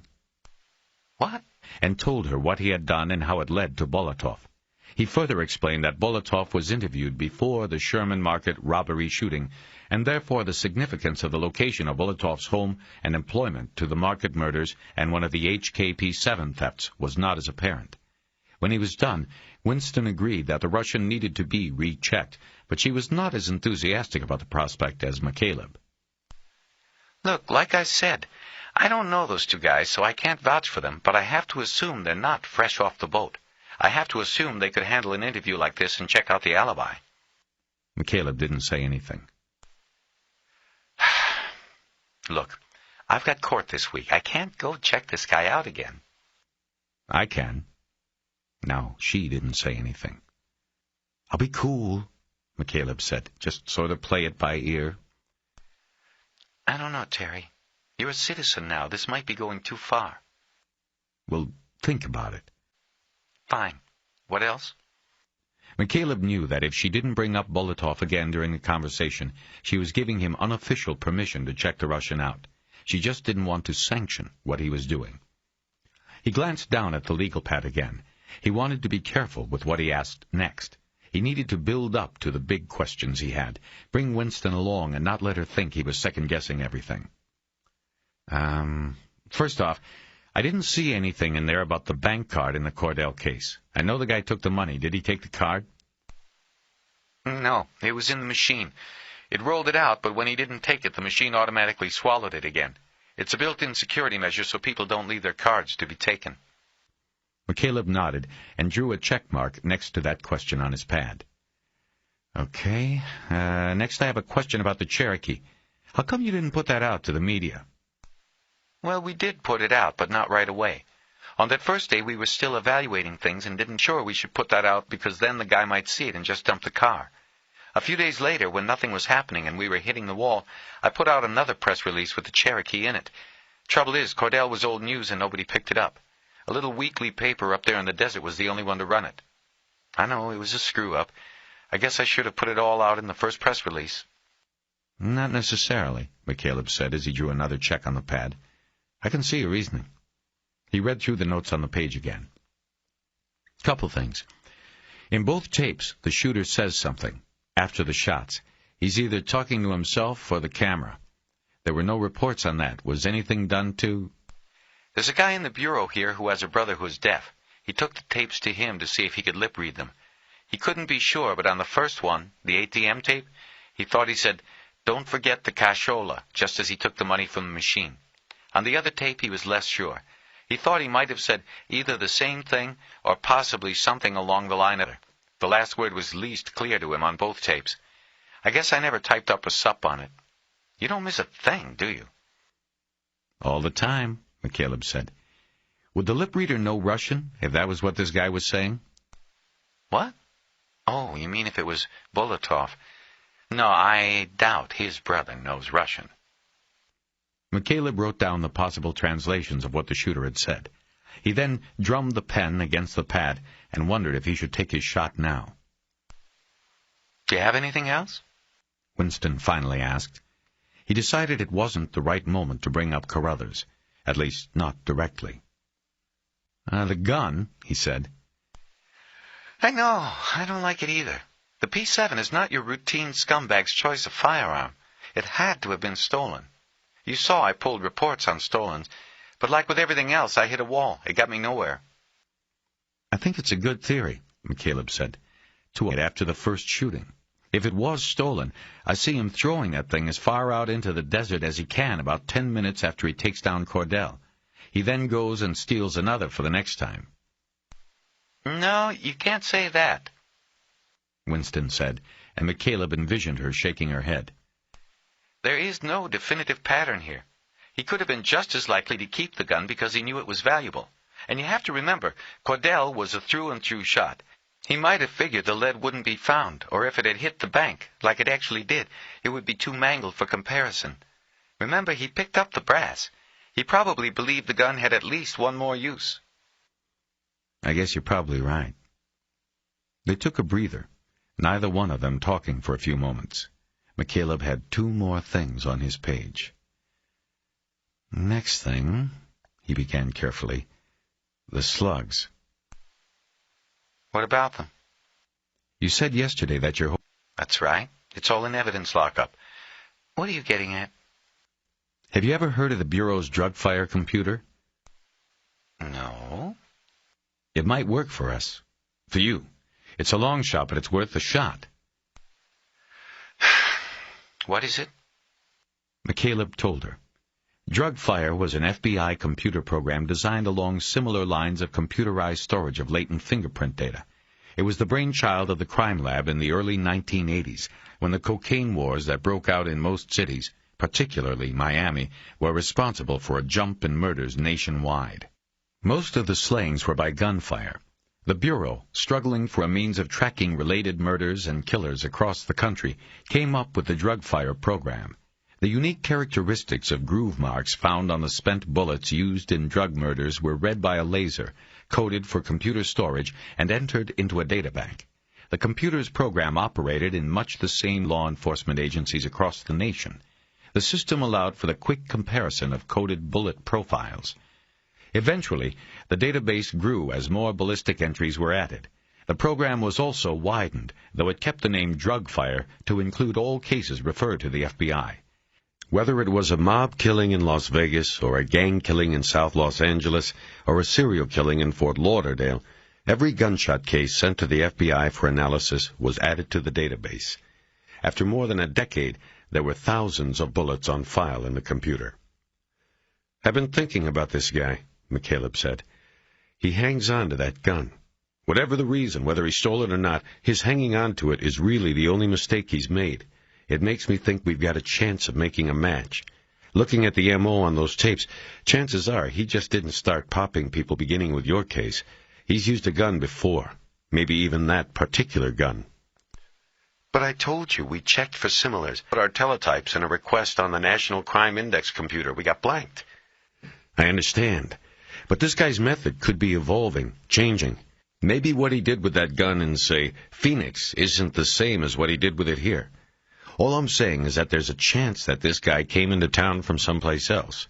If he did, then he probably used that gun in that other place. And if we're lucky, the data is sitting there in the Bureau computer." "Maybe," Winston said. She went quiet as she brooded over his proposal. McCaleb knew what the considerations were. DrugFire was a long shot, and Winston was smart enough to know that. But if she went for it, she would be drawing in federal involvement, not to mention acknowledging that she was taking direction from McCaleb, an outsider with no real standing in the case. "What do you think?" McCaleb finally asked. "You only need to send them one bullet.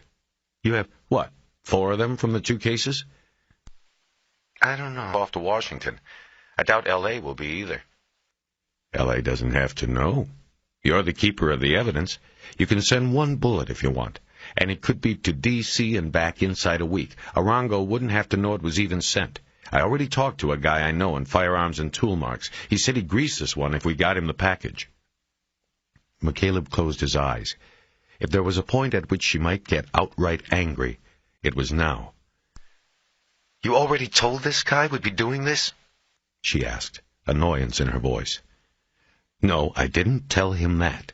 I told him I was dealing with a detective out here who was very thorough and dedicated and would probably want to make sure she left no stone uncovered.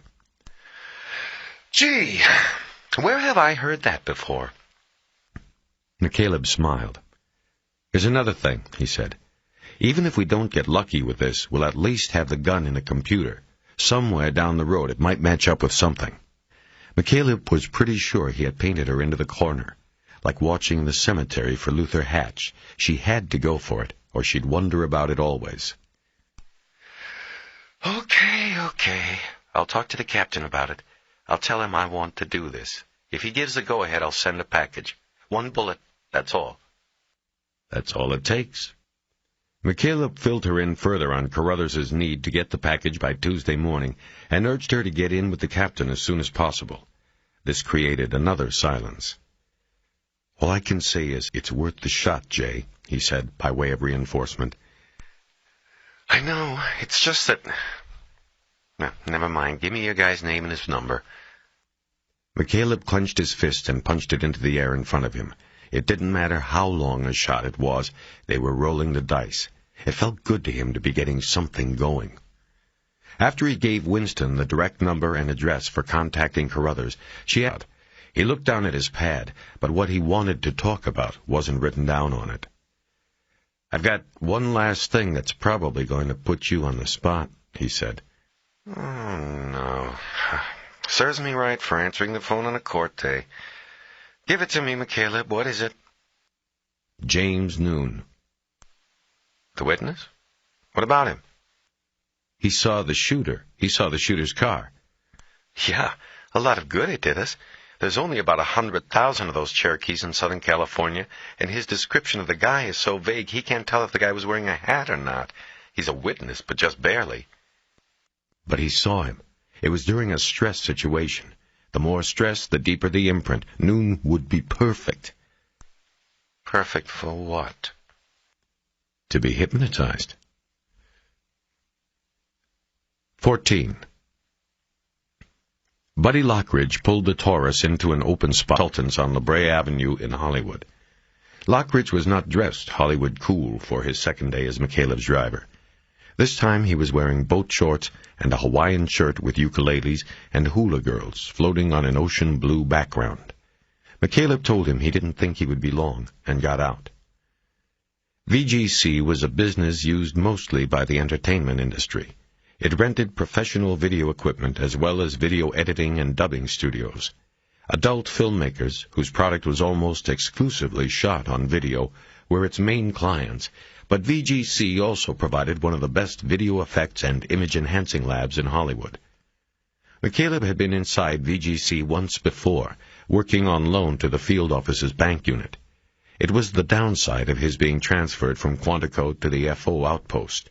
Technically, he was under the command of the FO's special agent in charge, and whenever the SAC thought things were slow, if they ever were, it out and put him on something else, usually something McCaleb considered menial.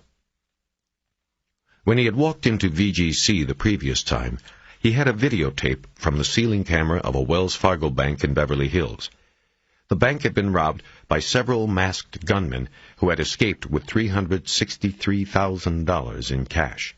It was the group's fourth bank robbery in 12 days. The one lead agents had was on the video. When one of the robbers had reached his arm across the teller's counter to grab the bag she had just stuffed her cash into, his sleeve had caught on the edge of the marble counter and was pulled back. The robber quickly pulled the sleeve forward again, but for a split second the form of a tattoo was seen on the inside of his forearm. The image was grainy and had been shot by a camera 30 feet away. After a tech in the field office lab said he could do nothing with it, it was decided not to send the tape to Washington headquarters because it would take more than a month to have it analyzed.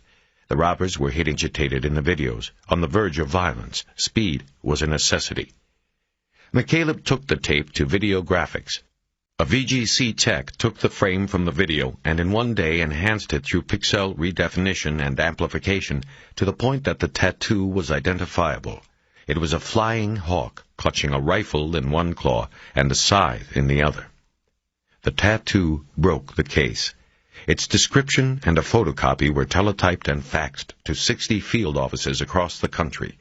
A supervisor in the Butte office then retransmitted the information to the smaller resident agency in Coeur d'Alene, Idaho, where an agent recognized the tattoo as the insignia he had seen on a flag flown outside the house of a member of a local group of anti-government extremists.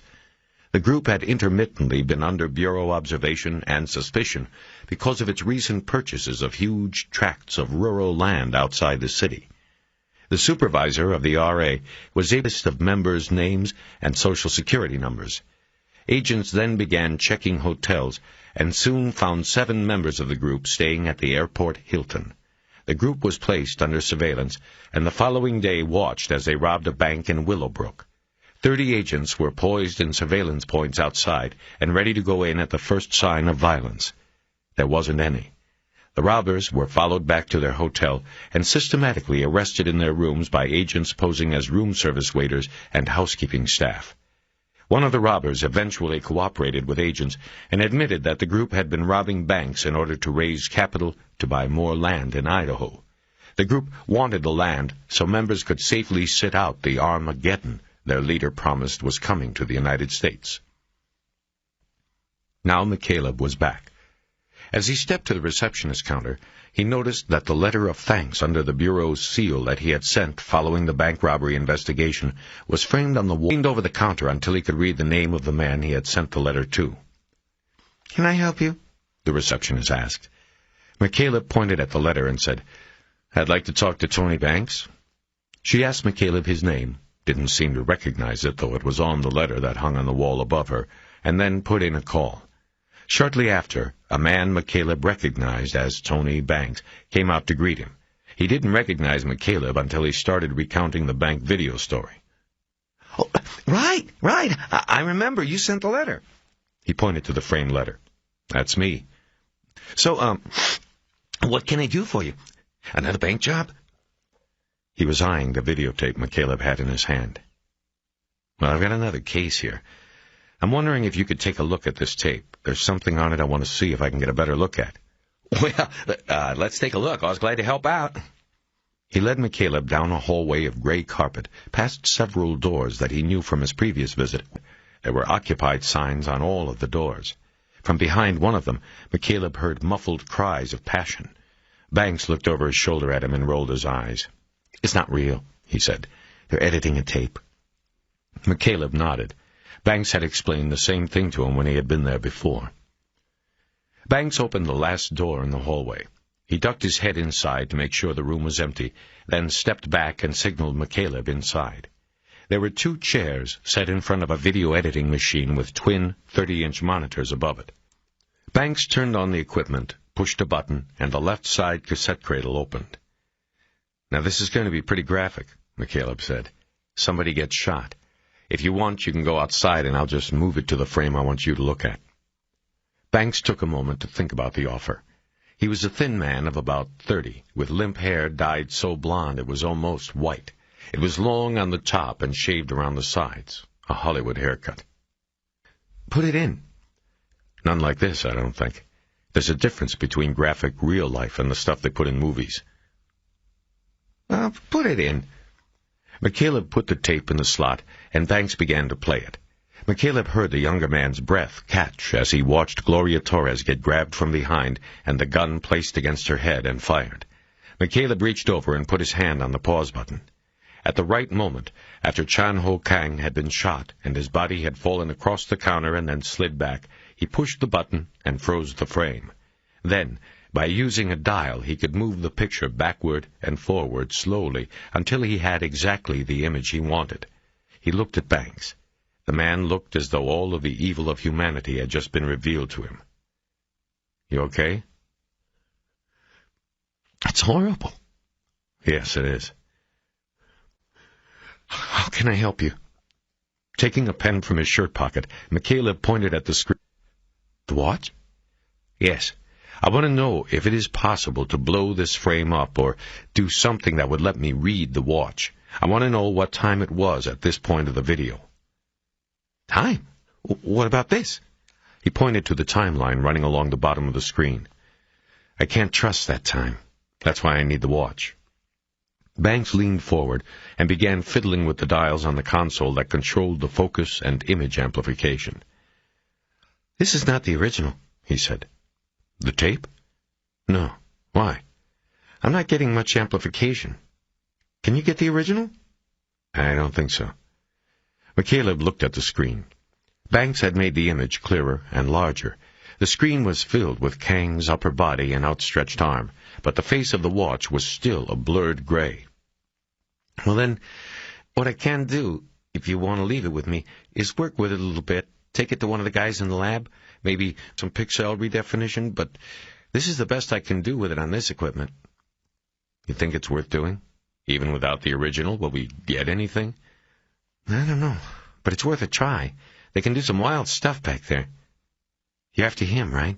This man on the video? He gestured toward the screen, though at the moment the shooter wasn't on it. Yeah, I'm after him. Then we'll see what we can do. Can you leave this? Yeah. I mean, can you dub off a copy for me so I can have it with me? I might need to show it to somebody else. Oh, sure, let me go get a tape. Banks got up and left the booth. McCaleb sat there staring at the screen. He had watched how Banks had used the equipment. He backed the tape up and amplified a frame showing the masked shooter. It didn't help much. He hit the fast-forward for a bit and stopped it on a close-up of Gloria's face. It felt intrusive to be so close at such a moment. Had her life taken. Her face was in left profile, and the one eye that he could see was still open. McCaleb noticed the 3 earrings on her left ear. One was a stud, a small silver crescent moon. Next, going down the curve of the ear, was a small hoop that he guessed was silver, and last, dangling below the lobe, was a cross. He knew it was the style among young women to have multiple earrings on at least one ear. While he continued to wait for Banks, he played with the dials once more and backed the tape up until there was a view of Gloria's right side just as she entered the frame. He could see only one earring on her right ear, another crescent moon. Banks came back in with the tape and quickly inserted it into the second cassette cradle while he finished rewinding the first tape. It took him about 30 seconds to make a high-speed dub copy. He ejected it, slid it into a box, and handed it to McCaleb. Thanks, McCaleb said. How long you think? We're kind of busy, but I'll go look at the job board and see if we can't get someone on it as soon as possible. Maybe by tomorrow or Saturday. Is that okay? It's okay. Thanks, Tony. I appreciate it. No problem. Now, I don't know if I still have your card. You want me to call you? In that moment, McCaleb decided to continue the deception. He didn't tell Banks that he was no longer an FBI agent. He thought Banks might push the project a little harder if he thought that the job was being done for the Bureau. Tell you what, let me give you a private number. If you call and I don't pick up, just leave a message and I'll get back to you as soon as I can. Sounds good. I hope we can help. Me too. And, Tony, do me a favor and don't show the tape to anybody who doesn't need to see it. I won't, Banks said, his face reddening a bit. McCaleb realized either he had needlessly embarrassed Banks with a request that did not need to be spoken. Banks was thinking about whom he could show the tape to. McCaleb thought it was the latter. McCaleb gave him his number. They shook hands, and McCaleb went back down the hall on his own. As he passed the door from which he had heard the feigned sounds of passion, he noticed there was only silence now.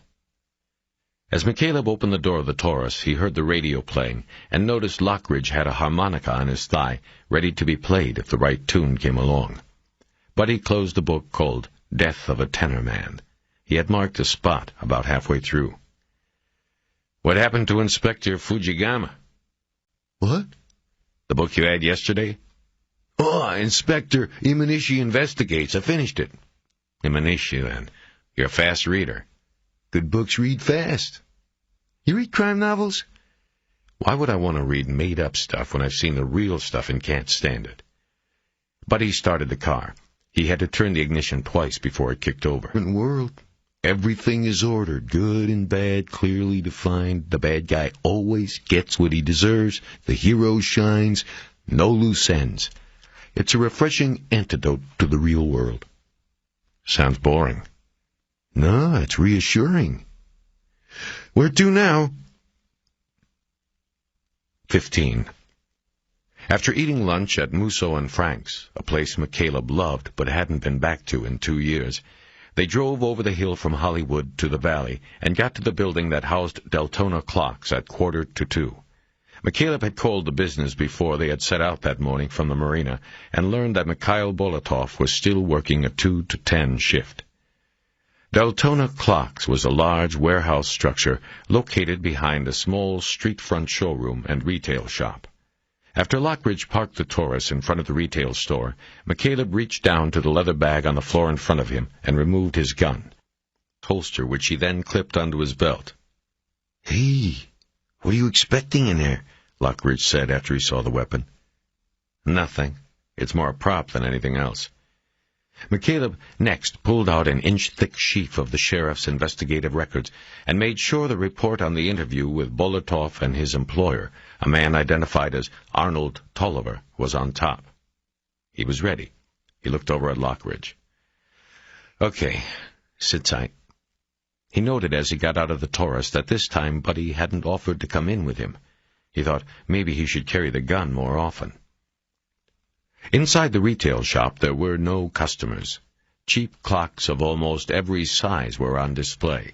Most had an industrial look, as though they were more likely to be found in a classroom or an auto supply store than in somebody's home. On the wall behind the counter at the rear of the space was a display of 8 matching clocks, showing the time in 8 cities around the world. A folding chair behind the counter. McCaleb thought about how slowly time must pass for her, with no customers and all of those clocks. "How do I find Mr. Tolliver?" he asked as he came up to the counter. Arnold or Randy?" "Arnold." "I have to call back. Who are you with?" "I'm not here to buy clocks. I'm conducting a follow-up on a Sheriff's Department inquiry of February 3rd. He dropped the stack of paperwork on the counter so she could see that they were official forms. He then raised his hands and put them on his hips, carefully allowing his sports coat to open and expose the gun. He watched her eyes as she noticed it. She picked up a telephone that was on the counter and dialed 3 numbers. "Arnie, it's Wendy. There's a man from the Sheriff's Department here about, an investigation or something." McCaleb didn't correct her. He hadn't lied to her, and he wouldn't lie to her about who he was and whom he was with. But if she wanted to make incorrect decisions...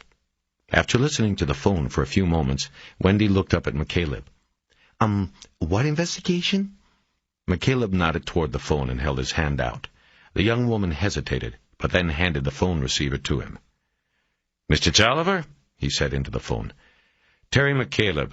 A couple months ago you talked to a couple of sheriff's detectives named Rittenbaugh and Aguilar about an employee named Mikhail Bolotov. You remember?" After a long hesitation, Tolliver agreed that he had. "Well, I'm investigating that case now. Rittenbaugh and Aguilar are on to other things. I need to ask you some additional questions about that. Can I come back?" Again, a hesitation. "Well, we are awfully busy back here. I won't take long, sir. Remember, it's a murder investigation, and I'm hoping you'll continue to help us out." Well, I suppose... "You suppose what?" Matt. End of CD 4. CD 5. 3 minutes later, McCaleb had walked the length of the building, past several rows of assembly and packaging benches, to an office at the rear, next to a loading dock. There was a short flight of stairs up into the office. Next to the door was a window that allowed Tolliver to look out across the workbenches as well as the shipping and receiving dock. As he had walked past the benches toward the office, McCaleb had overheard the conversations of the employees. 3 different times he heard a language he believed was Russian. As McCaleb opened the office door, the man he assumed was Tolliver hung up the phone and waved him in. He was a skinny man in his 60s, with brown, leathery skin and white hair fringed around the sides of his head. He had a plastic with an assortment of pens. "I've got to make this quick," he said. "I have to check the lading on a truck going out." "Fine." McCaleb looked down at the report on top of the stack he carried. 2 months ago, you told Detectives Rittenbaugh and Aguilar that Mikhail Bolotov was working the night of January 22nd. "That's right, I remember. Hasn't changed." "Are you sure, Mr. Tolliver?" "What do you mean, am I sure?" "Yeah, I'm sure. I looked it up for those 2 guys. It was in the books. I pulled the time card." "Are you saying you based it on what you saw in the pay records, or did you actually see Bolotov working that night?" "He was here. I remembered that. Mikhail never missed a day." "And you remember him working all the way until 10? "Well, his time card showed he—" "I'm not talking about the time card. I'm talking about you remembering he stayed until 10. Tolliver didn't answer. McCaleb glanced out the window at the room. "You get a lot of people working for you, Mr. Tolliver. How many work the 2 to 10 shift?" 88 at the moment. "And then?" "About the same. What's the point?" "The point is you gave the man an alibi based on a time card. Do you think it could have been possible that Bolotov left early without being noticed, then had a friend punch him out on the clock?" Tolliver didn't respond. "Forgetting about Bolotov for a moment, have you ever had that problem before? You know, somebody punching out for somebody else, scamming the company that way?" "We've been in business here 16 years. It's happened." "Okay." McCaleb nodded. "Now, could it have happened with Bolotov? Or do you stand at the time clock every night and make sure nobody punches 2 cards?" "Anything's possible. We don't stand at the clock. Most nights my son closes up. I'm already home. He keeps an eye on things." Excitement he had been containing built. Tolliver's answer, if it were given in court, would be enough to shred Bolotov's alibi. "Your son, is that Randy?" "Yeah, Randy." "Can I talk to him?" "He's in Mexico. We've got another plant in Mexicali. He spends 1 week a month down there. He'll be back next week." "Maybe we can call him." "I can try, but he's probably out on the floor. That's why he goes down there, to make sure the line is running. Besides, how is he going to remember one night 3 months ago? We make clocks here, Detective. Every night we make the same clocks. Every day we ship them out. One night is no different from the other." McCaleb turned away from him and looked out the window again. He noticed that several of the workers were leaving their posts as new workers were taking their places. He watched the shift change until he picked out the man he believed was Bolotov. There had been no photo in the records and only a spare description, but the man McCaleb was now watching wore tightly around his powerful and tattoo-laced arms. The tattoos were all of one ink, a jailhouse blue. It had to be Bolotov. "That's him, right?" He nodded in the direction of the man who had taken a seat at a workbench.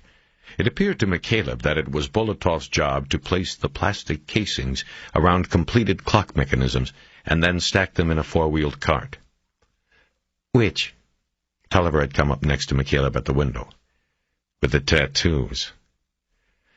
"Yeah." McCaleb nodded and thought for a moment. "Did you tell Rittenbaugh and Aguilar that the alibi you were giving that man was based on what you saw in the pay records and time cards, and not what you or your son actually saw on that night?" "Yeah, I told them.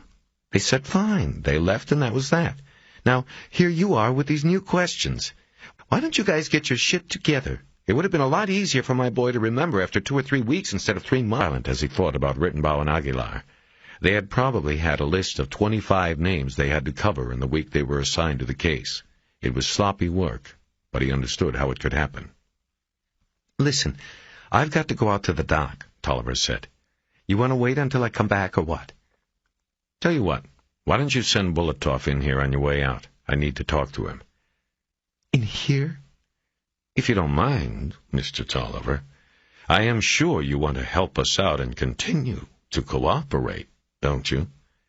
He stared at Tolliver, as a final means of ending his unspoken objection. "Whatever," Tolliver said as he threw his hands up in a gesture of annoyance and headed toward the door. "Just don't take all day." "Oh, Mr. Tolliver?" Tolliver stopped at the door and looked back at him. "I heard a lot of Russian being spoken out there. Where do you get the Russians?" "They're good workers, and they don't complain. They don't ask for help. We do it in the local Russian paper." He went through the door then, leaving it open behind him. McCaleb pulled the 2 chairs in front of the desk away and turned them so they faced each other from about 5 feet apart. He sat down on the one closest to the door and waited. He quickly thought about how he would handle the interview and decided to come at Bulatov strong. He wanted to engender a response, get some kind of reaction to which he could register his own feel for the man. He felt a presence in the room and looked at the door. The man he had guessed was Bulatov stood there. He was about 5'10", with black hair and pale white skin, but the bulging arm muscles and tattoos, a snake wrapped around one arm, a spider's web covering the other, made his arms the focal point of his image. McCaleb pointed to the empty chair. "Have a seat." Bulatov moved to the chair and sat down without hesitation. McCaleb saw that the spider web then came up both sides of the Russian's neck. A black spider sat in the web just below his right ear. "What is this?" "Same as before, Bulatov. My name's McCaleb. The night of January 22nd. Tell me about it." "I told them before. I work here that night. It was not me you look for." "So you said. But things are different now. We know things we didn't know then." "What things?" McCaleb got up and locked the door and then retook his seat. It was just a little show, an underlining of his control, something for Bulatov to think about. "What things?" he asked again. "Like the burglary of the house over on Mason, just a few blocks from here. You remember? The one with the Christmas tree and all the presents? That's where you got the gun, wasn't it, Bulatov?" "No, I'm clean on these things." "And you got that nice new gun. Then you decided to use it. You used it up in Lancaster and then again around the corner from here at the market. You're a killer, Bulatov. A killer." The Russian sat still, but McCaleb could see his biceps drawing tight, better defining the artwork on his arms. He pressed on. "What about February 7th? You have an alibi for that night, too?" "I don't know that night. I have to—" "You walked into the Sherman Market and you killed 2 people that night. You should know it." Bulatov suddenly stood up. "Who are you? You're not cop." McCaleb just looked up at him, keeping his seat, hoping not to show the surprise he was feeling. "Cops are in twos. Who are you?" "I'm the one who's going to take you down. You did it, Bulatov, and I'm going to prove it." "What?" There was an angry knock on the door, and McCaleb instinctively turned to look. It was a small mistake, but it was all Bulatov needed. McCaleb saw the vision. Instinctively, he began bringing his arms up to protect his chest. He wasn't quick enough. Suddenly, he was hit with the impact of the other man's weight, and his chair went over with him still in it. Bulatov had him down on the floor, while Tolliver, or whoever was out there, continued to knock angrily on the door. The bigger, stronger man held McCaleb down while he went through his pockets. His hand hit the gun, and he tore it off the belt and threw it across the room. Finally, he found McCaleb's wallet in the inside pocket of his sports coat. He pulled it out, ripping the pocket, and opened it. "No badge, see? No cop." He read the name off the driver's license, which was held behind a plastic window in the wallet. "Terrell McCaleb." Bulatov then read off the address. McCaleb felt relieved that it was actually the address of the harbor master's office, where he had a postal box. "Maybe I pay you a visit one day, yes?" McCaleb didn't answer or move, the man. As he was considering his predicament, Bulatov dropped the wallet on his chest and jumped up. He jerked the chair out from beneath McCaleb's hips and raised it over his head. McCaleb raised his arms up to protect his face and head, realizing in the same instant that he was leaving his chest unprotected. He heard the shatter of glass and looked between his arms to see the chair crashing through the office window. He then watched as Bolotov followed it, leaping with ease through the opening and down to the manufacturing floor. Then he was gone. McCaleb rolled to his side, folding his arms across his chest and bringing his knees up. He spread a hand flat on his chest, trying to feel the beat. He took 2 deep breaths and slowly got to his knees and raised himself. The pounding on the door continued, now accompanied by Tolliver's panicked demands that McCaleb open up. McCaleb reached over to unlock the door. He felt a wave of vertigo hit him then. It was like sliding down a 12-foot trough into the valley of a wave. Tolliver, but McCaleb didn't understand his words. He put his hands flat on the floor and closed his eyes, trying to steady himself. "Shit," was all he managed to whisper. Buddy Lockridge jumped out of the Taurus when he saw McCaleb approaching. He ran around the front of the car and came to McCaleb's side. "Jesus, what happened?" "Nothing. I made a mistake, that's all." "You look like shit."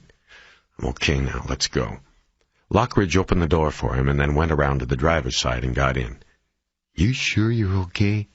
"Come on, let's go." "Where?" "Find a phone." "There's one right there." He pointed to the Jack-in-the-Box restaurant next door. There was a payphone on the wall near one of the doors. McCaleb got out and slowly walked to the phone. He was careful to keep his eyes on the pavement in front of him, not wanting to set off another slide into vertigo. He called Jay Winston's direct line, expecting to leave a message, but she picked it up immediately. "It's Terry." "I do, but it's a lunch break. I have to be back at 2. I was just about to call you." "Why?" "Because we're going to do it." "Do what?" "Hypnotize Mr. Noon. The captain's..." And I called Mr. Noon. He said, "Sure. He just wants us to do it tonight because he's going out of town. Back to Vegas, I guess. He's going to be here at 6. You can do it then, right?" "I'll be there." "Then we're set. Why were you calling?" McCaleb hesitated. What he had to tell her might change the evening's plans, but he knew he couldn't delay. "Can you get a photo of Bolotov by tonight?" "I already have one. You want to show Noon?" "Yeah. I just paid Bolotov a little visit, and he didn't react too well to it." "What happened?" "Before I could ask him 3 questions, he jumped me and ran." "Are you shitting me?" "I wish."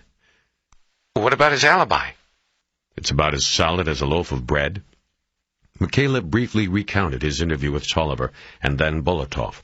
He told Winston she should put out a wanted notice for Bolotov. "For what? Did you or Tolliver make a police report?" "Report on the window." "All right, I'll put out a pickup. Are you all right? You sound punchy." "I'm okay. Is this going to change things, or are we still on for the night?" "Far as I'm concerned, we're still on." "Okay, see you then." "Look, Terry, don't put too much stock in Bolotov, okay?" "I think he looks good for this." "I don't know. Lancaster's a long way from where Bolotov lives. You've got to remember the guy's a convict. He could have and would have done what he did with you whether he's involved with this or not. Because if he didn't do this, then he did something else." "Maybe. But I still like the guy."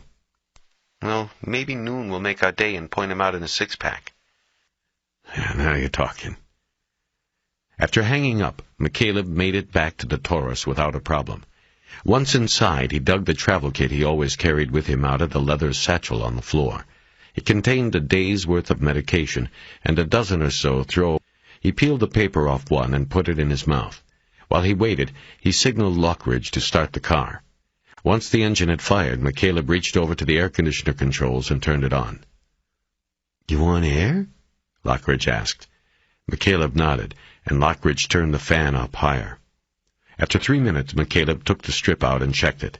He felt a deep shard of fear cut into him as he looked at the thin red vein stretched past the 100-degree mark. "Let's go home." "You sure?" "Yes, the marina." As Lockridge pointed the car south toward the 101 freeway, McCaleb turned the air vents on his side so that the cool air was flowing right into his face. He opened up another temp strip and put it under his tongue. He tried to calm himself by turning on KFWB on the radio and looking out at the passing street scene. 2 minutes later, the second temperature reading was better than the first, but he was still running a low-grade fever. His throat relaxed. He banged his palms against the dashboard and shook his head, convincing himself in the process that the fever was an aberration. He had been perfect so far. There was no reason for this other than that he had gotten overheated while tangling with Bolotov. He decided to go back to the boat and take an aspirin and a long nap before preparing for the evening session with James Noon. The alternative was to call Bonnie Fox, and he knew that such a call would result in his finding himself in a hospital bed for several days of testing and observation. Fox was as thorough at what she did as McCaleb liked to think he was at what he did. She wouldn't hesitate to bring him in. He would lose at least a week lying in bed in Cedars. He would certainly miss his chance at Noon, and he would lose the momentum that was the only other thing he had going for him in this investigation. 16. To the uninformed, and this included many cops and agents McCaleb had, was often seen as a form of voodoo police work, a second-to-last resort just shy of consulting the local psychic. It was considered emblematic of a stalled or failed investigation. McCaleb firmly believed it was not. He believed it was a credible means of plumbing the depths of the mind. In the instances where he had seen or heard of it going wrong, it was usually at the fault of the hypnotist and not the science. McCaleb had been surprised when Winston said she was in favor of re-interviewing Noon under hypnotic conditions. She had told him that hypnotism had been suggested a couple of times during the weekly Homicide Bureau meetings when the stalled Cordell investigation came up, but the suggestion had never been acted on for two reasons. The first was the important one. Hypnosis was a tool used often by police until the early 80s, when California's Supreme Court ruled that witnesses who had memories refreshed through hypnosis could not testify in criminal proceedings. Decided whether to use hypnotism on a witness, they had to weigh whether the possible gain from it was worth losing that person as a witness in court. The debate had stalled the use of hypnotism in the Cordell case, since Winston and her captain were reluctant to lose their only witness. The second reason was that after the Supreme Court ruling, the Sheriff's Department stopped training detectives in the use of hypnosis. Consequently, the more than 15 years since the ruling had seen the natural attrition of the detectives who had the skill. There was no one left in the department who could hypnotize Noon, meaning that they would have to go to an outside hypnotherapist. That would further complicate things and cost money. When McCaleb had told Winston that he had used hypnotism on bureau cases for more than 10 years and would be willing to do it, she had brightened on the suggestion even more. A few hours later, she'd had the session approved and set up. McCaleb arrived at the Homicide Bureau at the sheriff's. He told Lockridge that he would be a while and encouraged him to go get dinner. His fever had been trimmed to less than 0.5 point during an afternoon nap. He felt rested and ready. He was excited by the prospect of digging a solid lead out of the mind of James Noon and accomplishing something that would drive the case forward. Jay Winston met him at the front counter and escorted him to the captain's office, talking quickly all the way. "I posted a warrant on Bolotov. Had a car go by his apartment, but he was already gone. He split. You obviously hit a nerve." "Yeah, maybe when I called him a murderer." "I'm still not convinced, but it's the best thing we've got going at the moment. Typically, Arango is not happy about what you did. I have to admit I didn't say we talked about this beforehand. He thinks you were cowboying." "Don't worry about it. I don't care what he thinks." "Are you worried about Bolotov? You said he has your address." "No, he has the marina, but not the boat. It's a big place." She opened the door and allowed McCaleb to enter first, in the cramped office. McCaleb recognized Arango and Walters from the LAPD. Winston introduced him to Captain Al Hitchens and the woman, an artist named Donna Gross. She would be available if needed to work up a composite drawing of the suspect, provided that Noon didn't identify Bolotov outright. "I'm glad you're early," Hitchens said. "Mr. Noon is already here. Maybe we can get this thing going." McCaleb nodded and looked at the others in the room. Arango had the smirk of a non-believer on his face. A toothpick protruded a half-inch from his tight lips. "This is too many people," McCaleb said. "Too much distraction. I need to get this guy relaxed. That won't happen with an audience like this." "We're not all going in," Hitchens said. "I'd like you and Jay to be in the room. You bring Donna in at the appropriate time. We're going to videotape it, and we have a monitor set up right here. The rest of us will watch from here. That okay with you?" He pointed to a monitor on a cart in the corner. McCaleb looked at the screen with his arms folded in front of him. It was noon. Even though he was wearing a baseball hat, McCaleb recognized the man from the crime scene and ATM tapes. Yeah, it's fine. McCaleb looked at Winston. Did you make up a six-pack with Bolotov? Yes, it's on my desk. We'll show it to him first in case we get lucky. If he makes the ID, there will be no hypnosis, so we can save him for court. McCaleb nodded. Would have been real nice, Arango began, if we had shown Noon the pictures before the bird was flushed. He looked at McCaleb. McCaleb thought of a response, but decided to keep it to himself. Anything in particular you want me to ask him? He asked instead. Arango looked at his partner and winked. Yeah, get us a license plate off that getaway vehicle. That'd be nice. He smiled brilliantly, the toothpick jutting upward from his lower lip. McCaleb smiled back. It's been done before. The victim of a tattoo on her attacker's arm. Before hypnosis, she hadn't even remembered the tattoo. Good, then do it again. Get us a plate. Get us a tattoo. Your pal Bolotov has enough of them. There had been a clear challenge in his voice. Arango seemed to insist on putting everything on a personal level, as if McCaleb's desire to bring a multiple killer in was in some way a show of disrespect to him. It was ludicrous, but McCaleb had challenged him simply by entering the case. Okay, guys, Hitchens said, cutting it off and trying to diffuse tensions. We're just taking a shot at this, that's all. It's worth the shot. Maybe we get something, maybe we don't. Meantime, we lose the guy in court, Arango said. What court? McCaleb said. You're not going anywhere near court with what you guys have got. This is your last chance, Arango. I'm your last chance. Arango swiftly stood up, not to challenge words. Look it, asshole. I don't need some washed-out fed to tell me how to... Okay, that's it, Hitchens said, standing up also. We're going to do this thing and do it right now. Jay, why don't you take Terry into the interview room and get started? The rest of us will wait here. Winston guided McCaleb out the door. He looked back over his shoulder at Arango, whose face had turned dark with anger. Past him, McCaleb noticed a quizzical smile on Donna Gross's face. She had apparently enjoyed the testosterone show. As they walked through the squad room and past rows of empty desks, McCaleb shook his head with embarrassment. Sorry, he said. I can't believe I let him draw me into that. It's okay. Guy's an asshole. It was going to happen sooner or later. After stopping by Winston's desk to pick up the file containing the photo lineup, they went down a hallway and Winston stopped outside a closed door. She Caleb before turning it. Okay. Any particular way you want to do this? The main thing is that it works best if only I do the talking once the session begins, and I communicate verbally only with him. That way he won't get confused about who I am talking to. So if you and I need to communicate, we can either write notes or point to the door, and we can come out here. Fine. You all right? You look like shit. I'm fine. She opened the door, and James Noon looked up from the table. Mr. Noon, this is Terry McCaleb, the hypnotism expert I told you about, Winston said. He used to work for the FBI. He's going to see if he can't work with you on this. McCaleb smiled and reached a hand across the table. They shook. Good to meet you, Mr. Noon. This shouldn't take long, and it should be a relaxing experience. You mind if I call you James? No, James, just fine. McCaleb looked around the room and at the table and chairs.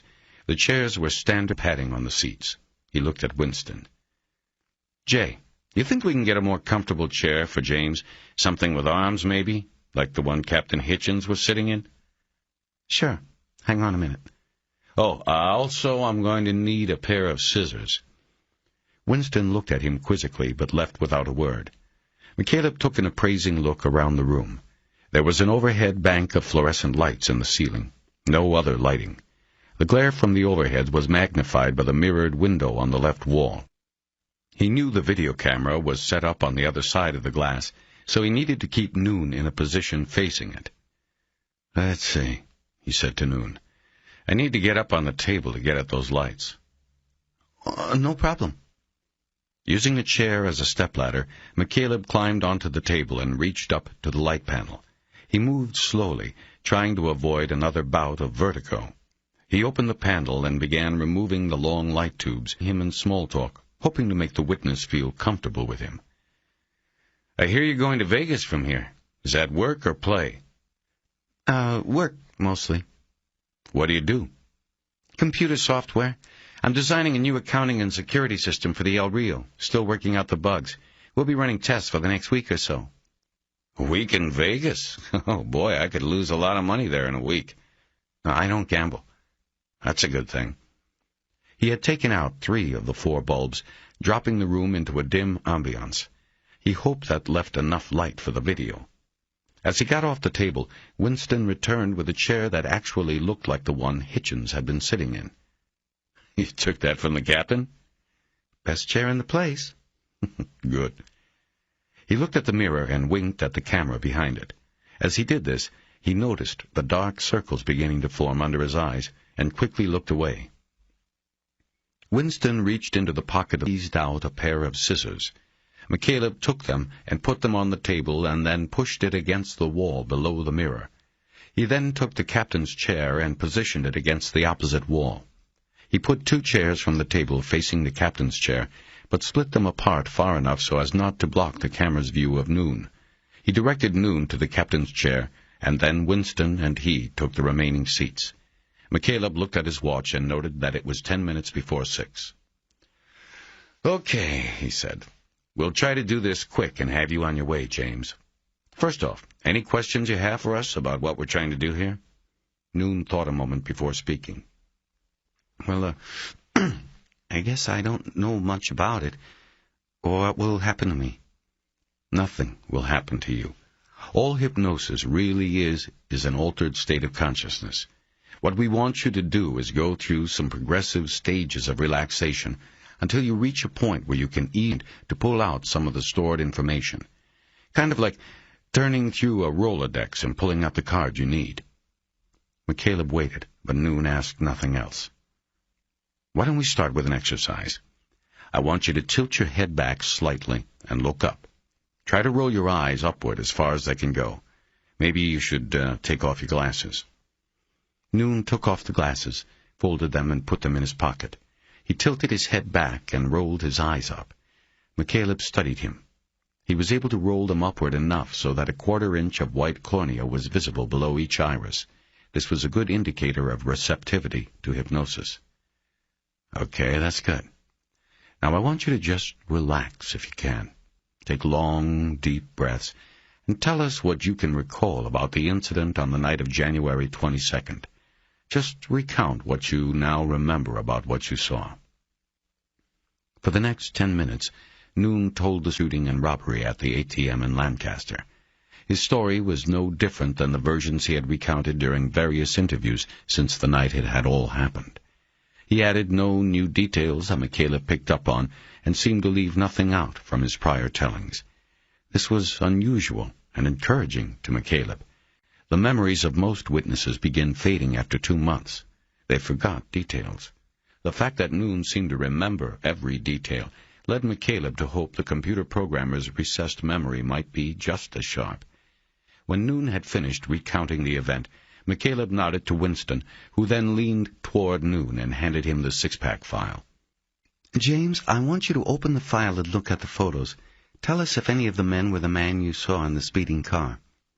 Noon put his glasses back on and took the file, but said, "I don't know. I really didn't get it." "I know," Winston said, "but take a look." Noon opened the file. There was a piece of card in 2 rows of 3. In the squares were photos of men. Bolotov's photo was the 3rd on the top row. Noon stared at the 6-pack, his eyes moving from photo to photo, and then shook his head. "I'm sorry, I just didn't see him." "That's fine," McCaleb said quickly before Winston could say something that Noon might interpret as a negative. "I think we're ready to go on, then." He took the file from Noon and tossed it onto the table. "So, why don't you start by just telling us what you do to relax, James?" McCaleb asked. Noon looked back at him blankly. "You know, when are you happiest? When are you the most relaxed and at peace? Me, I like to go work on my boat and go fishing. I don't even care if I catch anything. I just like having a line in the water. How about you, James? You like shooting baskets, hitting golf balls, what? I don't know. I guess I like being on the computer. Really, James, is it? I'm not talking about something where you have to do a lot of thinking. I mean, what do you do when you want to let it all go? When you're tired of thinking and you just want to go blank for a while? Well, I don't know. I like to go to the beach. There's a place I know. I go there. What's it look like? The sand is so white and it's wide. You can rent horses and ride along the edge of the water below the cliffs. The water cuts under the cliffs and it's like a hanging edge. People sit under there in the shade. Okay, that's good. That's real good, James. Now, I want you to close your eyes. Rest your arms in your lap. And in your mind, I want you to think about that spot. Picture in your mind that you are walking on that beach. Just relax and walk along the beach. McCaleb was silent for a half-minute and simply watched Noon's face. The skin around the corners of McCaleb then led him through a set of sensory exercises in which he told him to concentrate on the feel of his socks on his feet, his hands on the fabric of his pants, the glasses on the bridge of his nose, even the hair, what was left of it, on his head. After 5 minutes of this, McCaleb went on to muscle exercises, telling Noon to crunch his toes together as hard as possible, hold them that way, and then release. Slowly, the focus of the exercises was moved up his body, eventually going to every muscle group. McCaleb then started again at the toes and moved back up. It was a method of exhausting the muscles and making the mind more susceptible to the suggestion of relaxation and rest. McCaleb noticed Noon's breathing going deep and long. Things were going well. He looked at his watch and saw it was now 6:30. Okay, James, now without opening your eyes, I want you to hold your face. Hold it about a foot from your face. Noon responded, and McCaleb let him hold his arm up for a good minute, all the while counseling him to relax and keep his thoughts on the beach he was walking on. Okay, I now want you to very slowly bring your hand toward your face. Very slowly. Noon's hand started to move toward his nose. Okay, slower now, McCaleb said, his words slower and softer than before. That's it, James. Slowly. And when your hand touches your face, you will be totally relaxed, and at that point you will drop into a deep, hypnotic state. He was silent then as he watched Noon's hand move slowly forward until his palm stopped at his nose. At the moment of contact, slumped. His hand dropped into his lap. McCaleb looked over at Winston. She raised her eyebrows and nodded at him. McCaleb knew they were only halfway there, but things were looking good. He decided to run a little test. James, you are totally relaxed now, totally at rest. You are so relaxed that your arms are as light as feathers. They weigh nothing at all. He watched him, but he didn't move, which was good. Okay. Now I'm going to take a balloon that's full of helium and tie the string to your left hand. I'm tying it on now. There. The balloon is tied to your wrist, James, and I'm letting go of it. Immediately, Noon's left arm began to rise until it was stretched upward, his hand up higher than his head. McCaleb just watched, and after a half-minute, Noon's arm showed no indication of tiring. Okay, James, the string. McCaleb reached back to the table and lifted the scissors. He opened them and closed them sharply on the imaginary string. Noon's arm dropped back into his lap. McCaleb looked over at Winston and nodded. Okay, James, you are very relaxed, and nothing is bothering you. I want you to picture in your mind that you're walking on that beach, and you come to a garden. The garden is green and lush and beautiful, and there are flowers and birds singing. It is so beautiful, and peaceful. You've never been in any spot as peaceful as this. Now, you walk through the garden and come to a small building with a set of doors. They're elevator doors, James. They're made of wood with gold trim around the edges, and they're beautiful. Everything here is beautiful, James, and you step on the elevator because you know it takes you down to your special room, a room where nobody else can go. Only you can go down there, and you are in total peace when you go there. McCaleb got up and stood in front of Noon, just a few feet away. Noon showed no outward sign of acknowledging the close presence of another person. The elevator buttons show you are on number 10, and you have to go down to your room on number 1.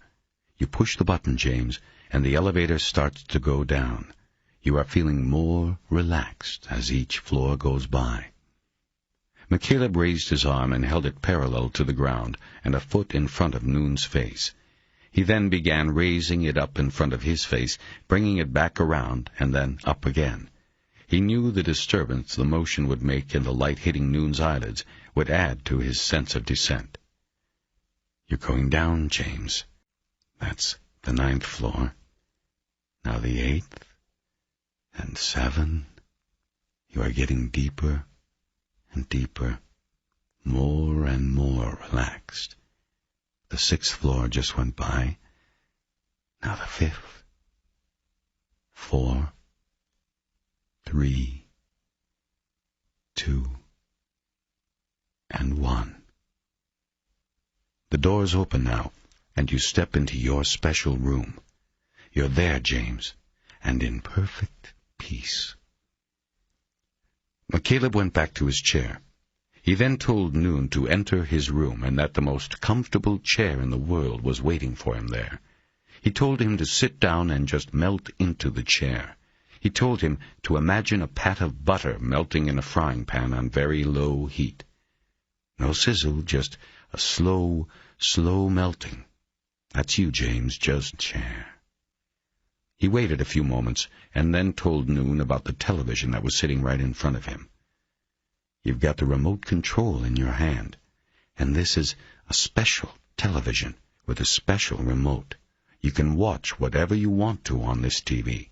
You can back the picture up, go forward, zoom in, or pull back out. Whatever you want to do with it, you can do. Now, turn it on, James. And what we're going to watch on that special TV right now is what you saw on the night of January 22nd, when you were going to the bank in Lancaster to get some money. He waited a beat. Turn the TV on, James. Is it on now? Yes, Noon said, his first words in a half hour.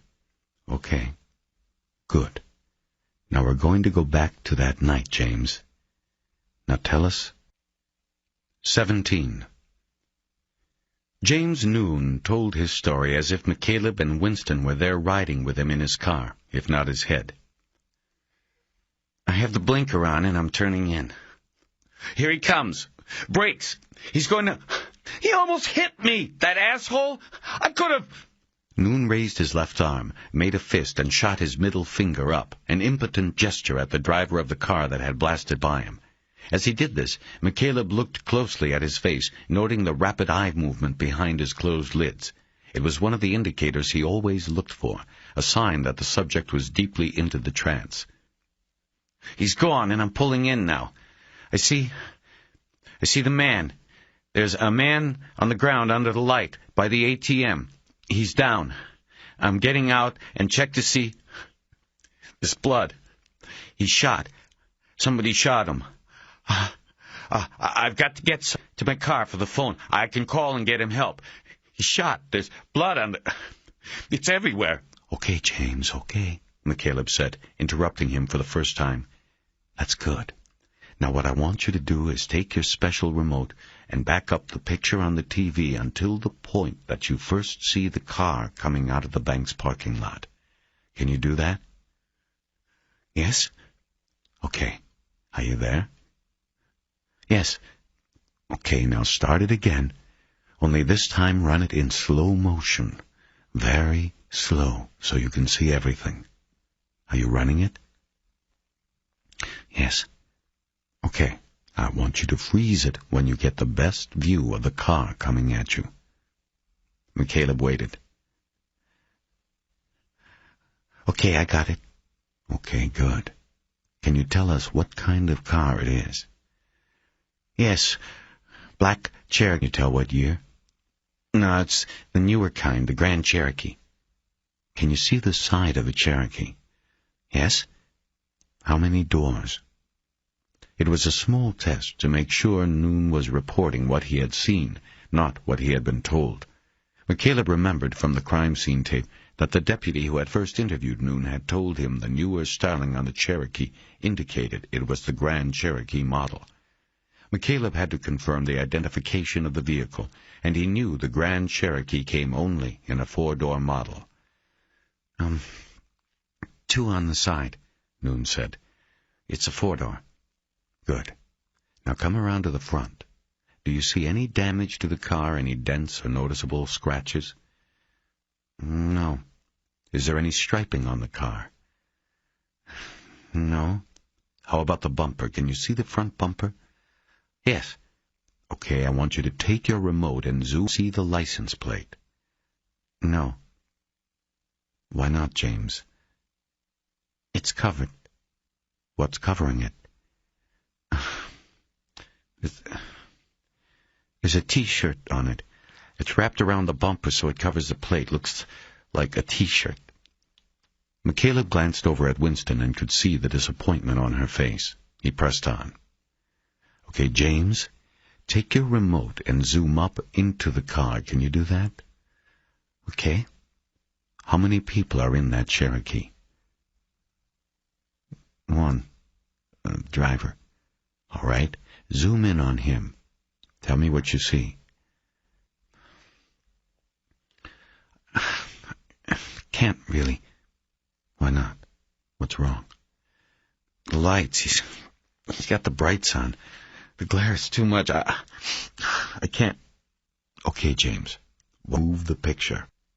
Go back and forth until you have the best view of the driver. Tell me when you have that. McCaleb looked back at Winston, and she looked back with raised eyebrows. They both knew that they would soon find out if this had been worth it or not.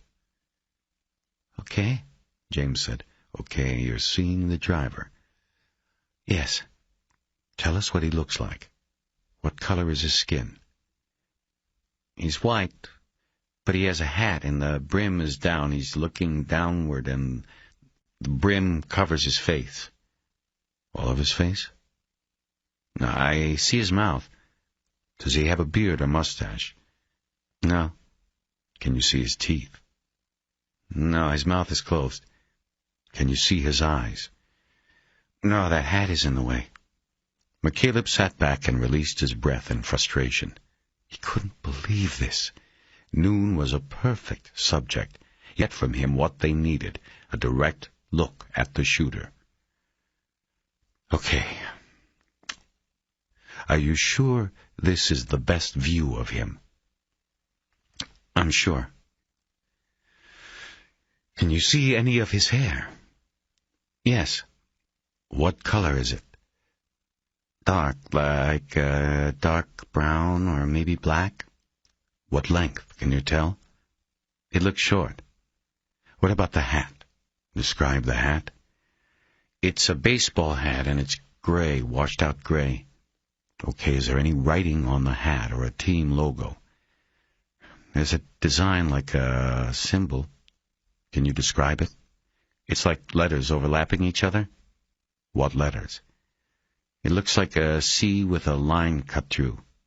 A 1 or a capital I or a small L. And then there's a circle around the whole thing. McCaleb was silent for a moment, thinking about this. James, he then said, if I give you something to draw on, do you think you could open your eyes and draw this design for us? Yes? Okay. I want you to open your eyes. McCaleb stood up.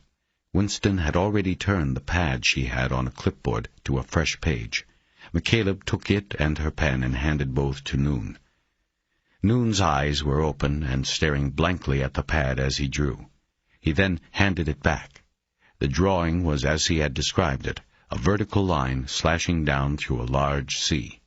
This design was then captured in an oval. McCaleb handed the pad back to Winston, who briefly held it up to the mirrored window so those watching on video could see. "Okay, James, that was good. Now, close your eyes and look at the picture of the driver again. You got it? Yes? Can you see either of his ears?" "One, his right. Is there anything unusual?" "No." "No earring?" "No." "What about below the ear? His neck. Can you see his neck?" "Yes." "Anything unusual there? What do you see?" "Nothing. His neck, just his neck." "This is his right side?" "Yes, right." "No tattoo on his neck?" "No, no tattoo." McCaleb blew out his breath again. He had just effectively eliminated Bulatov as a suspect after spending the day building him as one. "Okay," he said in a resigned voice. "What about his hands? Can you see his hands?" "On the steering wheel. They're holding the wheel." "Thing on his fingers?" "No." "No rings? No? Is he wearing a watch?" A watch, yes." "What kind?" "I can't see. I see the band." "What kind of band? What color?" "It's black." "Which wrist is it on, his left or right?" His right. "Okay. Can you see and describe any of his clothing?" "Just his shirt. It's dark blue sweatshirt." McCaleb tried to think of what else to ask. His disappointment in not being able to come up with a substantial lead so far was crowding his focus. Finally, he thought of something he had passed over. "The windshield, James. Are there any stickers or anything like that on the glass?" "No, I don't see them." "Okay. And take a look at the rearview mirror, down or hooked to it." "Not that I can see." McCaleb now slumped in his chair. This was a disaster. They had lost this man as a potential court witness, eliminated a potential suspect, and all they got from it was a detailed description of a baseball cap and a dentless Cherokee. He knew the last step was to take him forward to his last view of the Cherokee speeding away, but it was likely that if the front license plate had been covered, so too would be the rear plate. "Okay, James, let's hit fast forward to the point that the Cherokee is past you and you are shooting the guy the bird." "Okay." "Zoom in on the license plate. Can you see it?" "It's covered." "With what?" "A towel or a T-shirt, I can't tell. Like the front." "Zoom back. Do you see anything unusual about the rear of the car?" "No." "Bumper stickers, or maybe the car dealership's name on the rear door?" "No, nothing like that." "Anything on the window? Any stickers?" McCaleb registered the desperation in his own voice. "No, nothing." McCaleb looked at Winston and shook his head. "Anything else?" Winston shook her head. "Do you want to bring the artist in?" She shook her head again. "You sure?" She shook her head one more time. McCaleb turned his attention back to Noon, though he couldn't help but think about how this had been a gamble that had not paid off. "James, over the next few days I want you to think about what you saw on the night of January 22nd, and if anything new comes to mind, if you remember any other details, I want you to call Detective Winston, okay?" "Good. Now I'm going to count backward from 5, and as I do this, you are going to feel your body rejuvenating, and you will become more and more alert until I say 1, and you become fully alert. You are going to have a high level of energy and feel like you've just had 8 hours of sleep. You'll stay awake all the way to Las Vegas, but when you go to bed tonight, you won't have any trouble sleeping. Okay on all of that? Okay? McCaleb brought him out of the trance, and Noon looked at Winston with expectant eyes. "Welcome back," McCaleb said. "How do you feel?" "Great, I guess. How'd I do?" "You did fine. You remember what we talked about?" "Yes, I think so." "Good. You should. Remember, if anything else comes to the surface, you call Detective Winston." "Right." "Well, we don't want to hold you up." "No problem. I didn't think I'd get out of here until after 7. You're giving me a head start." McCaleb looked at his watch and then back at Noon. "It's almost 7:30 right now." "What?" He looked at his watch, surprise showing on his face. "People in the hypnotic state often lose time," McCaleb said. I thought it was only like 10 minutes. "That's normal. It's called disturbed time." McCaleb stood up, and they shook hands, and Winston walked him out. McCaleb sat back down and clasped his hands together on top of his head. He was bone-tired and wished that he could feel like he had just had 8 hours' sleep. The door to the interview room opened, and Captain Hitchens stepped in. He had a dour expression on his face that was easy to interpret. "Well, what do you think?" he asked as he sat down on the table next to the scissors. "Same as you. It was a bust, but it still only narrows it down to 10,000 or so. And we got the hat, which there may be even more of." "Cleveland Indians?" "What?" "Oh, the CI? Maybe, but I think they have a little Indian guy in their hats." Right. Well, what about Molotov?" "Bolotov. Whatever. I guess we've painted him out now." "Looks it." Hitchens clapped his hands together, and after a few uncomfortable moments of silence, Winston came back in and stood there with her hands in the pockets of her blazer. "Where's Arango and Walters?" McCaleb asked. "They left," she said. "They weren't impressed." McCaleb stood back up and told Hitchens that if he got off the table, he'd put it back in place and then put the light bulbs back into the ceiling. Hitchens said not to bother. He told McCaleb that he had done enough, which McCaleb took to mean in more ways than one. "And I guess I'll be going," he added. "You think at some point I could get a copy of the tape or the transcript? I'd like to look at it at some point. Might get a few ideas for a follow-up." "Well, Jay can make you a copy. We've got a transfer machine. But as far as any follow-ups go, I don't see much of a need to pursue this. The guy clearly didn't see our shooter's face, and the plates were covered. What else is there to say?"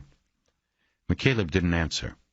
They all left after that, Hitchens pushing his chair back toward his office, and Winston leading McCaleb into the video room. She grabbed the fresh tape off a shelf and put it in a tape machine already attached to the one that had recorded the hypnotism session. "Look, I still think it was worth the shot," McCaleb said, as she pushed the buttons that began dubbing one tape onto the other. "Don't worry, it was. I'm disappointed only in the lack of results and because we lost the Russian, not in the fact that we did it. I don't know what the captain thinks, and I don't care about those LAPD guys." Caleb nodded. It was nice of her to put it that way and let him off the hook. After all, he had pushed for the use of hypnotism, and it hadn't paid off. She could have dumped all the blame on him. "Well, if Hitchin gives you grief, just put it all on me. Tell him it was all me." Winston didn't reply. She popped the dubbed tape out of the machine, slid it into its cardboard sleeve, and handed it to McCaleb. "I'll walk you out," she said. "Nah, it's okay. I know my way." "Okay, Terry. Stay in touch." "Sure." They were out in the hallway before Terry remembered something. "Hey, did you talk to the captain about the drug fire thing?" "Oh, yeah, we're going to do it. A package goes out FedEx tomorrow. I called your guy in D.C. and told him it was coming." "Great. You tell Arango?" Winston frowned and shook her head. "Basically, I get the idea that any idea that comes from you, Arango isn't interested in." McCaleb nodded, threw a salute her way, and headed for the exit. He walked through the parking lot, his eyes scanning for Buddy Lockridge's Taurus. Before he spotted it, Another car pulled up alongside him. McCaleb glanced over and saw Arango looking up at him from the passenger seat. McCaleb braced himself for the detective's gloating about the lack of success from the session. "What?" he said. He kept walking and the car stayed alongside him. "Nothing," Arango said. "I just wanted to tell you that was a hell of a show in there. 4 stars. We'll put a teletype out on the watchband first thing in the morning." "That's funny, Arango." "Just making the point that your little session in there cost us a witness, a suspect who probably should have never been a suspect and didn't get us squat. We got more than we had before. I never said the guy was going to give us the shooter's goddamn address. Yeah, well, we already figured out what the CI on the hat means. The shooter probably thinks of us. If he does, he was already thinking that before tonight." Arango didn't have an answer for that. "You know," McCaleb said, "you ought to think about your witness, Ellen Tafe." "To hypnotize like that?" "That's right." Arango barked a command at Walters to stop the car. He popped his door open and jumped out. He came up close to McCaleb, their faces inches apart, close enough for McCaleb to smell his breath. He guessed that the detective kept a flask of bourbon in the glove compartment. "Listen to me, Bureau man. You stay the fuck away from my witnesses. You just stay the fuck away from my case." He didn't back away when he was done. He just stayed there, his whiskey breath burning McCaleb's nose. McCaleb smiled and nodded slowly, as if he had just come into possession of a great secret. "You're really worried, aren't you?" he said. "You're worried I'm going to break this. You don't care about killed or hurt by this. You just don't want me doing what you can't." McCaleb waited for a response, but Arango said nothing. "Then be worried, Arango." "Yeah? Because you're going to break this one?" He laughed in a fake way that had far more venom in it than humor. "Because I'll let you in on a little secret," McCaleb said. "You know Gloria Torres, the victim you don't give a shit about? I've got her heart." McCaleb tapped his chest and looked back at him. "I got her heart. I'm alive because she's dead, and that cuts me into this in a big way, so I don't care much about your feelings, Arango.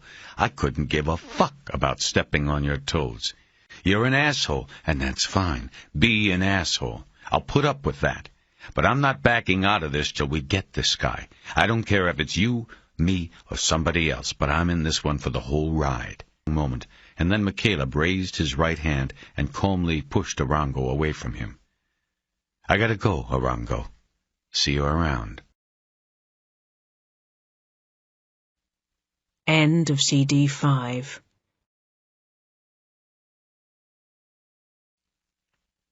CD 6. 18.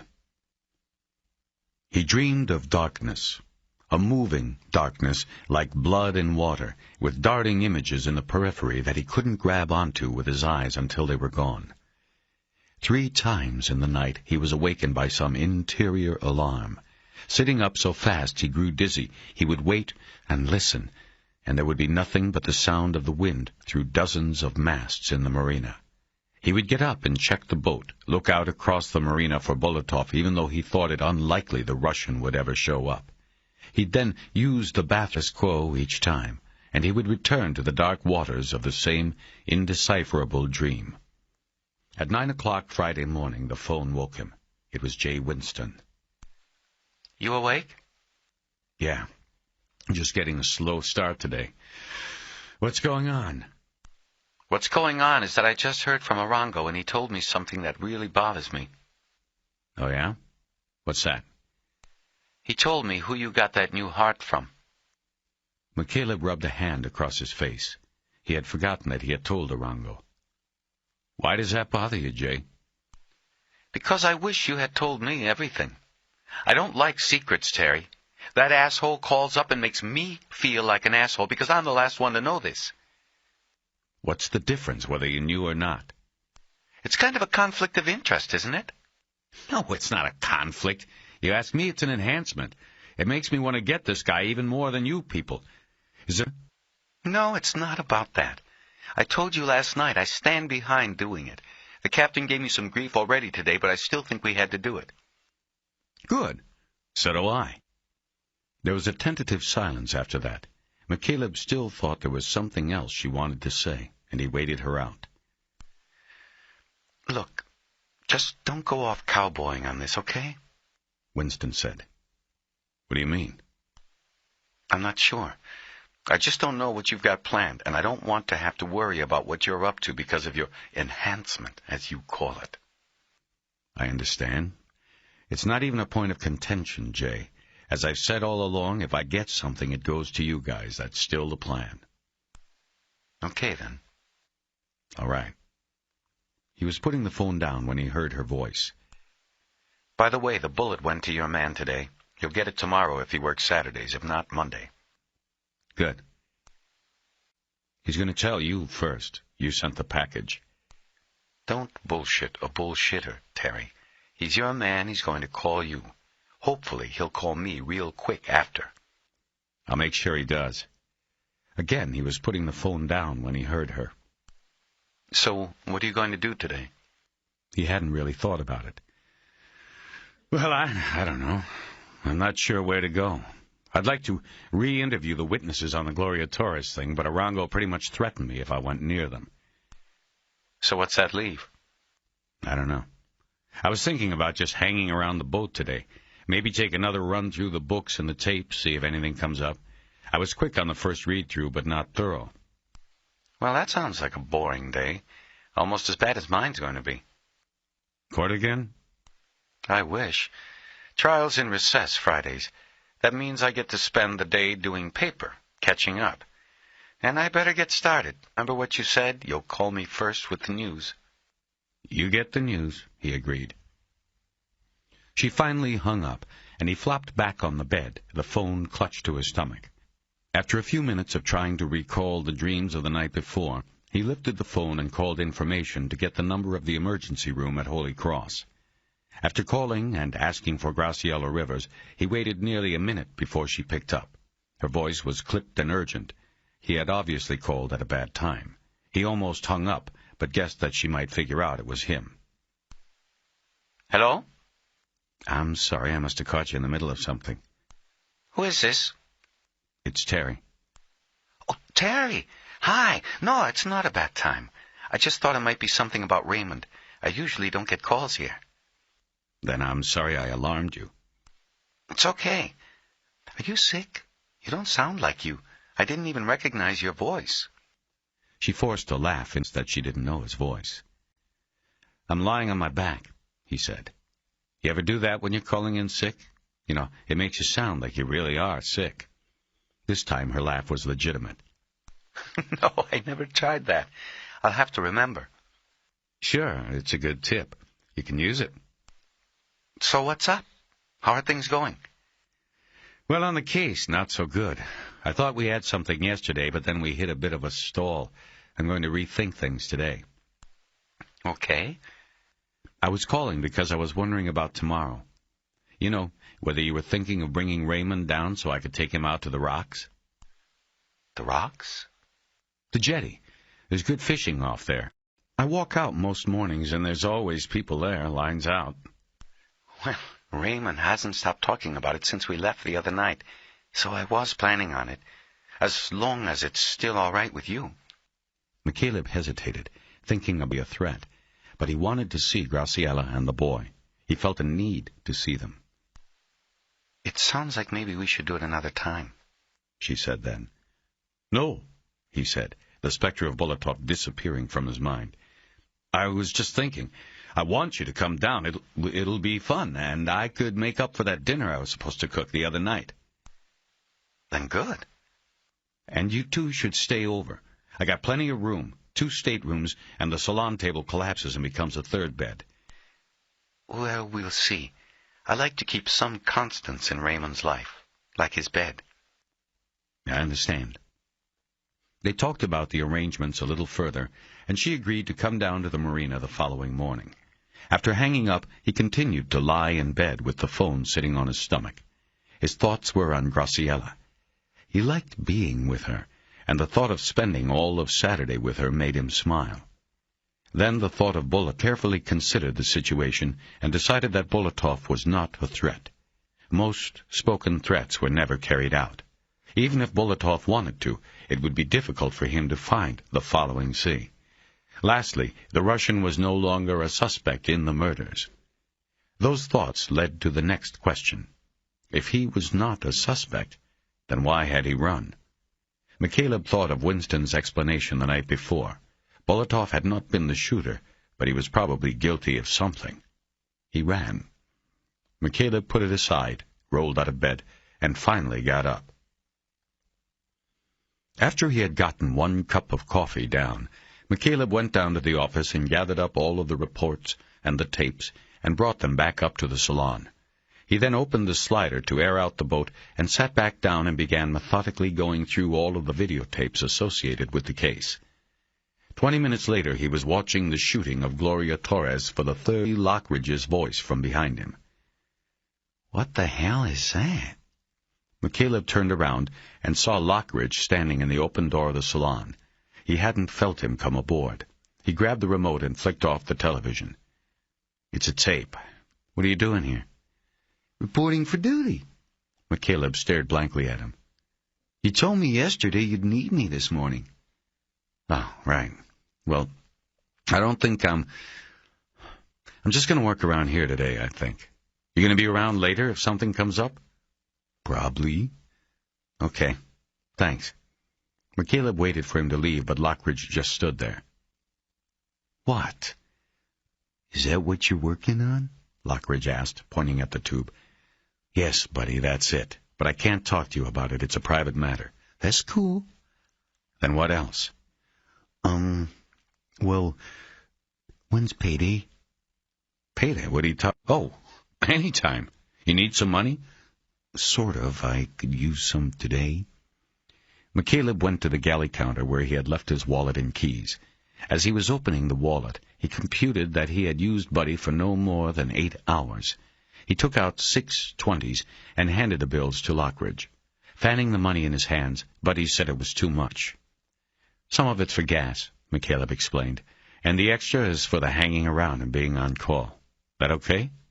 Oh, fine with me. Thanks, Terror. McCaleb smiled.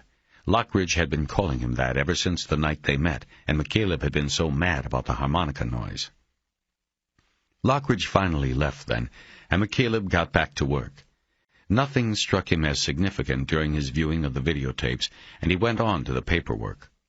On this read-through, time was not a factor, and he tried to absorb every detail on every page. He started backward, beginning with went through the crime reports and investigative summaries. He found nothing aside from the conflict in the timeline he had constructed earlier that tugged at him as being out of order or needing further investigation.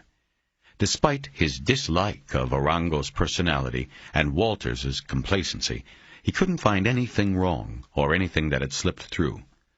Finally, he came to the autopsy report and the grainy photocopies of the photos of Gloria Torres's body. He hadn't looked at these before, with good reason. Death photos had always been the way he remembered victims. He saw them in death, not in life. He saw what had been done to them. During the first read-through of the murder book, he had decided that he didn't need to see the photos of Gloria. It wasn't what he wanted or needed to know about her. But now, grasping for anything, he studied the photos. The poor duplication of them by the photocopier made the details murky and softened the impact. Back to the first one. It was Gloria's naked body on the steel table, the photo taken before the autopsy. A long incision made by the surgeon who took her organs ran between the breasts and down the sternum. McCaleb held the photo in both hands and looked at her violated body for a long moment, feeling a mixture of sadness and the heat of guilt. The phone rang, startling him. He grabbed the phone before it could ring again. Yes? Terry, it's Dr. Fox.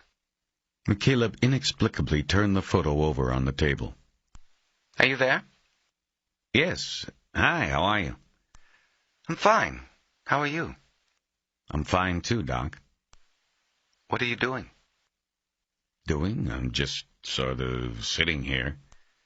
Terry, you know what I mean. What did you decide about that woman's request? The sister. I decided I needed to look into it. She didn't say anything, but he pictured her at her desk, closing her eyes and shaking her head. I'm sorry, he said. I'm sorry, too.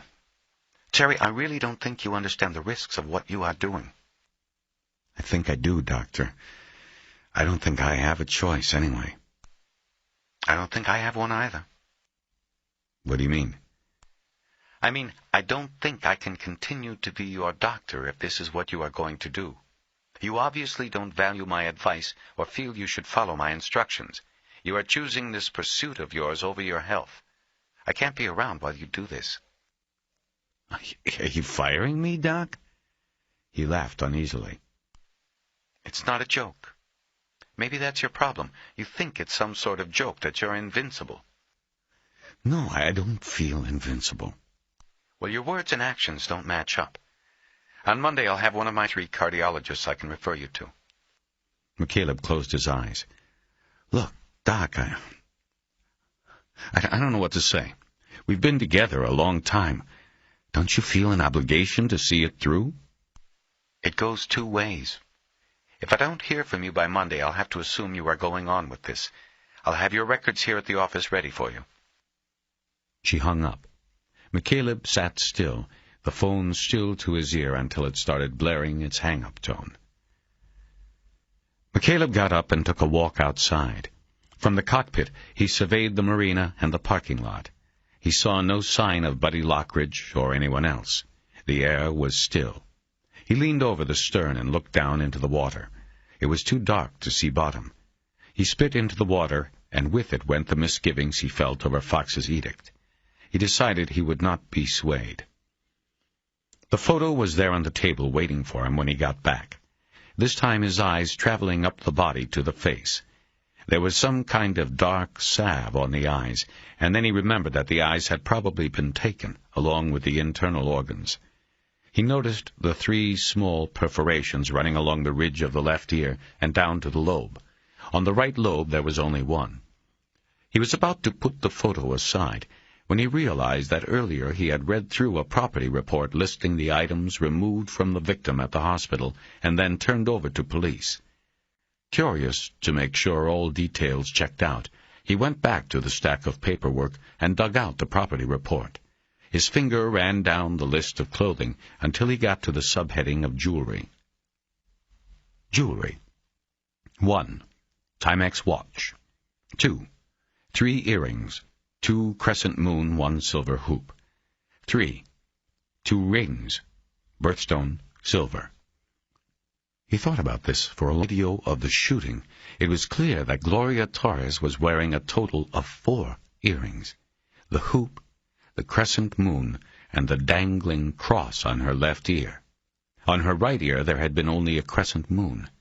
This accounting did not fit with the property report, which listed only 3 earrings, nor did it jibe with the perforation marks clearly visible on Gloria's ears in the evidence photo. He turned to the television, thinking that he would look at the tape again, but then stopped. He was sure. He did not imagine something like a cross. Somehow it was not accounted for. A loose end. He tapped his fingers on the property report, trying to think about whether this was a notable detail or not. What had happened to the cross earring? Why wasn't it on the list? He checked his watch and saw it was 10 minutes after 12. Graciella would be at lunch. He called the hospital and asked to be transferred to the main cafeteria. When a woman answered, he asked seated at the table next to one of the windows and gave her a message. When the woman hesitated, McCaleb described Graciella and gave her name. The woman on the phone reluctantly asked what the message was. Just tell her to call Dr. McCaleb as soon as she can. About 5 minutes later, he got the call back. Dr. McCaleb? Sorry, I had to do that so she would be sure to give you the message. What's up? Well, I'm going through the case files again, and I've got a loose end here. The property report says that they took 2 crescent moon earrings and a hoop earring off your sister's ears at the hospital after she was brought in. Right. They would have needed to remove those for the CAT scan.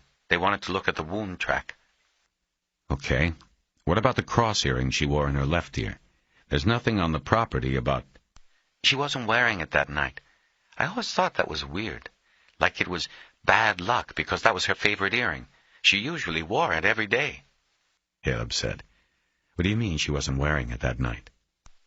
Because when the police gave me her things, her watch and rings and earrings, it wasn't there. She wasn't wearing it. Are you sure? In the video, she's wearing it. What video? From the store. She was silent a moment. No, that can't be. I found it in her jewelry box. I gave it to them at the funeral home so they could, put it on for her when she was buried. Now McCaleb was silent, and then he put it together. But wouldn't she have had two of them? I don't know anything about crosses, but don't you buy earrings in pairs? Oh, you're right. I didn't think about that. So the one you found was the extra one? He felt a stirring inside that he immediately recognized, but hadn't felt in a long time. I guess. So, if she did have one on in the store, what... I want to find out. But what does it matter, anyway? He was silent for a few moments, thinking about how he should answer. He decided that what he was thinking was too speculative at the moment to share with her. It's just a loose end that should be tied up. Let me ask you something. Was it the kind of earring that just hooked on, or was there a hasp to make sure it didn't fall off easily? You know what I mean? I couldn't tell that from the video. Yes, I think there was like a hook that you sort of clipped after it was on your ear. I don't think it would have fallen off. While she was speaking, McCaleb was looking through the stack for the paramedics' report. He ran his finger down the lines of the information box until he found the squad number and names of the 2 paramedics who had treated and transported Gloria. Okay, I'm going to go, he said. Are we still on for tomorrow? Sure. Terry? What? From the store? I mean, all of it? You saw Gloria? Yes, he said quietly. I had to. Was she scared? He reached down to the floor and opened his leather satchel. He pulled out the copy of the surveillance tape and held it up to her. Can we go look at this? I guess so. Winston got up and led the way to the video room. She turned the machines on and popped in the tape after looking at it and noting it was not one of the tapes she had given McCaleb on Wednesday. What is this? It's a surveillance from the market. Not the one I gave you. It's a copy. I'm having somebody look at the other one. What do you mean? Who? A tech I knew when I was with the Bureau. I'm just trying to get some of the images enhanced. Not a big deal. So what are you showing me? She had the surveillance tape playing. Where's the freeze?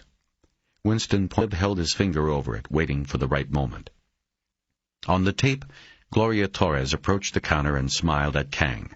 Then came the gunman and the shot that threw her body forward over the counter. McCaleb froze the image and used a pen from his pocket to point at Gloria's left ear. It's pretty murky, but on a blow-up you can see she has 3 earrings on this ear, he said. Then, tapping the pen at each point on the ear, he added, a crescent moon on a stud, a hoop, and then, dangling from the lobe, a cross. Okay, I can't really see it too well, but I'll take your word for it. McCaleb hit the freeze button again, and the video started playing. He stopped it at the moment Gloria's body rebounded backward, her head turning to the left. Right here, he said, using the pen again to point. Just the matching crescent moon. Okay, what's it mean? He ignored the question and hit the button again. The gun was on her and then rebounded backward into the shooter. Holding her in front of him, he fired at Mr. Kang while stepping backward out of the camera's field of vision and lowering Gloria to the ground. The victim is then lowered down out of view of the camera. What? You're saying that was intentional? Exactly. Why? He opened the satchel again and drew out the property report and handed it to Winston. That's the police property report on the victim's possessions. It was filled out at the hospital. Remember, she was still alive. They took her things there, gave them to a patrol officer. That is his report. What don't you see? Winston scanned the page. I don't know. It's just a list of... The cross earring? Right. It's not there. He took it. The patrolman? No. The shooter. A puzzled look came across Winston's face. She wasn't following the logic. She hadn't had the same experiences or seen the same things that McCaleb had. She didn't see it for what it was. Wait a minute, she said. How do you know he took it? It could have just fallen off and gotten lost. No, I've talked to the victim's sister, and I've talked to the hospital and the paramedics. He knew this was exaggerating his investigation into this aspect, but he needed to pin Winston down. He couldn't give her a way out or a way to any other conclusion than his own conclusion. The sister says the earring had a safety hasp. It is unlikely that it fell off. Even if it did, the paramedics didn't find it on the stretcher or in the ambulance, and they didn't find it at the hospital. He took it, Jay. The shooter. Besides, if it was going to fall off, despite the safety hasp, it probably would have been when he fired the round. You saw the impact on the head. If the earring was going to... Didn't. It was taken off. Okay. What if he did take it? I'm not saying I believe it yet, but what are you saying it means? It means everything changes. It means this wasn't about a robbery. She wasn't just an innocent nobody who walked into the wrong place at the wrong time. It means she was a target. She was prey. Come on. What are you trying to do? Turn this into a serial killer or something? I'm not trying to turn it into anything. It is what it is, and it's been that way all along. Only you people, didn't see it for what it was.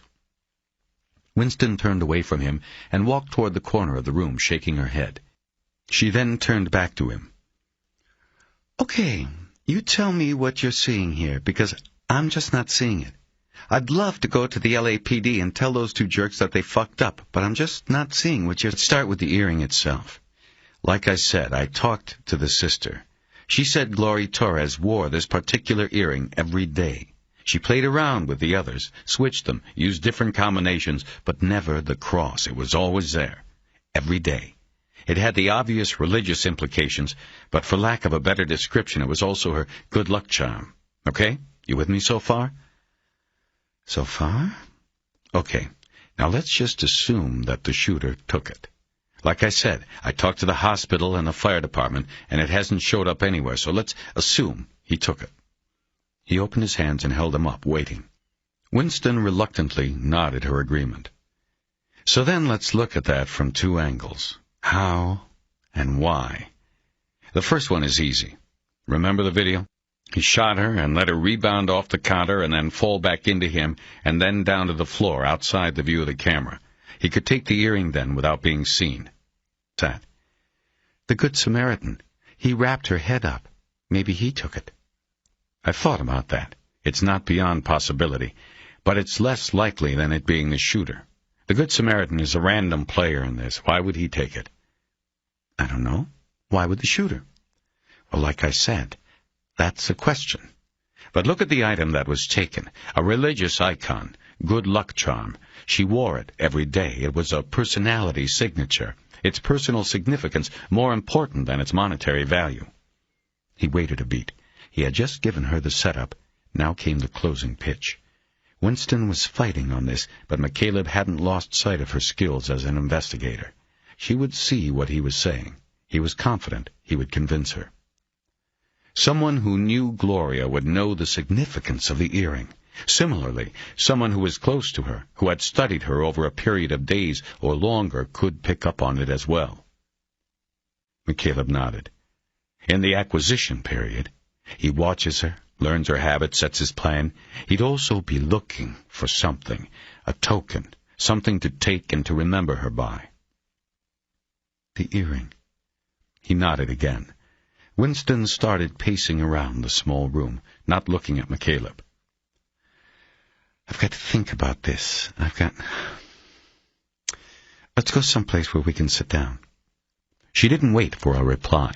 She opened the door and left the room. McCaleb quickly ejected the tape, grabbed his bag, and followed. Winston led him to the meeting room in which they had talked the first day McCaleb had come to see her about the case. The room was empty but smelled like a McDonald's restaurant. Winston hunted around, found the offending trash can under the table, and escorted it out into the hallway. "People aren't supposed to eat in this room," she said as she closed the door and sat down. McCaleb took the seat across from her. "What about my guy? How does James Cordell fit in? First of all, he's a guy. The other's a girl. Plus, there was no sex. This woman wasn't touched." "None of that matters," McCaleb said quickly. He had been anticipating the question. He had done nothing but think about the questions and their possible answers during the drive out with Buddy Lockridge from the marina. "If I'm right, this would fall into what we called the power-kill model. Basically, it's a guy who is doing it because he can get away with it. He gets off on that. It's his way of thumbing his nose at authority and shocking society. He transfers his problems with a particular situation, whether it's a job, self-worth, women in general, or his mother in particular, or whatever, onto the police, the investigators. From tweaking them, he gets the jolt in self-worth that he needs. He derives a form of power from it. And it can be sexual power, even if there are no obvious or physical sex.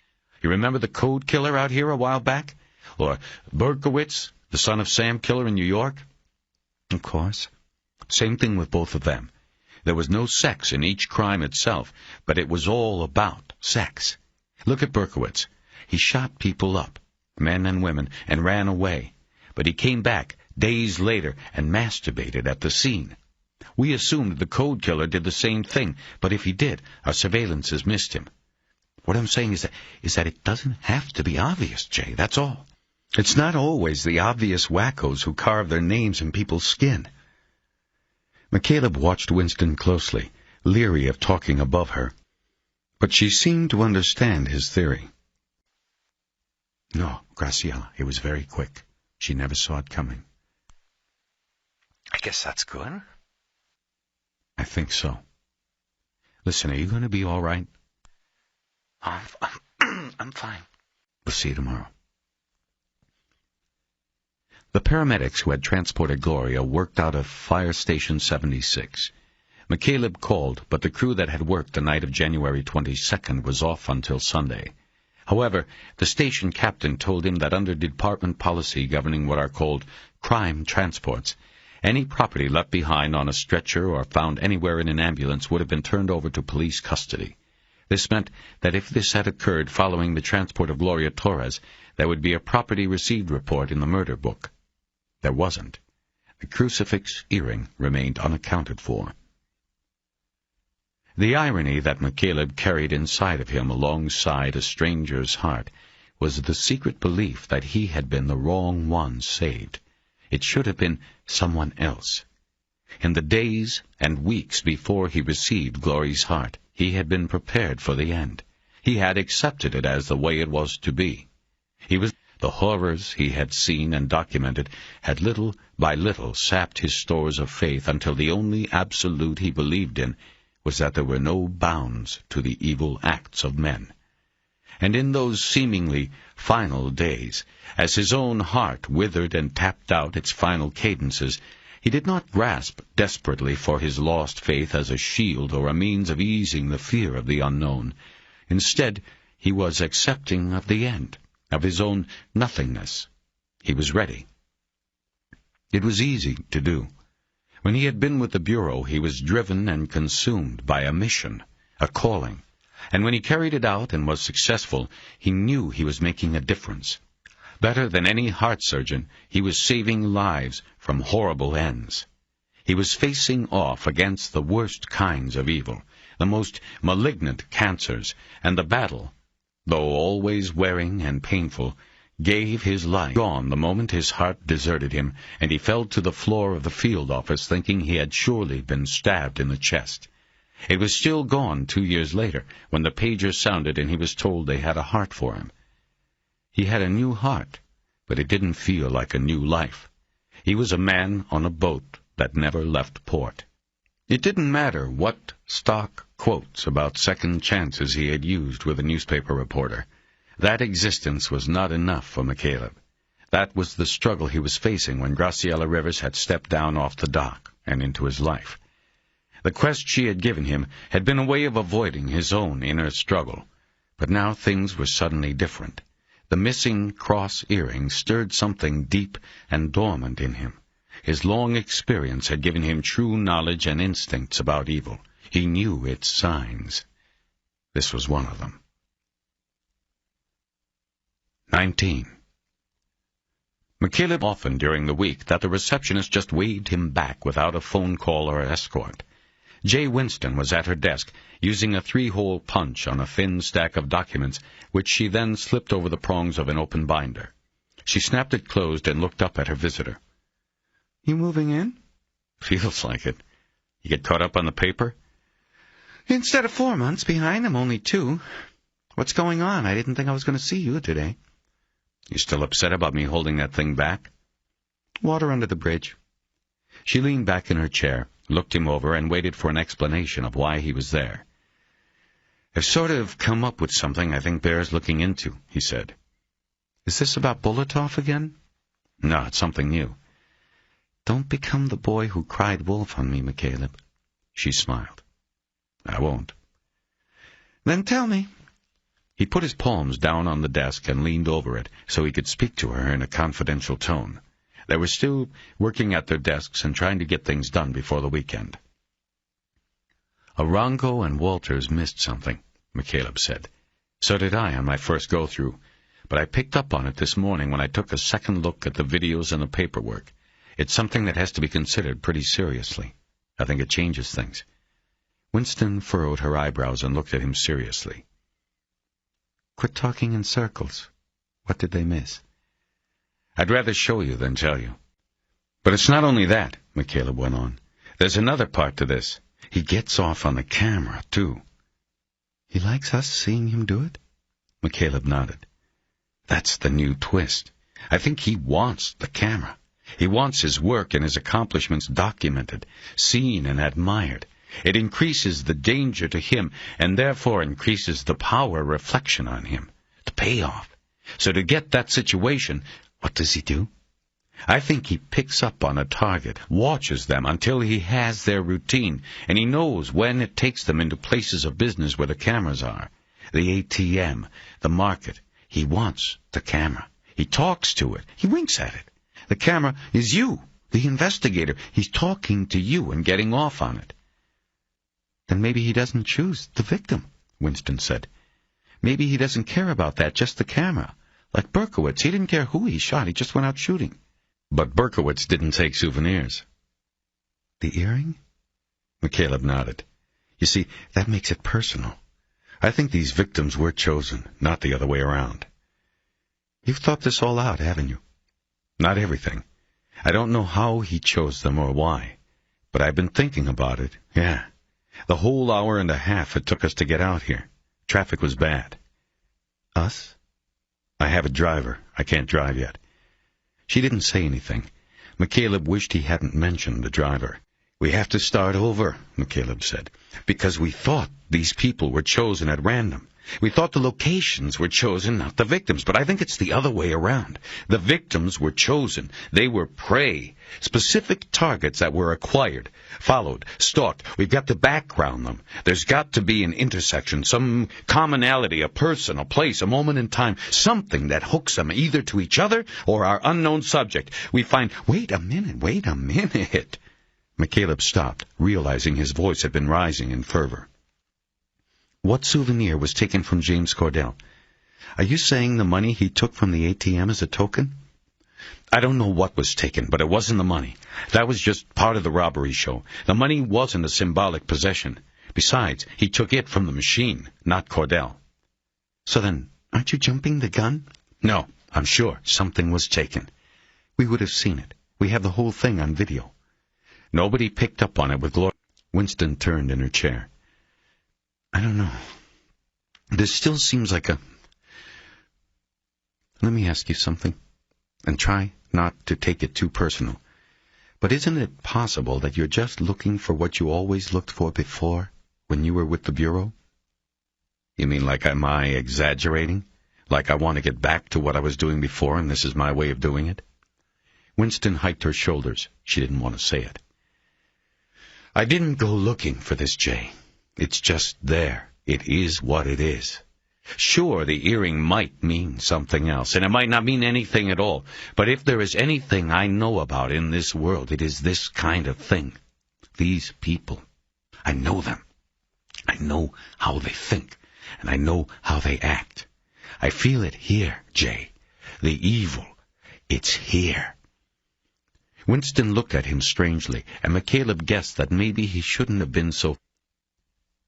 Cordell's truck, the Chevy Suburban, wasn't in the video. Did you process his truck?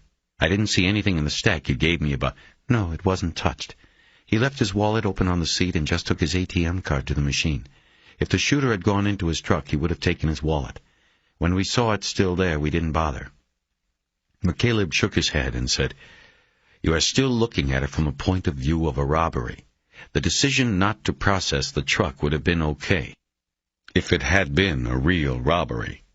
But what if it wasn't? He wouldn't have gone into the truck and taken something as obvious as the wallet. Then what? I don't know. Something else. Cordell used his truck a lot, driving all day along the aqueduct. It would be like a second home to him. There could have been lots of things of a personal nature in there that the shooter could have taken. Photos, things hanging from the rear view, maybe a travel diary, you name it. Where's the truck? Make my day and tell me it's still impounded. His wife a couple of days after the shooting. It's probably been cleaned out and sold by now. Actually, no.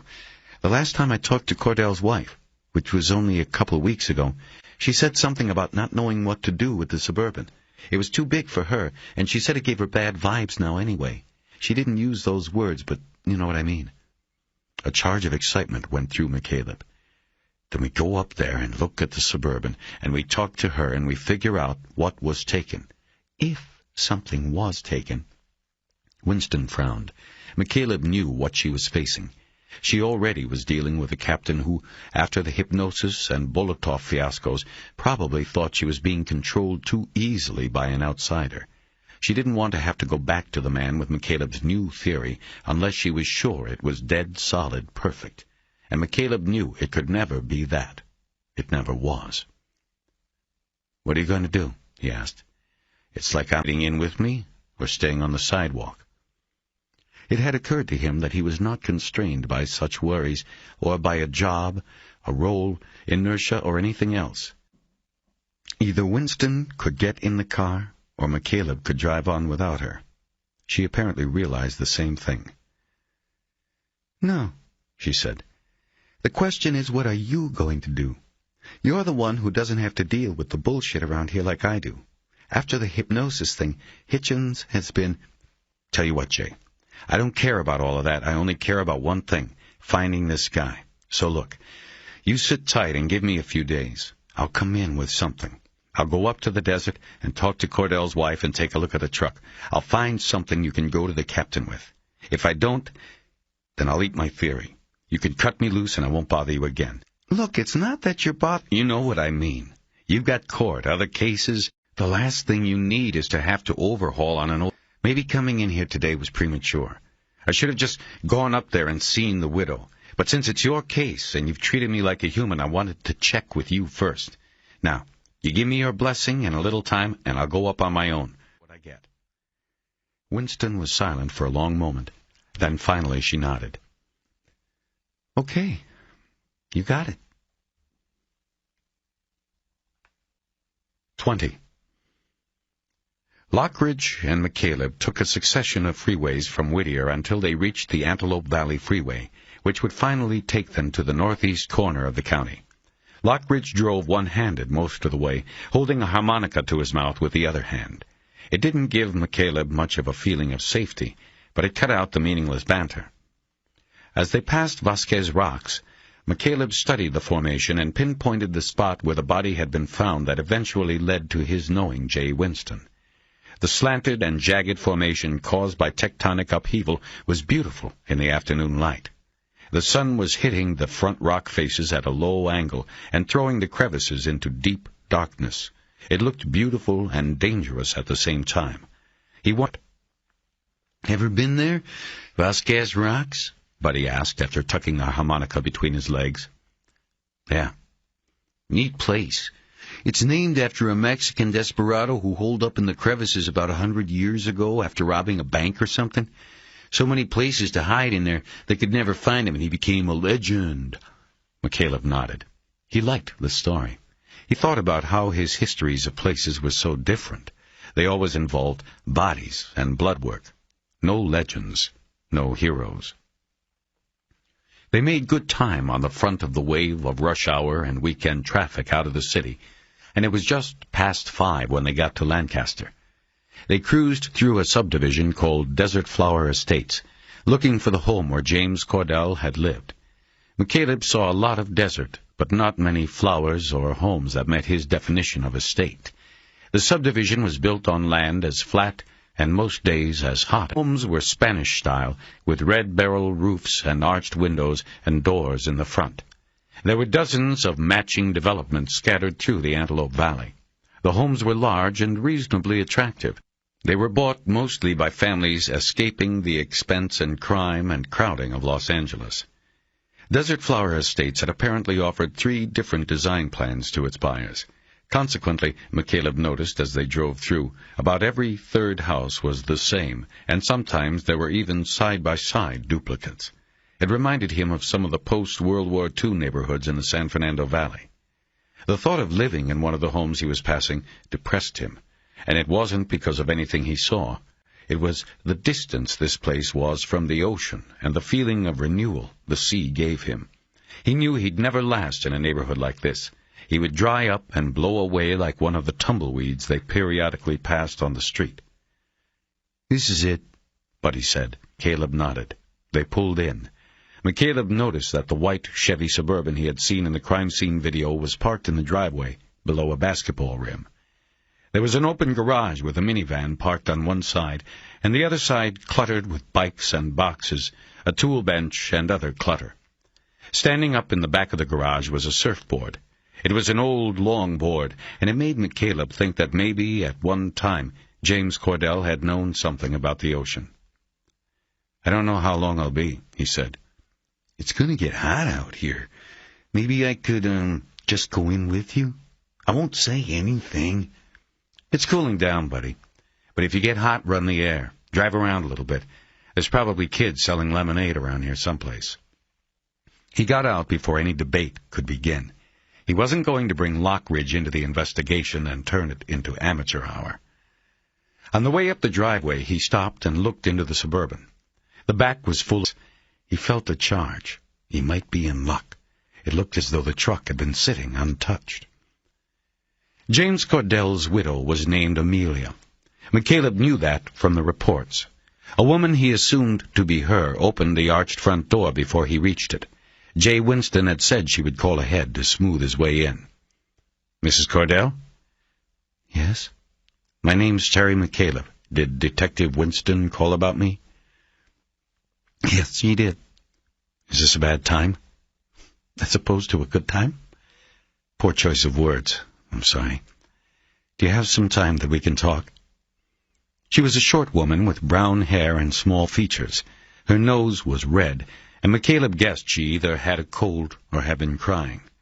McCaleb wondered if the call from Jay Winston had set her off.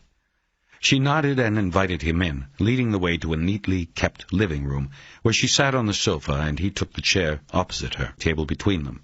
The sound of television was coming from another room. It sounded like cartoons were on. "Is that your partner waiting in the car?" she asked. My driver." "Does he want to come in? It might get hot out there." "No, he's fine." "You're a private investigator?" "Technically, no. I'm a friend of the family of the woman who was killed in Canoga Park. I don't know what Detective Winston told you, but I used to work for the FBI, and so I have some experience in these kinds of things. The Sheriff's Department, as you probably know, and the LAPD have not been able to advance the investigation very far in recent weeks. I'm trying to do what I can to help." She nodded. "First off, I'm sorry about what happened to your husband and your family." She frowned and nodded. "I know it doesn't matter what a stranger thinks, but you do have my sympathy. Good man." She smiled and said, "Thank you. It's just so funny to hear him called James. Everyone called him Jim, or Jimmy. And you are right, he was a good man." McCaleb nodded. "What questions can I answer, Mr. McCaleb? I really don't know anything about what happened. That's what was confusing about Jay's call." "Well, first," he reached down to his satchel, opened it, and took out the Polaroid that Graciella had given him the day she came to his boat. He handed it across the table to Amelia Cordell.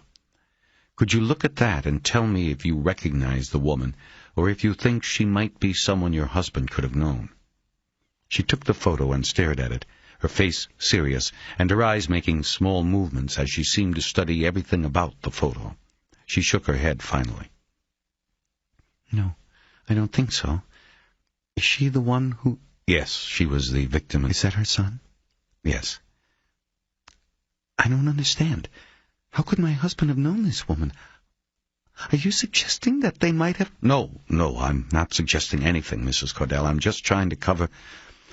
Look, to be very honest, Mrs. Cordell, some things have come up in the investigation to possibly indicate, and I have to stress, possibly, that there was more here than meets the eye." "Meaning what?" "Meaning that possibly robbery was not a motive here, or not the only motive."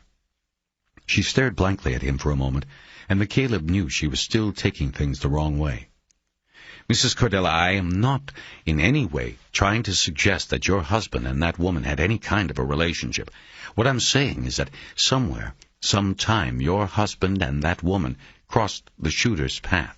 So you see, there is a relationship, but it is a relationship between the victims and the shooter, and the other victims crossed the shooter's line at separate points. But I need to cover everything, and that is why I show you the photograph. You are sure you don't recognize her?" "I'm sure." "Would your husband have any reason in the weeks before the shooting to have spent any time in Canoga Park?" "Not that I know of." "Would he have had any dealings with the Los Angeles Times? More specifically, any reason he would have gone to the newspaper's plant in Chatsworth?" Again, her answer was no. "Was there any problem at work, anything that he might have wanted to talk to a reporter about?" "Like what?" "I don't know." "Was she a reporter?" "No, but she worked where there were reporters. Maybe their paths crossed with the shooter there." "Well, I don't think so. If something was bothering Jimmy, he would have told me. He always did." "Okay, I understand." McCaleb spent the next 15 minutes husband's daily routine and his activities in the weeks before the shooting. He took 3 pages of notes, but even as he wrote them, they didn't seem helpful. Jimmy Cordell seemed like a man who worked hard and spent most of his off time with his family. In the weeks before his death, he had been working exclusively on sections of the aqueduct in the central part of the state, and his wife did not believe he had spent any time at all to the south. She did not think he had been down into the valley or other parts of the city since before Christmas. McCaleb folded his notebook closed. "I appreciate your time, Mrs. Cordell. The last thing I wanted to ask about is whether or not any of your husband's possessions were missing." "His possessions? What do you mean?" Amelia Cordell led McCaleb out to the Chevy Suburban. They had already discussed her husband's clothing and jewelry. Nothing had been taken, she assured him, just as the ATM video had seemed to attest. "No one's been in it?" he asked as she was unlocking it. "I drove it home from the sheriff's office. That was actually the only time I ever drove it. Jimmy bought it for work only. He said if we started using it for non-work driving, he couldn't write everything off. I don't drive it because it's too high up for me to be climbing in and out of all the time." McCaleb nodded and leaned into the truck through the open driver's door. The rear seat was folded down, and the cargo area was full of surveying equipment, a folding drafting table, and other tools. McCaleb quickly dismissed it all. It was equipment, not something of a personal nature. He concentrated on the front section of the vehicle. A patina of road dust covered everything. Cordell must have been driving in the desert with the windows down. Using one finger, he opened a pocket on the door and saw it was crammed with service station receipts and a small spiral notebook on which Cordell had noted mileage, dates. I took the notebook out and flipped through the pages to see if there had been any trips to the West Valley, particularly Chatsworth or Canoga Park. There were none recorded. It appeared Amelia Cordell had been correct about her husband. He flipped down the driver's side visor and found 2 folded maps. McCaleb walked them around to the front and opened them on the hood. One was a gas station map of Central California, and another was a survey map that showed the aqueduct and its many access roads. McCaleb was looking for any unusual notations Cordell might have made on the maps, but there were none. He refolded them and put them back. He now sat in the driver's seat and looked around. He noticed the rear-view mirror and asked Amelia Cordell if her husband had ever hung anything off it, knickknacks or otherwise. She said she didn't remember anything. He checked the glove compartment and the center console. There was more paperwork and several tapes for use in the stereo, an assortment of pens and mail. Cordell liked country music. Nothing seemed amiss. Nothing came to mind. Do you know if he had any particular kind of pen or pencil he liked? Like a special pen he might have gotten as a gift or something? I don't think so. Nothing I remember. McCaleb took the rubber band off the mail and looked through the envelopes. It appeared to be departmental mail, notices of meetings, reports on problems on the aqueduct that Cordell was to check out. McCaleb put the band back around the stack and placed it back in the glove box. Amelia Cordell watched him silently. In an open bin between the seats there was a pager and a pair of sunglasses. Cordell had been coming home at night when he stopped at the ATM. That explained why the glasses were not on, but not the beeper. Mrs. Cordell, do you know why his pager is here? How come he wasn't wearing it? She thought a moment and then on his belt for long rides because he said it was uncomfortable. He said it dug into his kidneys. He forgot it a few times. Left it in the car and missed his pages. That's how I know why. McCaleb nodded. As he sat there thinking about what to check next, the passenger door was suddenly opened and Buddy Lockridge looked in. What's up? McCaleb had to squint to look at him because of the sun coming into the car over Buddy's shoulder. I'm almost done, Buddy. Why don't you wait in the car? My ass was getting sore. He looked past McCaleb and nodded at Amelia Cordell. Sorry, ma'am. McCaleb was annoyed by the intrusion, but introduced Lockridge as his associate to Amelia Cordell. So, what are we looking for? Buddy asked. We? I'm just looking for something that's not here. Why don't you wait in the car? Like something that might have been taken, I see. He flipped down the passenger side visor. McCaleb had already checked it. And there, Buddy. Why don't you... Well, ain't there a picture? He pointed toward the dashboard. McCaleb followed the line of his finger but didn't see anything. What are you talking about? There. See the dust? Looks like a picture or something. Maybe he kept a parking pass there and they needed it. McCaleb looked again, but still didn't see what Lockridge was pointing at and talking about. He shifted to his right and leaned toward Buddy, and then turned his head back to look at the dashboard. Now he saw it. A coat of driving dust had settled on the clear plastic guard over the display of speedometer and other gauges. On one side of the plastic, there was a clearly defined square, where there was no dust. Something had been propped on the plastic guard until recently.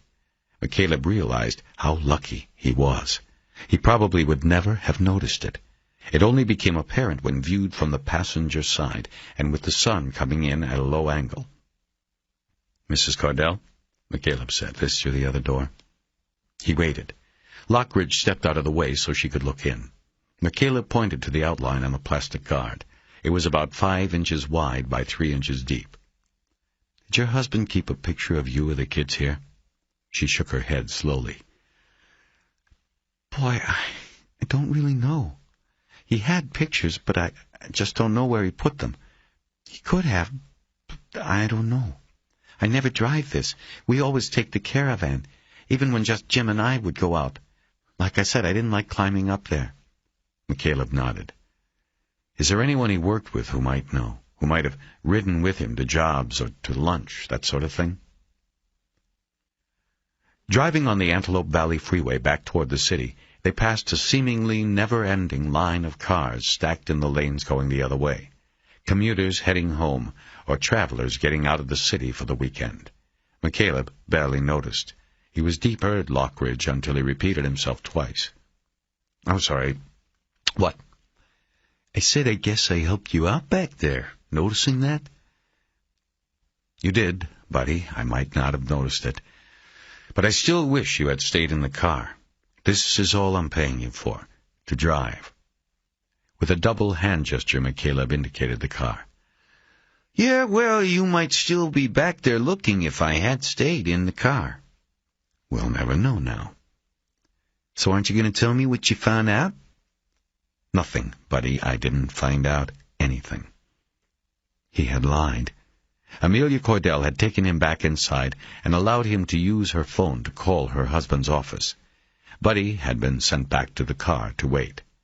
Inside, McCaleb talked to James Cordell's supervisor, who gave him the names and numbers of some of the aqueduct maintenance supervisors Cordell would have been working with in early January. McCaleb then called the lone Maggie Mason, who was one of those supervisors. She reported that she had joined Cordell for lunch twice in the week before the shooting. Both times Cordell had driven.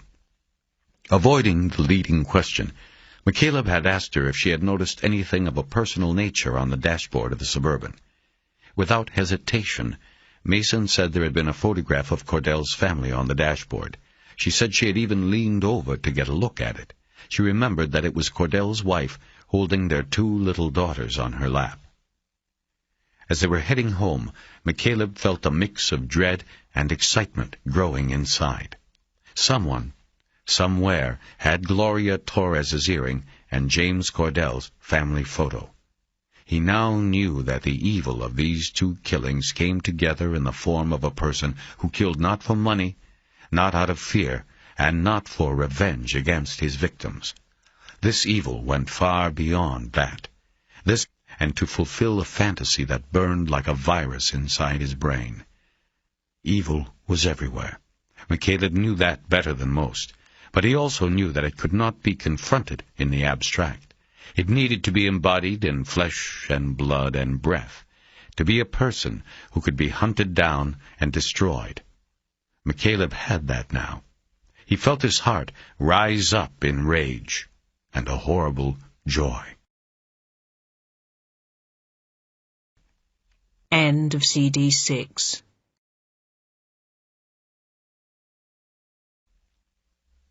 CD 7. 21. The Saturday morning mist came in thick and felt like a gentle hand on the back of his neck.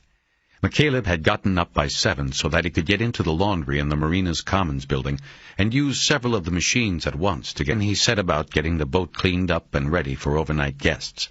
But as he worked, he found it hard to concentrate on the chores in front of him. He had talked to Jay Winston when he had gotten in from the desert the evening before. When he told her about the photo that was missing from Cordell's Suburban, she grudgingly agreed that McCaleb might be onto a viable new lead. An hour later, she called back and said a meeting was set for 8 a.m. Monday at the Star Center. She and her captain and a few other sheriff's detectives would be there. So would Arango and Walters. So would Maggie Griffin from the FBI. Griffin was the agent who had taken McCaleb's place in the VICAP slot in the L.A. field office. McCaleb only knew her by reputation, which was good. And that was the problem. First thing Monday morning, McCaleb would be on the hot seat, the focus of intense scrutiny.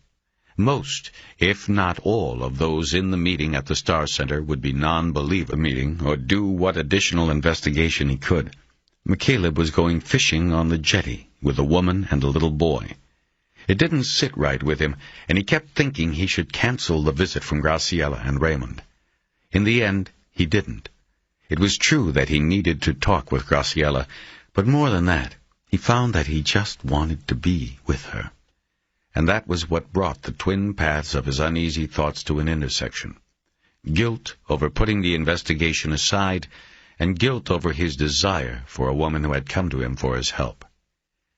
When he was done with the laundry and the general cleanup, he walked over to the Marina Center. At the store, he bought the makings of the evening's dinner. At the bait shop, he bought a bucket of live bait, choosing shrimp and squid, and a small rod and reel outfit that he planned to present to Raymond as his own. Back at the boat, he put the rod in one of the gunnel holders and dumped the bait bucket into the live well. He was finished, and the boat was ready by 10. Seeing no sign of Graciella's convertible in the parking lot, he decided to walk over and check with Buddy Lockridge about his availability on Monday morning. He first went up to the gate and made sure it was propped open, so Graciella and the boy could enter the marina. Then he went to Lockridge's boat. Adhering to marina custom, McCaleb did not step onto the double-down. Instead, he called Lockridge's name and waited on the dock. The boat's main hatch was open, so he knew Lockridge was awake and around somewhere. After half a minute, Buddy's disheveled hair, followed by his crumpled face, poked up through the hatch. McCaleb guessed he had spent a good part of the night drinking. "Yo, Terry." "Yo, you okay?" "Ooh, fine as always. What's up, we going somewhere?" "No, not today. But I need you Monday morning early. Can you drive me out to the Star Center? I mean, like we..." Buddy thought a moment to see if it fit with his busy schedule, and nodded. "It's a go." "You gonna be all right to drive?" "You bet. What's going on at the Star Center?" "Just a meeting. But I've got to be there on time." "Don't worry about a thing. We leave at 7. I will set the alarm." "Okay. And one other thing. Keep an eye out around here." "You mean the guy from the clock plant?" "Yeah. I doubt he'll show, but you never know. He's got tattoos running up both arms, and they're big arms. You'll know him if you see him." "I'll be on the lookout. Looks like you got a couple visitors right now." McCaleb saw that Lockridge was looking past him. He turned and looked back at the following sea. Graciella was standing in the stern. She was lifting Raymond down into the boat. "I gotta go, Bud. I'll see you Monday." Graciella was wearing faded blue hair up under a matching baseball cap.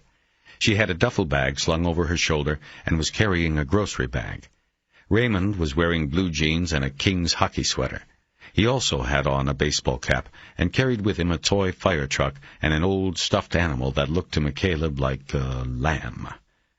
McCaleb gave Graciella a tentative hug and shook Raymond's hand after the boy stuck his stuffed animal under his other arm. "Good to see you guys," he said. Ready to catch some fish today, Raymond?" The boy seemed too shy to answer. Graciella nudged the boy on the shoulder, and he nodded in agreement. McCaleb took the bags, led them into the boat, and gave them the complete tour he had not shown them on their earlier visit. Along the way, he left the grocery bag in the galley and put the duffel bag down on the bed in the main stateroom.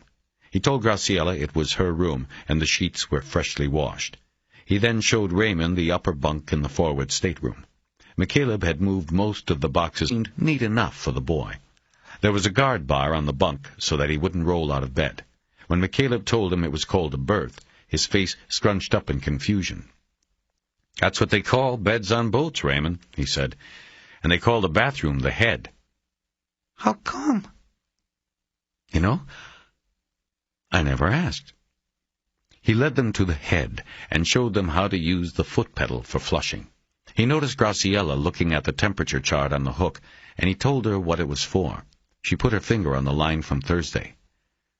"You had a fever?" "A slight fever. It went away."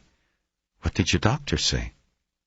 "I didn't tell her yet. It went away, and I'm fine." She looked at him with a mixture of concern and, he thought, annoyance. He then realized how important it probably was to her that he survive. She didn't want her sister's last gift to be for nothing. "Don't worry," he said. "I'm fine. I took a long nap and the fever was gone. I've been okay since." He pointed to the slashes on the chart following the 1 fever reading.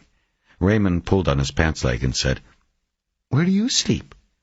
McCaleb glanced briefly at Graciella and turned toward the stairs before she could see his face start to color. "Come on up, I'll show you." When they got back up to the salon, McCaleb explained to Raymond how he could turn the galley table into a single berth. The boy seemed satisfied. "So, let's see what you got," McCaleb said. He started going through Graciella's grocery bag and putting things away. Their agreement was that she would make lunch, he would do the same with dinner. She had gone to a deli, and it looked like they were going to have submarine sandwiches. "How did you know that subs were my favorite?" he asked. "I didn't," Graciella said. "But they're Raymond's, too." McCaleb reached over and caught Raymond in the ribs again with a finger, and the boy recoiled with a giggle. "Well, why don't you come out and help me with the equipment? We have fish out there waiting for us." "Okay." As he ushered the boy out to the stern, he looked back at Graciella and winked. Out on the deck, he presented Raymond with the rod and reel he had bought him. When the boy realized the outfit was his, to keep, he grabbed onto the pole as if it were a rope being dropped to him by a rescue squad. It made McCaleb feel sad instead of good. He wondered whether the young boy had ever had a man in his life. McCaleb looked up and saw Graciella standing in the open door to the salon. She also had a sad look on her face, even though she was smiling at them. McCaleb decided they had to break away from such emotions. "Okay," he said. "Bait. We got to fill a bucket, because I've got a feeling they're going to be biting out there today." He got the floating bucket and dipping net out of the compartment next to the live well, and then showed Raymond how to dip the net into the well and bring up the bait, squid into the bucket, and then turn the chore over to Raymond. He then went inside to get the tackle box and a couple more rods for himself and Graciella to use. When he was inside and out of earshot of the boy, Graciella came up to him and hugged him. "That was very nice of you," she said. He held her eyes for a few moments before saying anything. "I think maybe it does more for me than him." "He's so excited," she said. "I can tell. He can't wait to catch something. I hope he does." They walked out along the marina's main dock, past the stores and restaurant, and then crossed a parking lot until they came to the main channel into the city's marinas.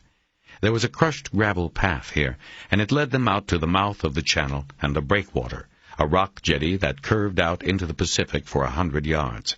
They carefully stepped from one huge granite slab to another until they were about halfway out.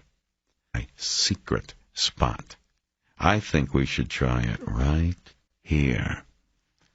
There was no objection. McCaleb put down his equipment and set to work getting ready to fish. The rocks were still wet from the nightly assault of high seas. McCaleb had brought towels and walked about the spot looking for flat rocks that would make good seats. He spread the towels out and told Graciella and Raymond to sit down. He opened the tackle box, took out the tube of sunblock, and handed it to Graciella. He then started baiting lines. He decided to put the squid on Raymond's rig because he thought it would be the best bait, and he wanted the boy to catch the first fish. 15 minutes later, they had 3 lines in the water. McCaleb had taught the boy how to cast his line out, leave the reel open, and let the squid swim with it in the current. "What will I catch?" he inquired, his eyes on his line. "I don't know, Raymond. A lot of fish out there." Next to Graciella's. The boy was too nervous to sit and wait. He danced with his pole from rock to rock, anxiously waiting and hoping. "I should have brought a camera," Graciella whispered. "Next time," McCaleb said. "You see that?" He was pointing across the water to the horizon. The bluish outline of an island could be seen rising in the far mist. "Catalina?" "Yeah, that's it." "It's weird. I can't get used to the idea of you having lived on an island." "Well, I did." "How did your family end up here?" "They were from Chicago. My father was a ball player. Baseball. One spring, it was 1950, he got a tryout with the Cubs. They used to come out to Catalina for spring training. The Wrigleys owned the Cubs and most of the island, so they came out here. My father and my mother were high school sweethearts. They had gotten married, and he got this chance to go for the Cubs. He was a shortstop and second, but didn't make the team. But he loved the place. He got a job working for the Wrigleys, and he sent for her. His plan was to end the story there, but she prompted more out of him. "Then you came." "A little while later." But your parents didn't stay? My mother didn't. She couldn't take the island. She stayed 10 years, and that was enough. It can be claustrophobic for some people. Anyway, they split up. My father stayed, and he wanted me with him. I stayed. My mother went back to Chicago. She nodded. What did your father do for the Wrigleys? A lot of things. He worked on their ranch, then he worked up at the house. They kept a 63-foot Chris craft in the harbor. He got a job as a deckhand, and eventually he skippered that for them. Finally, he got his own boat and put it out for charter. He was also a volunteer fireman. He smiled, and she smiled back. And the following season? His house, his business, everything. The Wrigleys financed him. He lived on the boat for about 12 years, until he got so sick me. I was the one. I took him over town to the hospital. He died over there, in Long Beach. I'm sorry. That was a long time ago. Not for you. He looked at her. It's just that at the end there comes a time when everybody knows. He knew there was no chance, and he just wanted to go back over there, to his boat, and the island. I wouldn't do it. I wanted to try everything, every goddamn marvel of science and medicine. And besides, if he was over there, it would be a hassle for me to get out to see him. I'd have to take the ferry. I made him stay in that hospital. He died alone in his room. I was down in San Diego on a case. McCaleb looked out across the... I just wish I had listened to him. She reached her hand over and put it on his forearm. There is no sense in being haunted by good intentions. He glanced over at Raymond. The boy had settled down and was standing still, looking down at his reel while a steady torrent of line was being pulled out. McCaleb knew that a squid didn't have that kind of pulling power. "Hey, wait a minute, Raymond! I think you've got something there!" He put his rod down and went to the boy. He flipped the reel's bail over, and the line caught. Almost immediately, the pole was pulled down and almost out of the boy's hands. McCaleb grabbed it and held it up. "You got one!" "Hey, I got one! I got one!" "Remember what I told you, Raymond. Pull back, reel down. Pull back, reel down. I'll help you with the pole until we tire that boy out. It feels like a big one. You okay?" "Yeah!" With McCaleb doing most of the pulling up on the pole, they began to fight the fish. Meantime, McCaleb to avoid a tangle with the live line. McCaleb and the boy fought the fish for about 10 minutes. All the while, McCaleb could feel through the pole the fight slipping out of it as it tired. Finally, he was able to turn the pole over to Raymond so he could finish the job himself. McCaleb slipped on a pair of gloves from the tackle box and climbed down the rocks to the water's edge. Just a few inches below the surface, he saw the silvery fish weakly struggling against the line. McCaleb kneeled on the rock, getting his shoes and pants wet, and leaned out until he could grab hold of Raymond's line. He tugged the fish forward and brought its mouth up, reached into the water, and locked a gloved hand around the tail, just forward of the back fins. He then yanked the fish out of the water and climbed back up the rocks to Raymond. The fish was shining in the sun like polished metal. "Barracuda, Raymond," he said, holding it up. "Look at those teeth." 21. The day had gone barracudas and a white bass. The first fish had been the biggest and most exciting, though the second was hooked while they were eating lunch and almost pulled the unattended pole into the water. After they got back in the late afternoon, Graciella insisted that Raymond rest before dinner and took him down to the forward stateroom. McCaleb used the time to spray off the fishing equipment with the stern hose. When Graciella came back up and they were alone, sitting on chairs on the deck, he felt a physical craving for a cold beer that he could just sit back and enjoy. "That was wonderful," Graciella said of the outing to the jetty. "I'm glad. Think you're going to stay for dinner?" "Of course. He wants to stay over, too. He loves boats. And I think he wants to fish again tomorrow." "You've created a monster." McCaleb nodded, thinking about the night ahead. A few minutes of easy silence went by while they watched the other activities in the marina. Saturdays were always busy days. Having guests made him more alert for the Russian, even though he'd decided the chances of Bolotov showing up were slim. He'd had the upper hand in Tolliver's office. If he had wanted to harm McCaleb, he could have done it then. But thoughts of Bolotov brought the case intruding. He remembered a question he'd thought of for Graciella. "Let me ask you something," he said. "You first came to me last Saturday, but the story about me ran a week before that. Why did you wait a week?" "I didn't, really. I didn't see the article. A friend of Gloria's from the paper called up and said he saw it and wondered if, you could have been the one who got her heart. Then I went to the library and read the story. I came here the next day." He nodded. She decided it was her turn to ask a question. "Those boxes down there?" "What boxes?" "Stacked under the desk. Are they your cases?" "They're old files." "I recognize some of the names written on them. Luther Hatch, I remember him, and the Code Killer. Why did they call him that?" "Because he, if it was a he, left messages for us, or sent messages to us that always had the same number at the bottom." "What did it mean?" "We never found out. The best people at the Bureau and even the encryption people at the National Security Agency couldn't crack it. Personally, I didn't think it meant anything at all. It wasn't a code. It was just another way for the unsub to tweak us, keep us chasing our tails. 903-472-568. "That's the code?" "That's the number. Like I said, I don't think there was any code."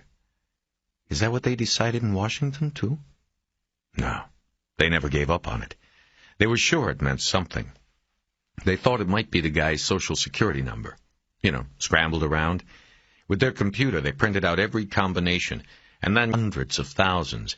They ran them all through the computers." "Looking for what?" "Criminal records, profile matches. It was one big wild goose chase. The unsub wasn't on the list." "What is unsub?" "Unknown subject. That's what we called each one until we caught him. We never caught the Code Killer." McCaleb heard the faint sound of a harmonica and looked over at the double-down. Lockridge was down below, practicing Spoonful. "Was he the only one of your cases where that happened?" "You mean where the guy was never caught?" "No. Unfortunately, a lot of them get away. But the Code case was personal, I guess. He sent letters to me. He resented me for some reason." "What did he do to the people he—" "The Code Killer was unusual. He killed in many different ways and with no discernible pattern. Men, women, even one small child. He shot, he stabbed." "Then how did you know it was him each time?" "He told us. The letters, the code left at the crime scenes. You see, the victims and who they were didn't matter. They were only objects by which he could exercise power and stick it in the face of authority. He was an authority-complex killer. There was another killer, the poet. He was a traveler, was active across the country a few years ago." "I remember. He got away here in L.A., right?" "Right. He was an authority killer, too. See, you strip away their fantasies and their methods, and a lot of these people are very much alike. The poet got off on watching us flailing around. The Code Killer was the same way. He liked to tweak the cops every chance he got." "Then he just stopped?" "He either died or went to jail for something else, or he moved somewhere else and started a new routine. But it's not something these guys can just turn off." "And what did you do in the Luther Hatch case?" "Just we could talk about something else, don't you think?" "I'm sorry." "It's okay, I don't know, I don't like all those old stories." He had wanted to talk to her about her sister and the latest developments, but now it didn't seem like the right time. He let the opportunity pass. For dinner, McCaleb grilled hamburgers and barracuda steaks. Raymond seemed enthusiastic about eating the fish he had caught, but then didn't like the strong taste of the barracuda. Neither did Graciella, though McCaleb didn't think it was bad.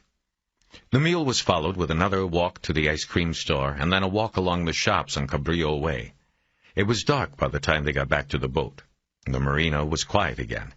Raymond got the bad news from Graciella. "Raymond, it's been a long day and I want you to go to sleep," she said gently. "If you're good, you can fish some more tomorrow before we leave." The boy looked at McCaleb, seeking either confirmation or an appeal. "She's right, Raymond. Out there, we'll catch some more fish, okay?" In a cranky tone, the boy agreed, and Graciella took him down to his room. His parting request was that he be allowed to take his fishing pole to his room with him. There was no objection to that. McCaleb had secured the hook on one of the pole's eyelets. McCaleb had 2 space heaters on the boat, and he set them up in each of their rooms. He knew that at night it could get cold on the boat, no matter how many blankets you had on. "What are you going to use?" Graciella asked him. "I'll be fine. I'm going to use my sleeping bag. I'll probably be warmer than both of you." "You sure?" "I'm sure." He left them down there and went topside to wait for Graciella. He poured the last of the Sanford Pinot Noir he had opened on her first visit into her glass. He took that and a can of Coke out to the stern. She joined him after 10 minutes. "It gets cold out here," she said. "Yeah. You think you'll be all right with that heater?" "Yes, as soon as he hit the pillow." He handed her the glass of wine, and she tapped it against his Coke. "Thank you," she said. "He had a wonderful time today." "I'm glad." He tapped his Coke against her glass. He knew that at some point he needed to finally talk about the investigation with her, but he didn't want to spoil the moment. Once again, he put it off. "Who's that girl in the picture down on your desk?" "What girl?" "It looks like a photo from a yearbook or something. It's taped to the wall over the desk in Raymond's room." "Ah, it's just somebody I always want to remember. Somebody who died." "You mean like a case or someone you knew?" "A case." "The code killer?" "No, long before that." "What was her name?" "Aubrey Lynn." "What happened?" "Something that shouldn't happen to anybody." "Okay, I'm sorry." "That's all right. I should have taken that thing down before Raymond came anyway." McCaleb didn't get into the sleeping bag. He just draped it over his body and lay on his back with his hands laced behind his head. He knew he should be tired, but he wasn't. Many thoughts raced through his mind, from the mundane to the gut-wrenching. He was thinking about the heater in the boy's berth. He knew it was safe, but he worried about it anyway. The talk earlier in the day also resurfaced in a strand of thoughts about his father in the hospital bed. Once more, he wished he had brought the old man home to die. He remembered taking the boat out after the ceremony at Descanso Beach and circling Catalina, parceling out the ashes a little at a time so that they lasted until he had come all the way around the island. But those memories and concerns were only distractions from his thoughts of Graciella. The evening had ended on a wrong note. The memory had knocked McCaleb off stride, and he stopped talking. He was infatuated with Graciella. He wanted her, and had hoped the evening would end with them together. But he had let the grim memories intrude, and it spoiled the moment. He felt the boat gently rise and fall as the tide rolled in. He exhaled loudly, hoping to expel the demons. He readjusted himself on the thin cushion. There was a seam down the middle of the makeshift bed, and he couldn't get comfortable. He thought about getting up for some orange juice, but worried that if he had a glass, there might not be enough left for Raymond and Graciella in the morning. Finally, he decided to go down and check the vitals, the old standby for killing time. It would give him something to do, maybe make him tired and finally able to sleep. He had plugged a nightlight into the circuit over the sink in case Raymond had to get up and find the toilet. He decided not to turn on the overhead with the thermometer under his tongue. He looked at his shadowy reflection and saw that the circles beneath his eyes were becoming more pronounced. He had to lean over the sink and hold the thermometer close to the nightlight in order to read it. It looked like he had a slight fever. He took the clipboard off the hook and wrote the date and time and 99 instead of a slash. As he replaced the clipboard, he heard the door of the master's stateroom open across the passageway. He had never closed the door to the head. He looked across the dark hallway and saw Graciella's face peering around the edge of her door. The rest of her body she hid behind the door. They spoke in whispers. "Are you okay?" "Yes. You?" "I'm fine. What are you doing?" "I couldn't sleep. I was just checking my temperature." "Do you have a fever?" "No, I'm fine." He nodded as he said it. He took shorts. He folded his arms and raised one hand to rub his chin, but he was really just trying to hide the ugly scar on his chest. They looked at each other in silence for a moment. McCaleb realized he had been holding his hand to his chin too long. He dropped his arms to his sides and watched her as her eyes fell to his chest. "Graciella?" He didn't finish. She had slowly opened the door, and he could see she wore a pink silk sleep shirt cut high on her hips. She was beautiful in it. For a moment they just stood there and looked at each other. Graciella still held the door, as if to steady herself against the boat's slight movements. After another moment she took a step into the hallway, and he took a step to meet her. He reached forward and traced his hand gently up her side, and then around to her back. With his other hand he caressed her throat and moved to the back of her neck. He pulled her into him. She whispered, her face pressed into his neck. "Nothing's going to stop me," he whispered back. They moved into the stateroom and shut the door. He left his shorts on the floor and crawled onto the bed with her as she unbuttoned the nightshirt. The sheets and blanket already had her smell, the vanilla he had noticed once before. He moved on top of her, and she pulled him down into a long kiss. He worked his face down to her chest and kissed her breasts. His nose found the spot just below her neck where she had touched the perfume to her skin. The deep, musky vanilla filled him, and he moved his lips back up to hers. Graciella moved her hand in between their bodies and held her warm palm against his chest. He felt her body tense, and he opened his eyes. In a whisper she said, "Wait, Terry, wait," with one arm. "What is it?" he whispered. "I don't think... It doesn't feel right to me. I'm sorry." "What's not right?"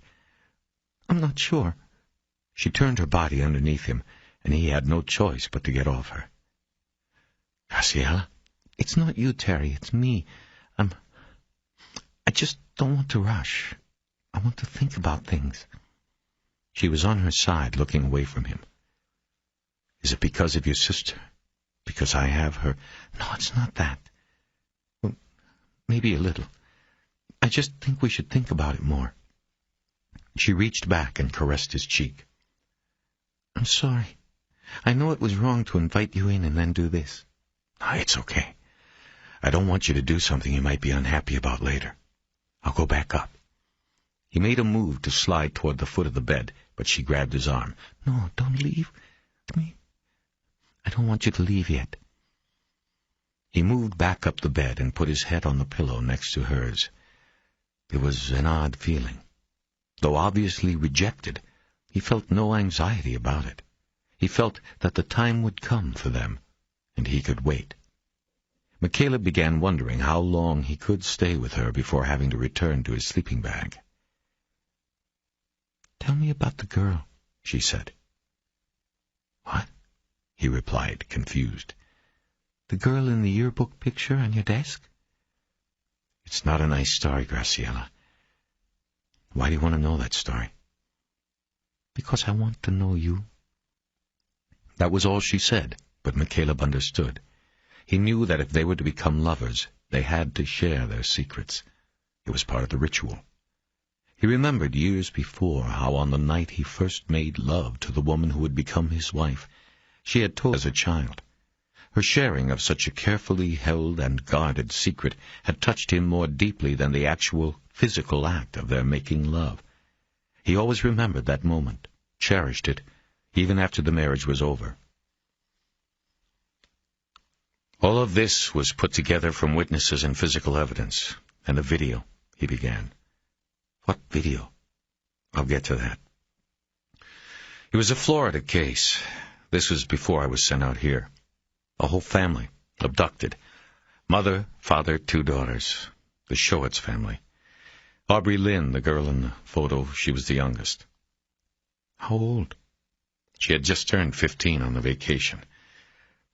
They were from the Midwest, a little town in Ohio, and it was their first family vacation. They didn't have a lot of money. The father owned a little auto garage. There was still grease under his nails when they found him. McCaleb blew his a person makes when something isn't funny, but he wished it were. So they were on a cut-rate vacation, and they did Disney World and all of that. And they eventually got down to Fort Lauderdale, where they stayed in one room in this little shitty motel by the I-95 freeway. They had made the reservation from Ohio, and thought because the place was called the Sea Breeze, it was near the ocean. His voice caught, because he had never spoken the story out loud. Every detail about it was pitiful, and made him hurt inside. Anyway, when they got there, they decided to stay. They were only going to be in town a couple of days, and they'd lose their deposit if they left for a beach hotel. So they stayed. And on their first night there, one of the girls spots this pickup in the lot that was attached to a trailer with an airboat on it. You know what an airboat is? Like with an airplane propeller, and it goes in the swamp out there? Right, the Everglades. The plane crashed into the swamp and disappeared. Yeah, same thing. But this girl and her family had never seen one other than on TV or in a magazine, and so they were looking it over, and a man, the owner, just happens to walk up to them. He's a friendly guy, and he tells the family that he'll take them on out for a real Florida airboat ride if they want. Graciella turned her face into the crook of his neck and pressed a hand against his chest. She knew where the story was going. So they said okay. I mean, they were from some town in Ohio with only one high school. They didn't know anything about the real world. So they went ahead and accepted this stranger's invitation. And he killed them? All of them, McCaleb said, nodding in the dark. They went out with them, and they never came back. The father was found first, Frogger working the grass. It wasn't too far from a ramp where they launched those boats. He'd been shot once in the back of the head and dumped off the boat. What about the girls? It took the local sheriffs a couple of days to ID the father and trace him to the Sea Breeze. When there was no sign there of the wife and kids, and they weren't back in Ohio, the sheriffs went back out into the glades with helicopters and more airboats. They found the 3 other bodies about 6 miles out, the middle of nowhere, a spot the airboaters call the Devil's Keep. The bodies were there. He had done things to all 3 of them. Then he tied them to concrete blocks and threw them over. While they were alive, they drowned. Oh, God! God wasn't anywhere around that day. Decomposition gases eventually made the bodies float to the top, even with the concrete blocks attached. After a long moment of silence, about that time the Bureau was called in, and I went down there with another agent named Walling. There wasn't a whole lot to go on. We worked up a profile. We knew it was somebody very familiar with the glades. Most of it's 3 feet deep anywhere you stop out there. But the women were dropped in a deep spot. He didn't want them found. He had to have known about that spot, the Devil's Keep. It was like a sinkhole or a meteorite crater. He had to have been out there before to have known about it. McCaleb was staring through the darkness at the ceiling, but what he was seeing was his own private and horrible version of the events that took place at the Devil's Keep. It was a vision that was never far from memory, always in the dark reaches of his mind. He had stripped them, taken their jewelry, anything that would ID them. But in Aubrey Lynn's hand, when they pried it open, there was a silver necklace with a crucifix. She had somehow hidden it from him and held on to it. McCaleb thought about the story and the hold it had on him. Its resonance still moved through his life all these years later, like the incoming tide that gently lifted the boat in an almost rhythmic pattern. The story was always there. He knew he didn't need to display the photo above his desk like a holy card. He would never be able to forget the face of that girl. He knew that his heart had started to die with that girl's face. "Did they catch that man?" Graciella asked. She had just heard the story for the first time and already needed to know someone had paid for the horrible crime. She needed the closure. She didn't understand, as McCaleb did, that it didn't matter. that there was never closure on a story like this. No, they never caught him. They went through the registry at the Seabreeze and ran everybody down. There was one person they never found. He had registered as Earl Phony. The trail ended there until he sent the video. A beat of silence passed. He was sent to the sheriff's lead detective. The family had a video camera. They took it with them on the airboat trip. The tape starts with lots of happy scenes and smiles. Disney World, the beach, then some of the glades. Then the killer started taping everything. He wore a black hood over his face so we couldn't ID him. He never showed enough of the boat to help us either.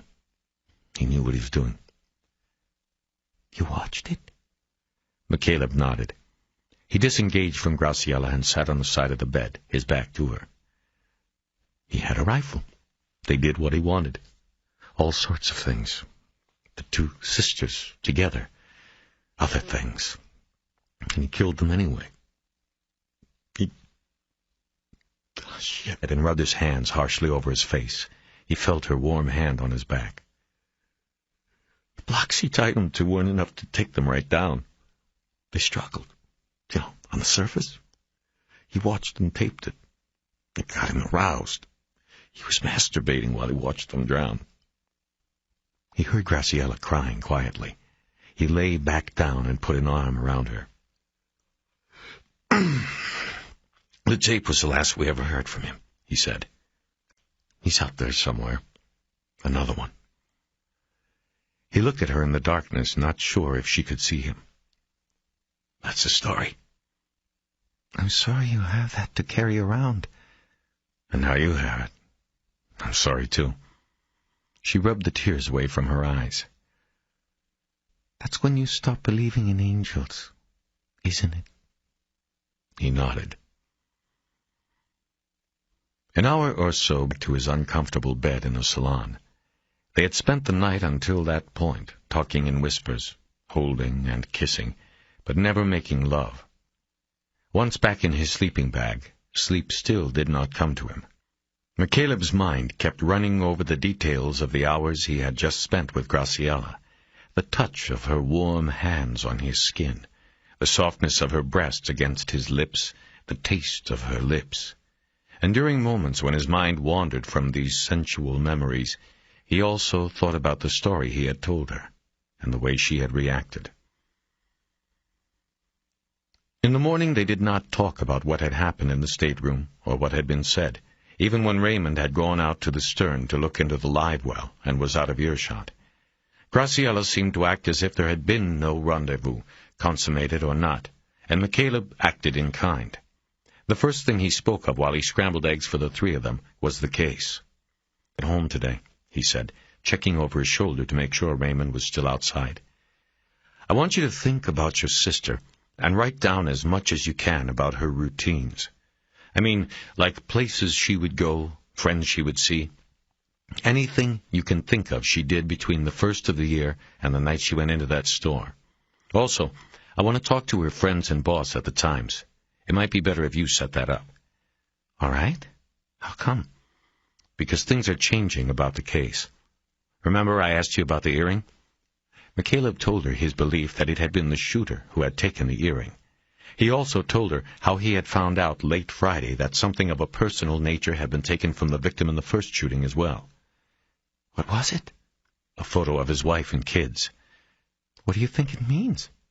That maybe these weren't robberies. That maybe this man at the ATM and then your sister were picked for some other reason. There's a chance they might have had some prior interaction, crossed paths with him somewhere. That's why I want you to do this. The wife of the first victim is doing it for me with her husband. I'll look at the two of them together and see if there are any commonalities. Graciella folded her arms and leaned against the galley counter. You mean like they did something to this man to cause this? No. I mean that they crossed paths and something about them attracted them to him. There's no valid reason. I think we're looking for a psychopath. There is no telling what caught his eye. Why he chose these two people out of the 9 million others who live in this county. She slowly shook her head in disbelief. What do the police say about all of this?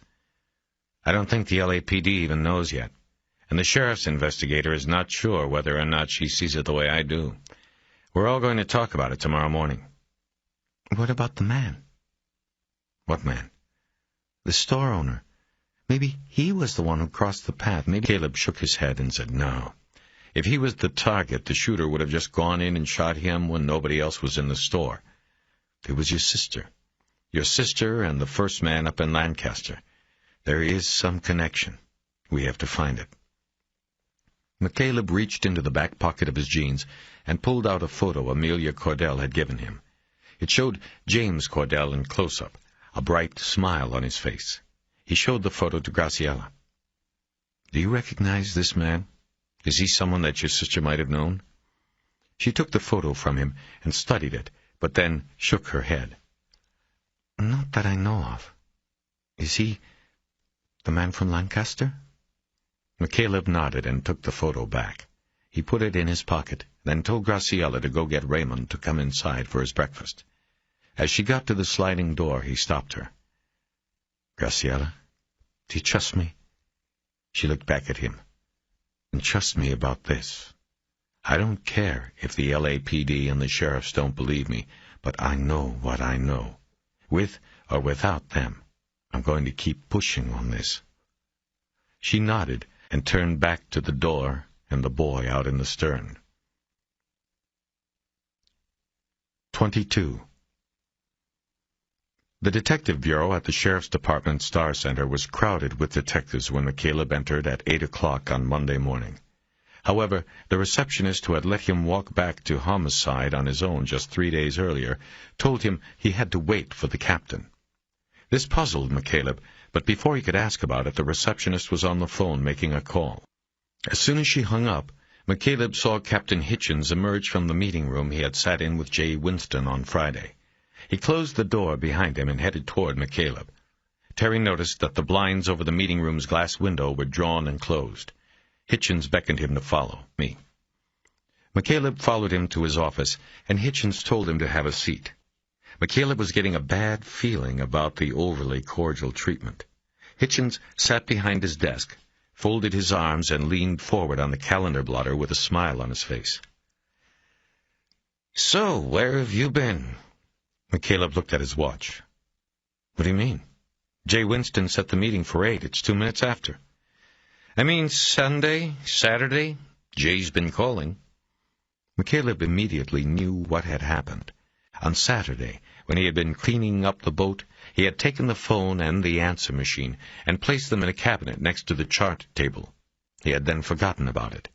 Calls to the boat and messages left while they had been out on the jetty fishing both days would have been missed. The phone and machine were still in the cabinet. "Damn," he now said to Hitchens. "I haven't checked my machine." "Well, we were calling." "Could the meeting's been canceled?" "I thought Jay wanted—" "The meeting isn't canceled, Terry. It's just that some things have come up, and we feel it's better if we conduct the investigation without outside complications." McCaleb studied him for a long moment. "Complications? Is this because of the heart transplant? Jay told you?" "She didn't have to tell me. But it's because of a number of things. Look, you came in here and shook things up, gave us a number of things, good, hard leads to follow. We're going to do that, and we're going to be very diligent in our investigation. But at this point, I have to draw the line on your involvement. I'm sorry." There was something not said, McCaleb thought as the captain spoke. Something was going on he didn't understand, or at least know about. "Good, hard leads," Hitchens had said. Sudston couldn't get through to him during the weekend, then neither could Vernon Carruthers in Washington, D.C. "My fat guy found something?" "Fat guy? Firearms and tool marks. What did he get, Captain?" "Out. We're not going to talk about that. I told you we thank you very much for the jump start, but let us handle it from here. We will let you know what happens, and if good things happen, you will be properly credited in our records and with the media. I don't want to be credited. I just need to be part of this. I'm sorry, but we'll take it from here. And Jay agrees with this? It doesn't matter if she agrees or doesn't agree. Last I checked, I was running the detective bureau here, not Jay Winston. There was enough annoyance in his tone for McCaleb to conclude that Winston had not been in agreement with Hitchens. That was good to know. He might need her. Staring at Hitchens, McCaleb knew he wasn't going to go quiet. No way. The captain had to be smart enough to realize it as well. I know what you're thinking, and all I'm saying is don't get yourself in a jam. If we come across you in the field, there's going to be a problem. McCaleb nodded. Fair enough. You've been warned. McCaleb told Lockridge to cruise around the visitors' lot. He wanted to get to a phone quickly, but first he wanted to see if he could get an idea who had been in the meeting room Hitchens had come out of. He knew Jay Winston was obviously in there, and probably Arango and Walters, but following his hunch that Vernon Carruthers had come up with a ballistics match with the drug-fire laser program, he also suspected that someone from the Bureau, Maggie Griffin, was in the meeting room. As they moved slowly through the parking lot, McCaleb checked the rear driver's side window of each parked car they passed. Finally, in the third lane, he saw what he was looking for. Hold it here, Bud. Ford Ltd. On the rear driver's side window was the telltale barcode sticker. It was a Bureau car. A laser reader at the garage entrance of the Federal Building in Westwood scanned the barcode and raised the steel gate to permit entrance after hours. McCaleb got out and walked up to the car.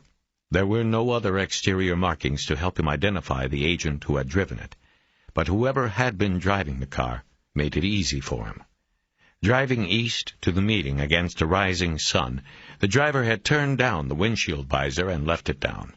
All the FBI agents McCaleb had ever known kept the government gas card assigned to their car clipped to the visor for easy access. This driver was no exception. McCaleb looked at the gas card and got the serial number off it. He went back to Lockridge's car. What's with the car? Buddy asked. Nothing. Let's go. Where? Find a phone. Should have guessed. We're at a service station with a bank of phones on the side wall. Lockridge pulled up to the phones, lowered his window so he would be able to eavesdrop, and shut off the car. Before getting out, McCaleb opened his wallet and gave him a $20 bill. Go fill it up. We're going back up to the desert, I think. Shit. You said you were free all day. I am, but who wants to go to the desert? Don't any clues point to the beach, for crying out loud? McCaleb just laughed at him and got out of the car with his phone book. At the phone, McCaleb called the field office in Westwood and asked to be transferred to the garage. The call was picked up after 12 rings. Gosh. Yeah, who's this? Roofs. Oh, okay, McCaleb said, remembering the man. Rufus, this is Convey up on 15. I got a question you might be able to answer for me. Shoot, man.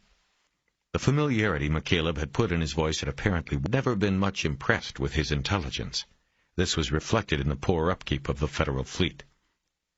I found a gas card on the floor up here, and it's supposed to be in somebody's car down there. Who's got card 81? Can you look it up? 81? Yes, Roof. 81. There was a spell of silence while the garage man apparently looked through a log. Oh, well, that's Mr. Spence. He got that one. McCaleb didn't respond. Gilbert Spencer was the second highest-ranking agent in Los Angeles. Rank notwithstanding, McCaleb had never thought much of him as an investigative team leader, but the fact that he was meeting with Jay Winston and her captain, and who knew who else at the Star Center, came as a shock. He began to get a better idea why he had been kicked off the case. Low? Yeah, Rufus, thanks a lot. That was 81, right? It's Agent Spence car. Okay, I'll get him the card. I don't know. I see his car ain't here right now. Okay, don't worry about it. Thanks, Ruf. McCaleb hung up the phone and immediately picked it up again. Using his calling card number, he called Vernon Carruthers in Washington. It was just about lunchtime there, and he hoped he had not missed him. This is Vernon. McCaleb blew out a sigh. It's Terry. Man, where the hell you been? I tried to give you a damn heads up on Saturday, and you wait 2 days to call me back. I know, I fucked up. But I hear you got something. Damn tootin'. What, Vernon, what? I gotta be careful. I get the feeling there's a need-to-know list on this, and your name's... Not on it. Yeah, I know. I already found that out. But this is my car, Vernon, and nobody's going to drive away without me. So you're going to tell me, what did you find that would bring the assistant special out of his little room and into the field, probably for the first time this year? Course I'm going to tell you. I got my 25 in. What are they going to do to me? Kick me out and then have to pay me double-time witness fees to testify in all the cases I got lined up? So give it to me, then. Well, you really stuck your dick in it this time. I lasered the slug this Winston gal sent me and got an 83% match on a good-sized frag they dug out of the head of one Donald Kenyon back in November. That's why you got the ASAC's nuts in an uproar out there. McCaleb whistled. Damn, not in my ear, man. Carruthers protested. Sorry. Was it a federal FMG, the one from Kenyon? No, actually, it was a frangible, a devastator. You know what that is? That's what Reagan got nailed with at the Hilton, right? Right, little charge in the tip. Bullet is supposed to fragment, but it didn't with Ronnie. He got lucky. McCaleb tried to think about what this might mean. The same gun, the HKP-7, had been used in the 3 murders, Kenyon, Cordell, and Torres. But between Kenyon and Cordell, the ammunition had changed from a frangible to a hardball. Why? Now remember, you didn't hear this stuff from me. I know. But tell me something. After you got the match, what did you do? Go to Lewin or do some checking first? Joel Lewin was Carruthers' by-the-book boss. What you're asking is if I got anything to send you, am I right? You're right. I need what you can send me. Already on the way. Put it in priority mail on Saturday before the shit hit the fan around here. I printed out what was on the computer. You got all the internals coming. Should be there today or tomorrow. You're going to take me on one hell of a fishing trip for this, man. Absolutely. And you didn't get... Cool, Vernon. You don't even have to say it. I know, but it makes me feel better. What else can you tell me? That's about it. It was taken out of my hands. Lewin took over everything, and it went high level from there. I did have to tell them why I put the push on it, so they know you were looking into it. I didn't tell them why.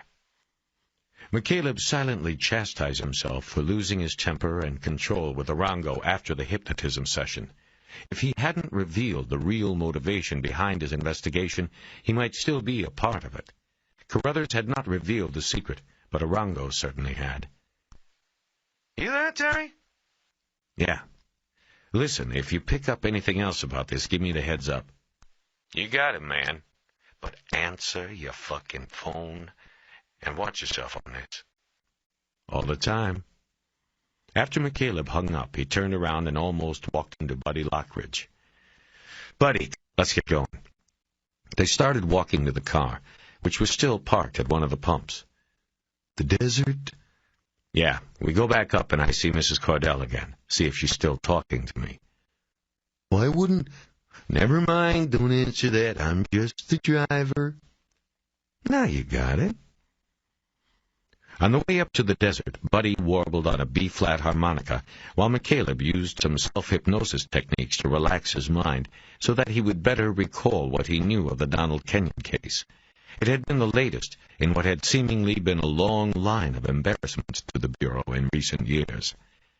Kenyon had been president of Washington Guarantee, a federally insured savings and loan bank with branches in Los Angeles, Orange, and San Diego counties.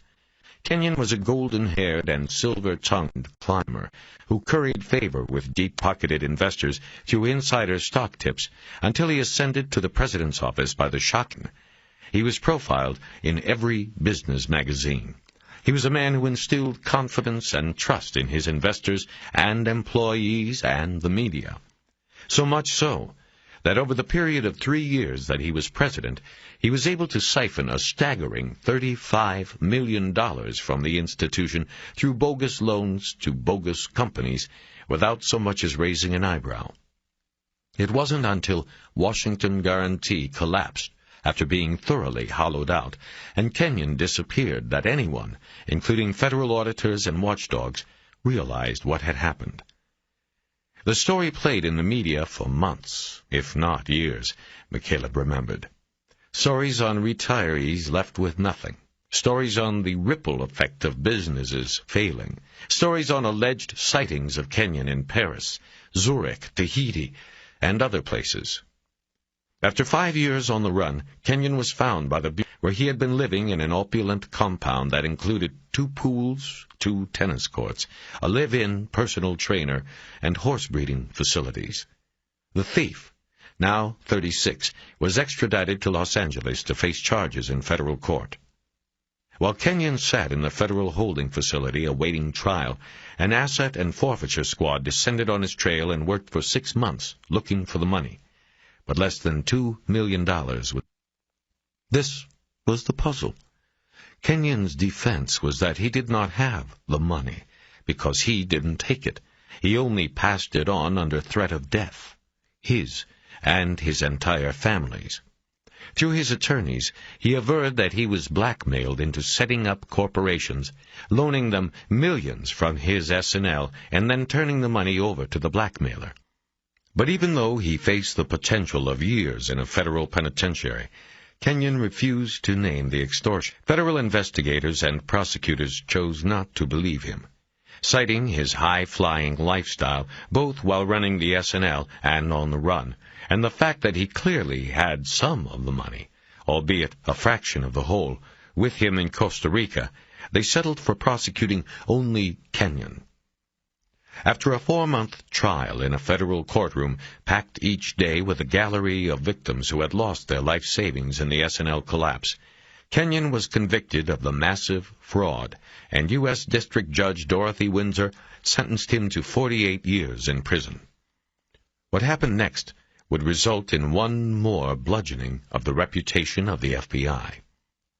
After passing sentence, Windsor agreed to a defense request to allow Kenyon time at home with his family to prepare for prison while his attorneys prepared appeal motions. Over the prosecutor's strenuous objection, Windsor gave Kenyon 60 days to get his court to prison forthwith, whether an appeal was filed or not. Windsor further ordered that Kenyon wear a monitor bracelet around his ankle to ensure he did not attempt another flight from justice. Such an order following conviction is not unusual. However, it is unusual when the convict has already shown his willingness to flee authorities and the country. But whether Kenyon had somehow been able to influence a federal judge to get such a ruling and planned to flee once more would never be known. On the Tuesday after Thanksgiving, while Kenyon was enjoying the 21st day of his 2-month reprieve, someone entered the Beverly Hills home he was renting on Maple Drive. Kenyon was alone, his wife having left to take their 2 children to school. The intruder confronted Kenyon in the kitchen and marched him at gunpoint into the marble-tiled entry of the house. He then shot Kenyon to death, just as his wife's car. The intruder escaped out a back door and through the alley running behind the row of mansions on Maple Drive. Except for the investigation and pursuit of the killer, the story might have ended there, or at least taken on the mundane boredom of a cold trail. But the FBI had lowjacked Kenyon, bureau speak, for having placed him under an illegal surveillance that included listening devices planted in his home, cars, and attorney's office. At the moment he was shot, a tech van with 4 agents in it was parked 2 blocks away. The murder had been recorded. The agents, aware of their illegal standing, nevertheless raced to the home and gave pursuit to the intruder. But the gunman escaped while Kenyon was being rushed to Cedars-Sinai Medical Center, only to be declared dead on arrival. The missing millions Kenyon was convicted of looting from Washington Guarantee were never recovered. But that detail was eclipsed when the actions of Terrell was the Bureau vilified for undertaking such an illegal operation. It was also publicly castigated for allowing a murder to happen right under its nose, for bumbling the chance to intervene and stop the assassination of Kenyon, not to mention capture the gunman. McCaleb had viewed all of this from afar. He was already out of the Bureau, and at the time of Kenyon's murder was preparing himself for his own death. But he remembered reading the Times, which was at the forefront of the story. He recalled that the newspaper reported that there were demotions all around for the agents involved, and calls from politicians at Washington, D.C. for congressional hearings on illegal activities by the Bureau. To add insult to injury, he also remembered, Kenyon's widow filed an invasion of privacy lawsuit against the Bureau, seeking millions in damages. The question McCaleb now had to answer was whether the intruder who killed Kenyon in November was the man who killed and 3 months later. And if it was the same man, what could possibly be the connection linking a failed savings and loan president with an aqueduct engineer and a newspaper pressroom worker? He finally looked around and noticed his surroundings. They were well past Vasquez Rocks now. In a few more minutes, they would be at Amelia Cordell's house. End of CD 7.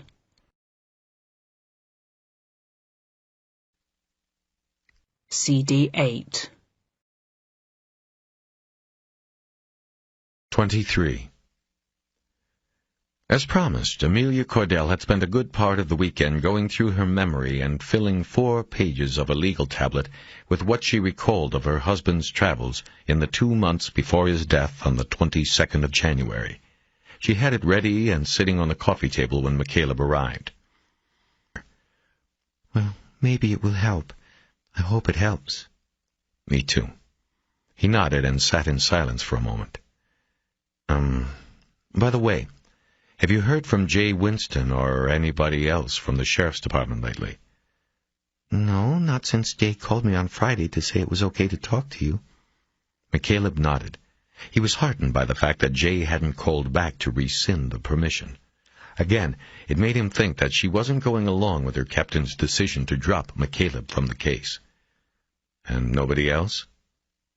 No. Like who? I don't know. I'm just curious about whether, they're following up on the information I've given them. McCaleb decided he had better change the subject. Mrs. Cordell, did your husband have a home office? Yes, he had a small den he used. Why? Do you mind if I look around there?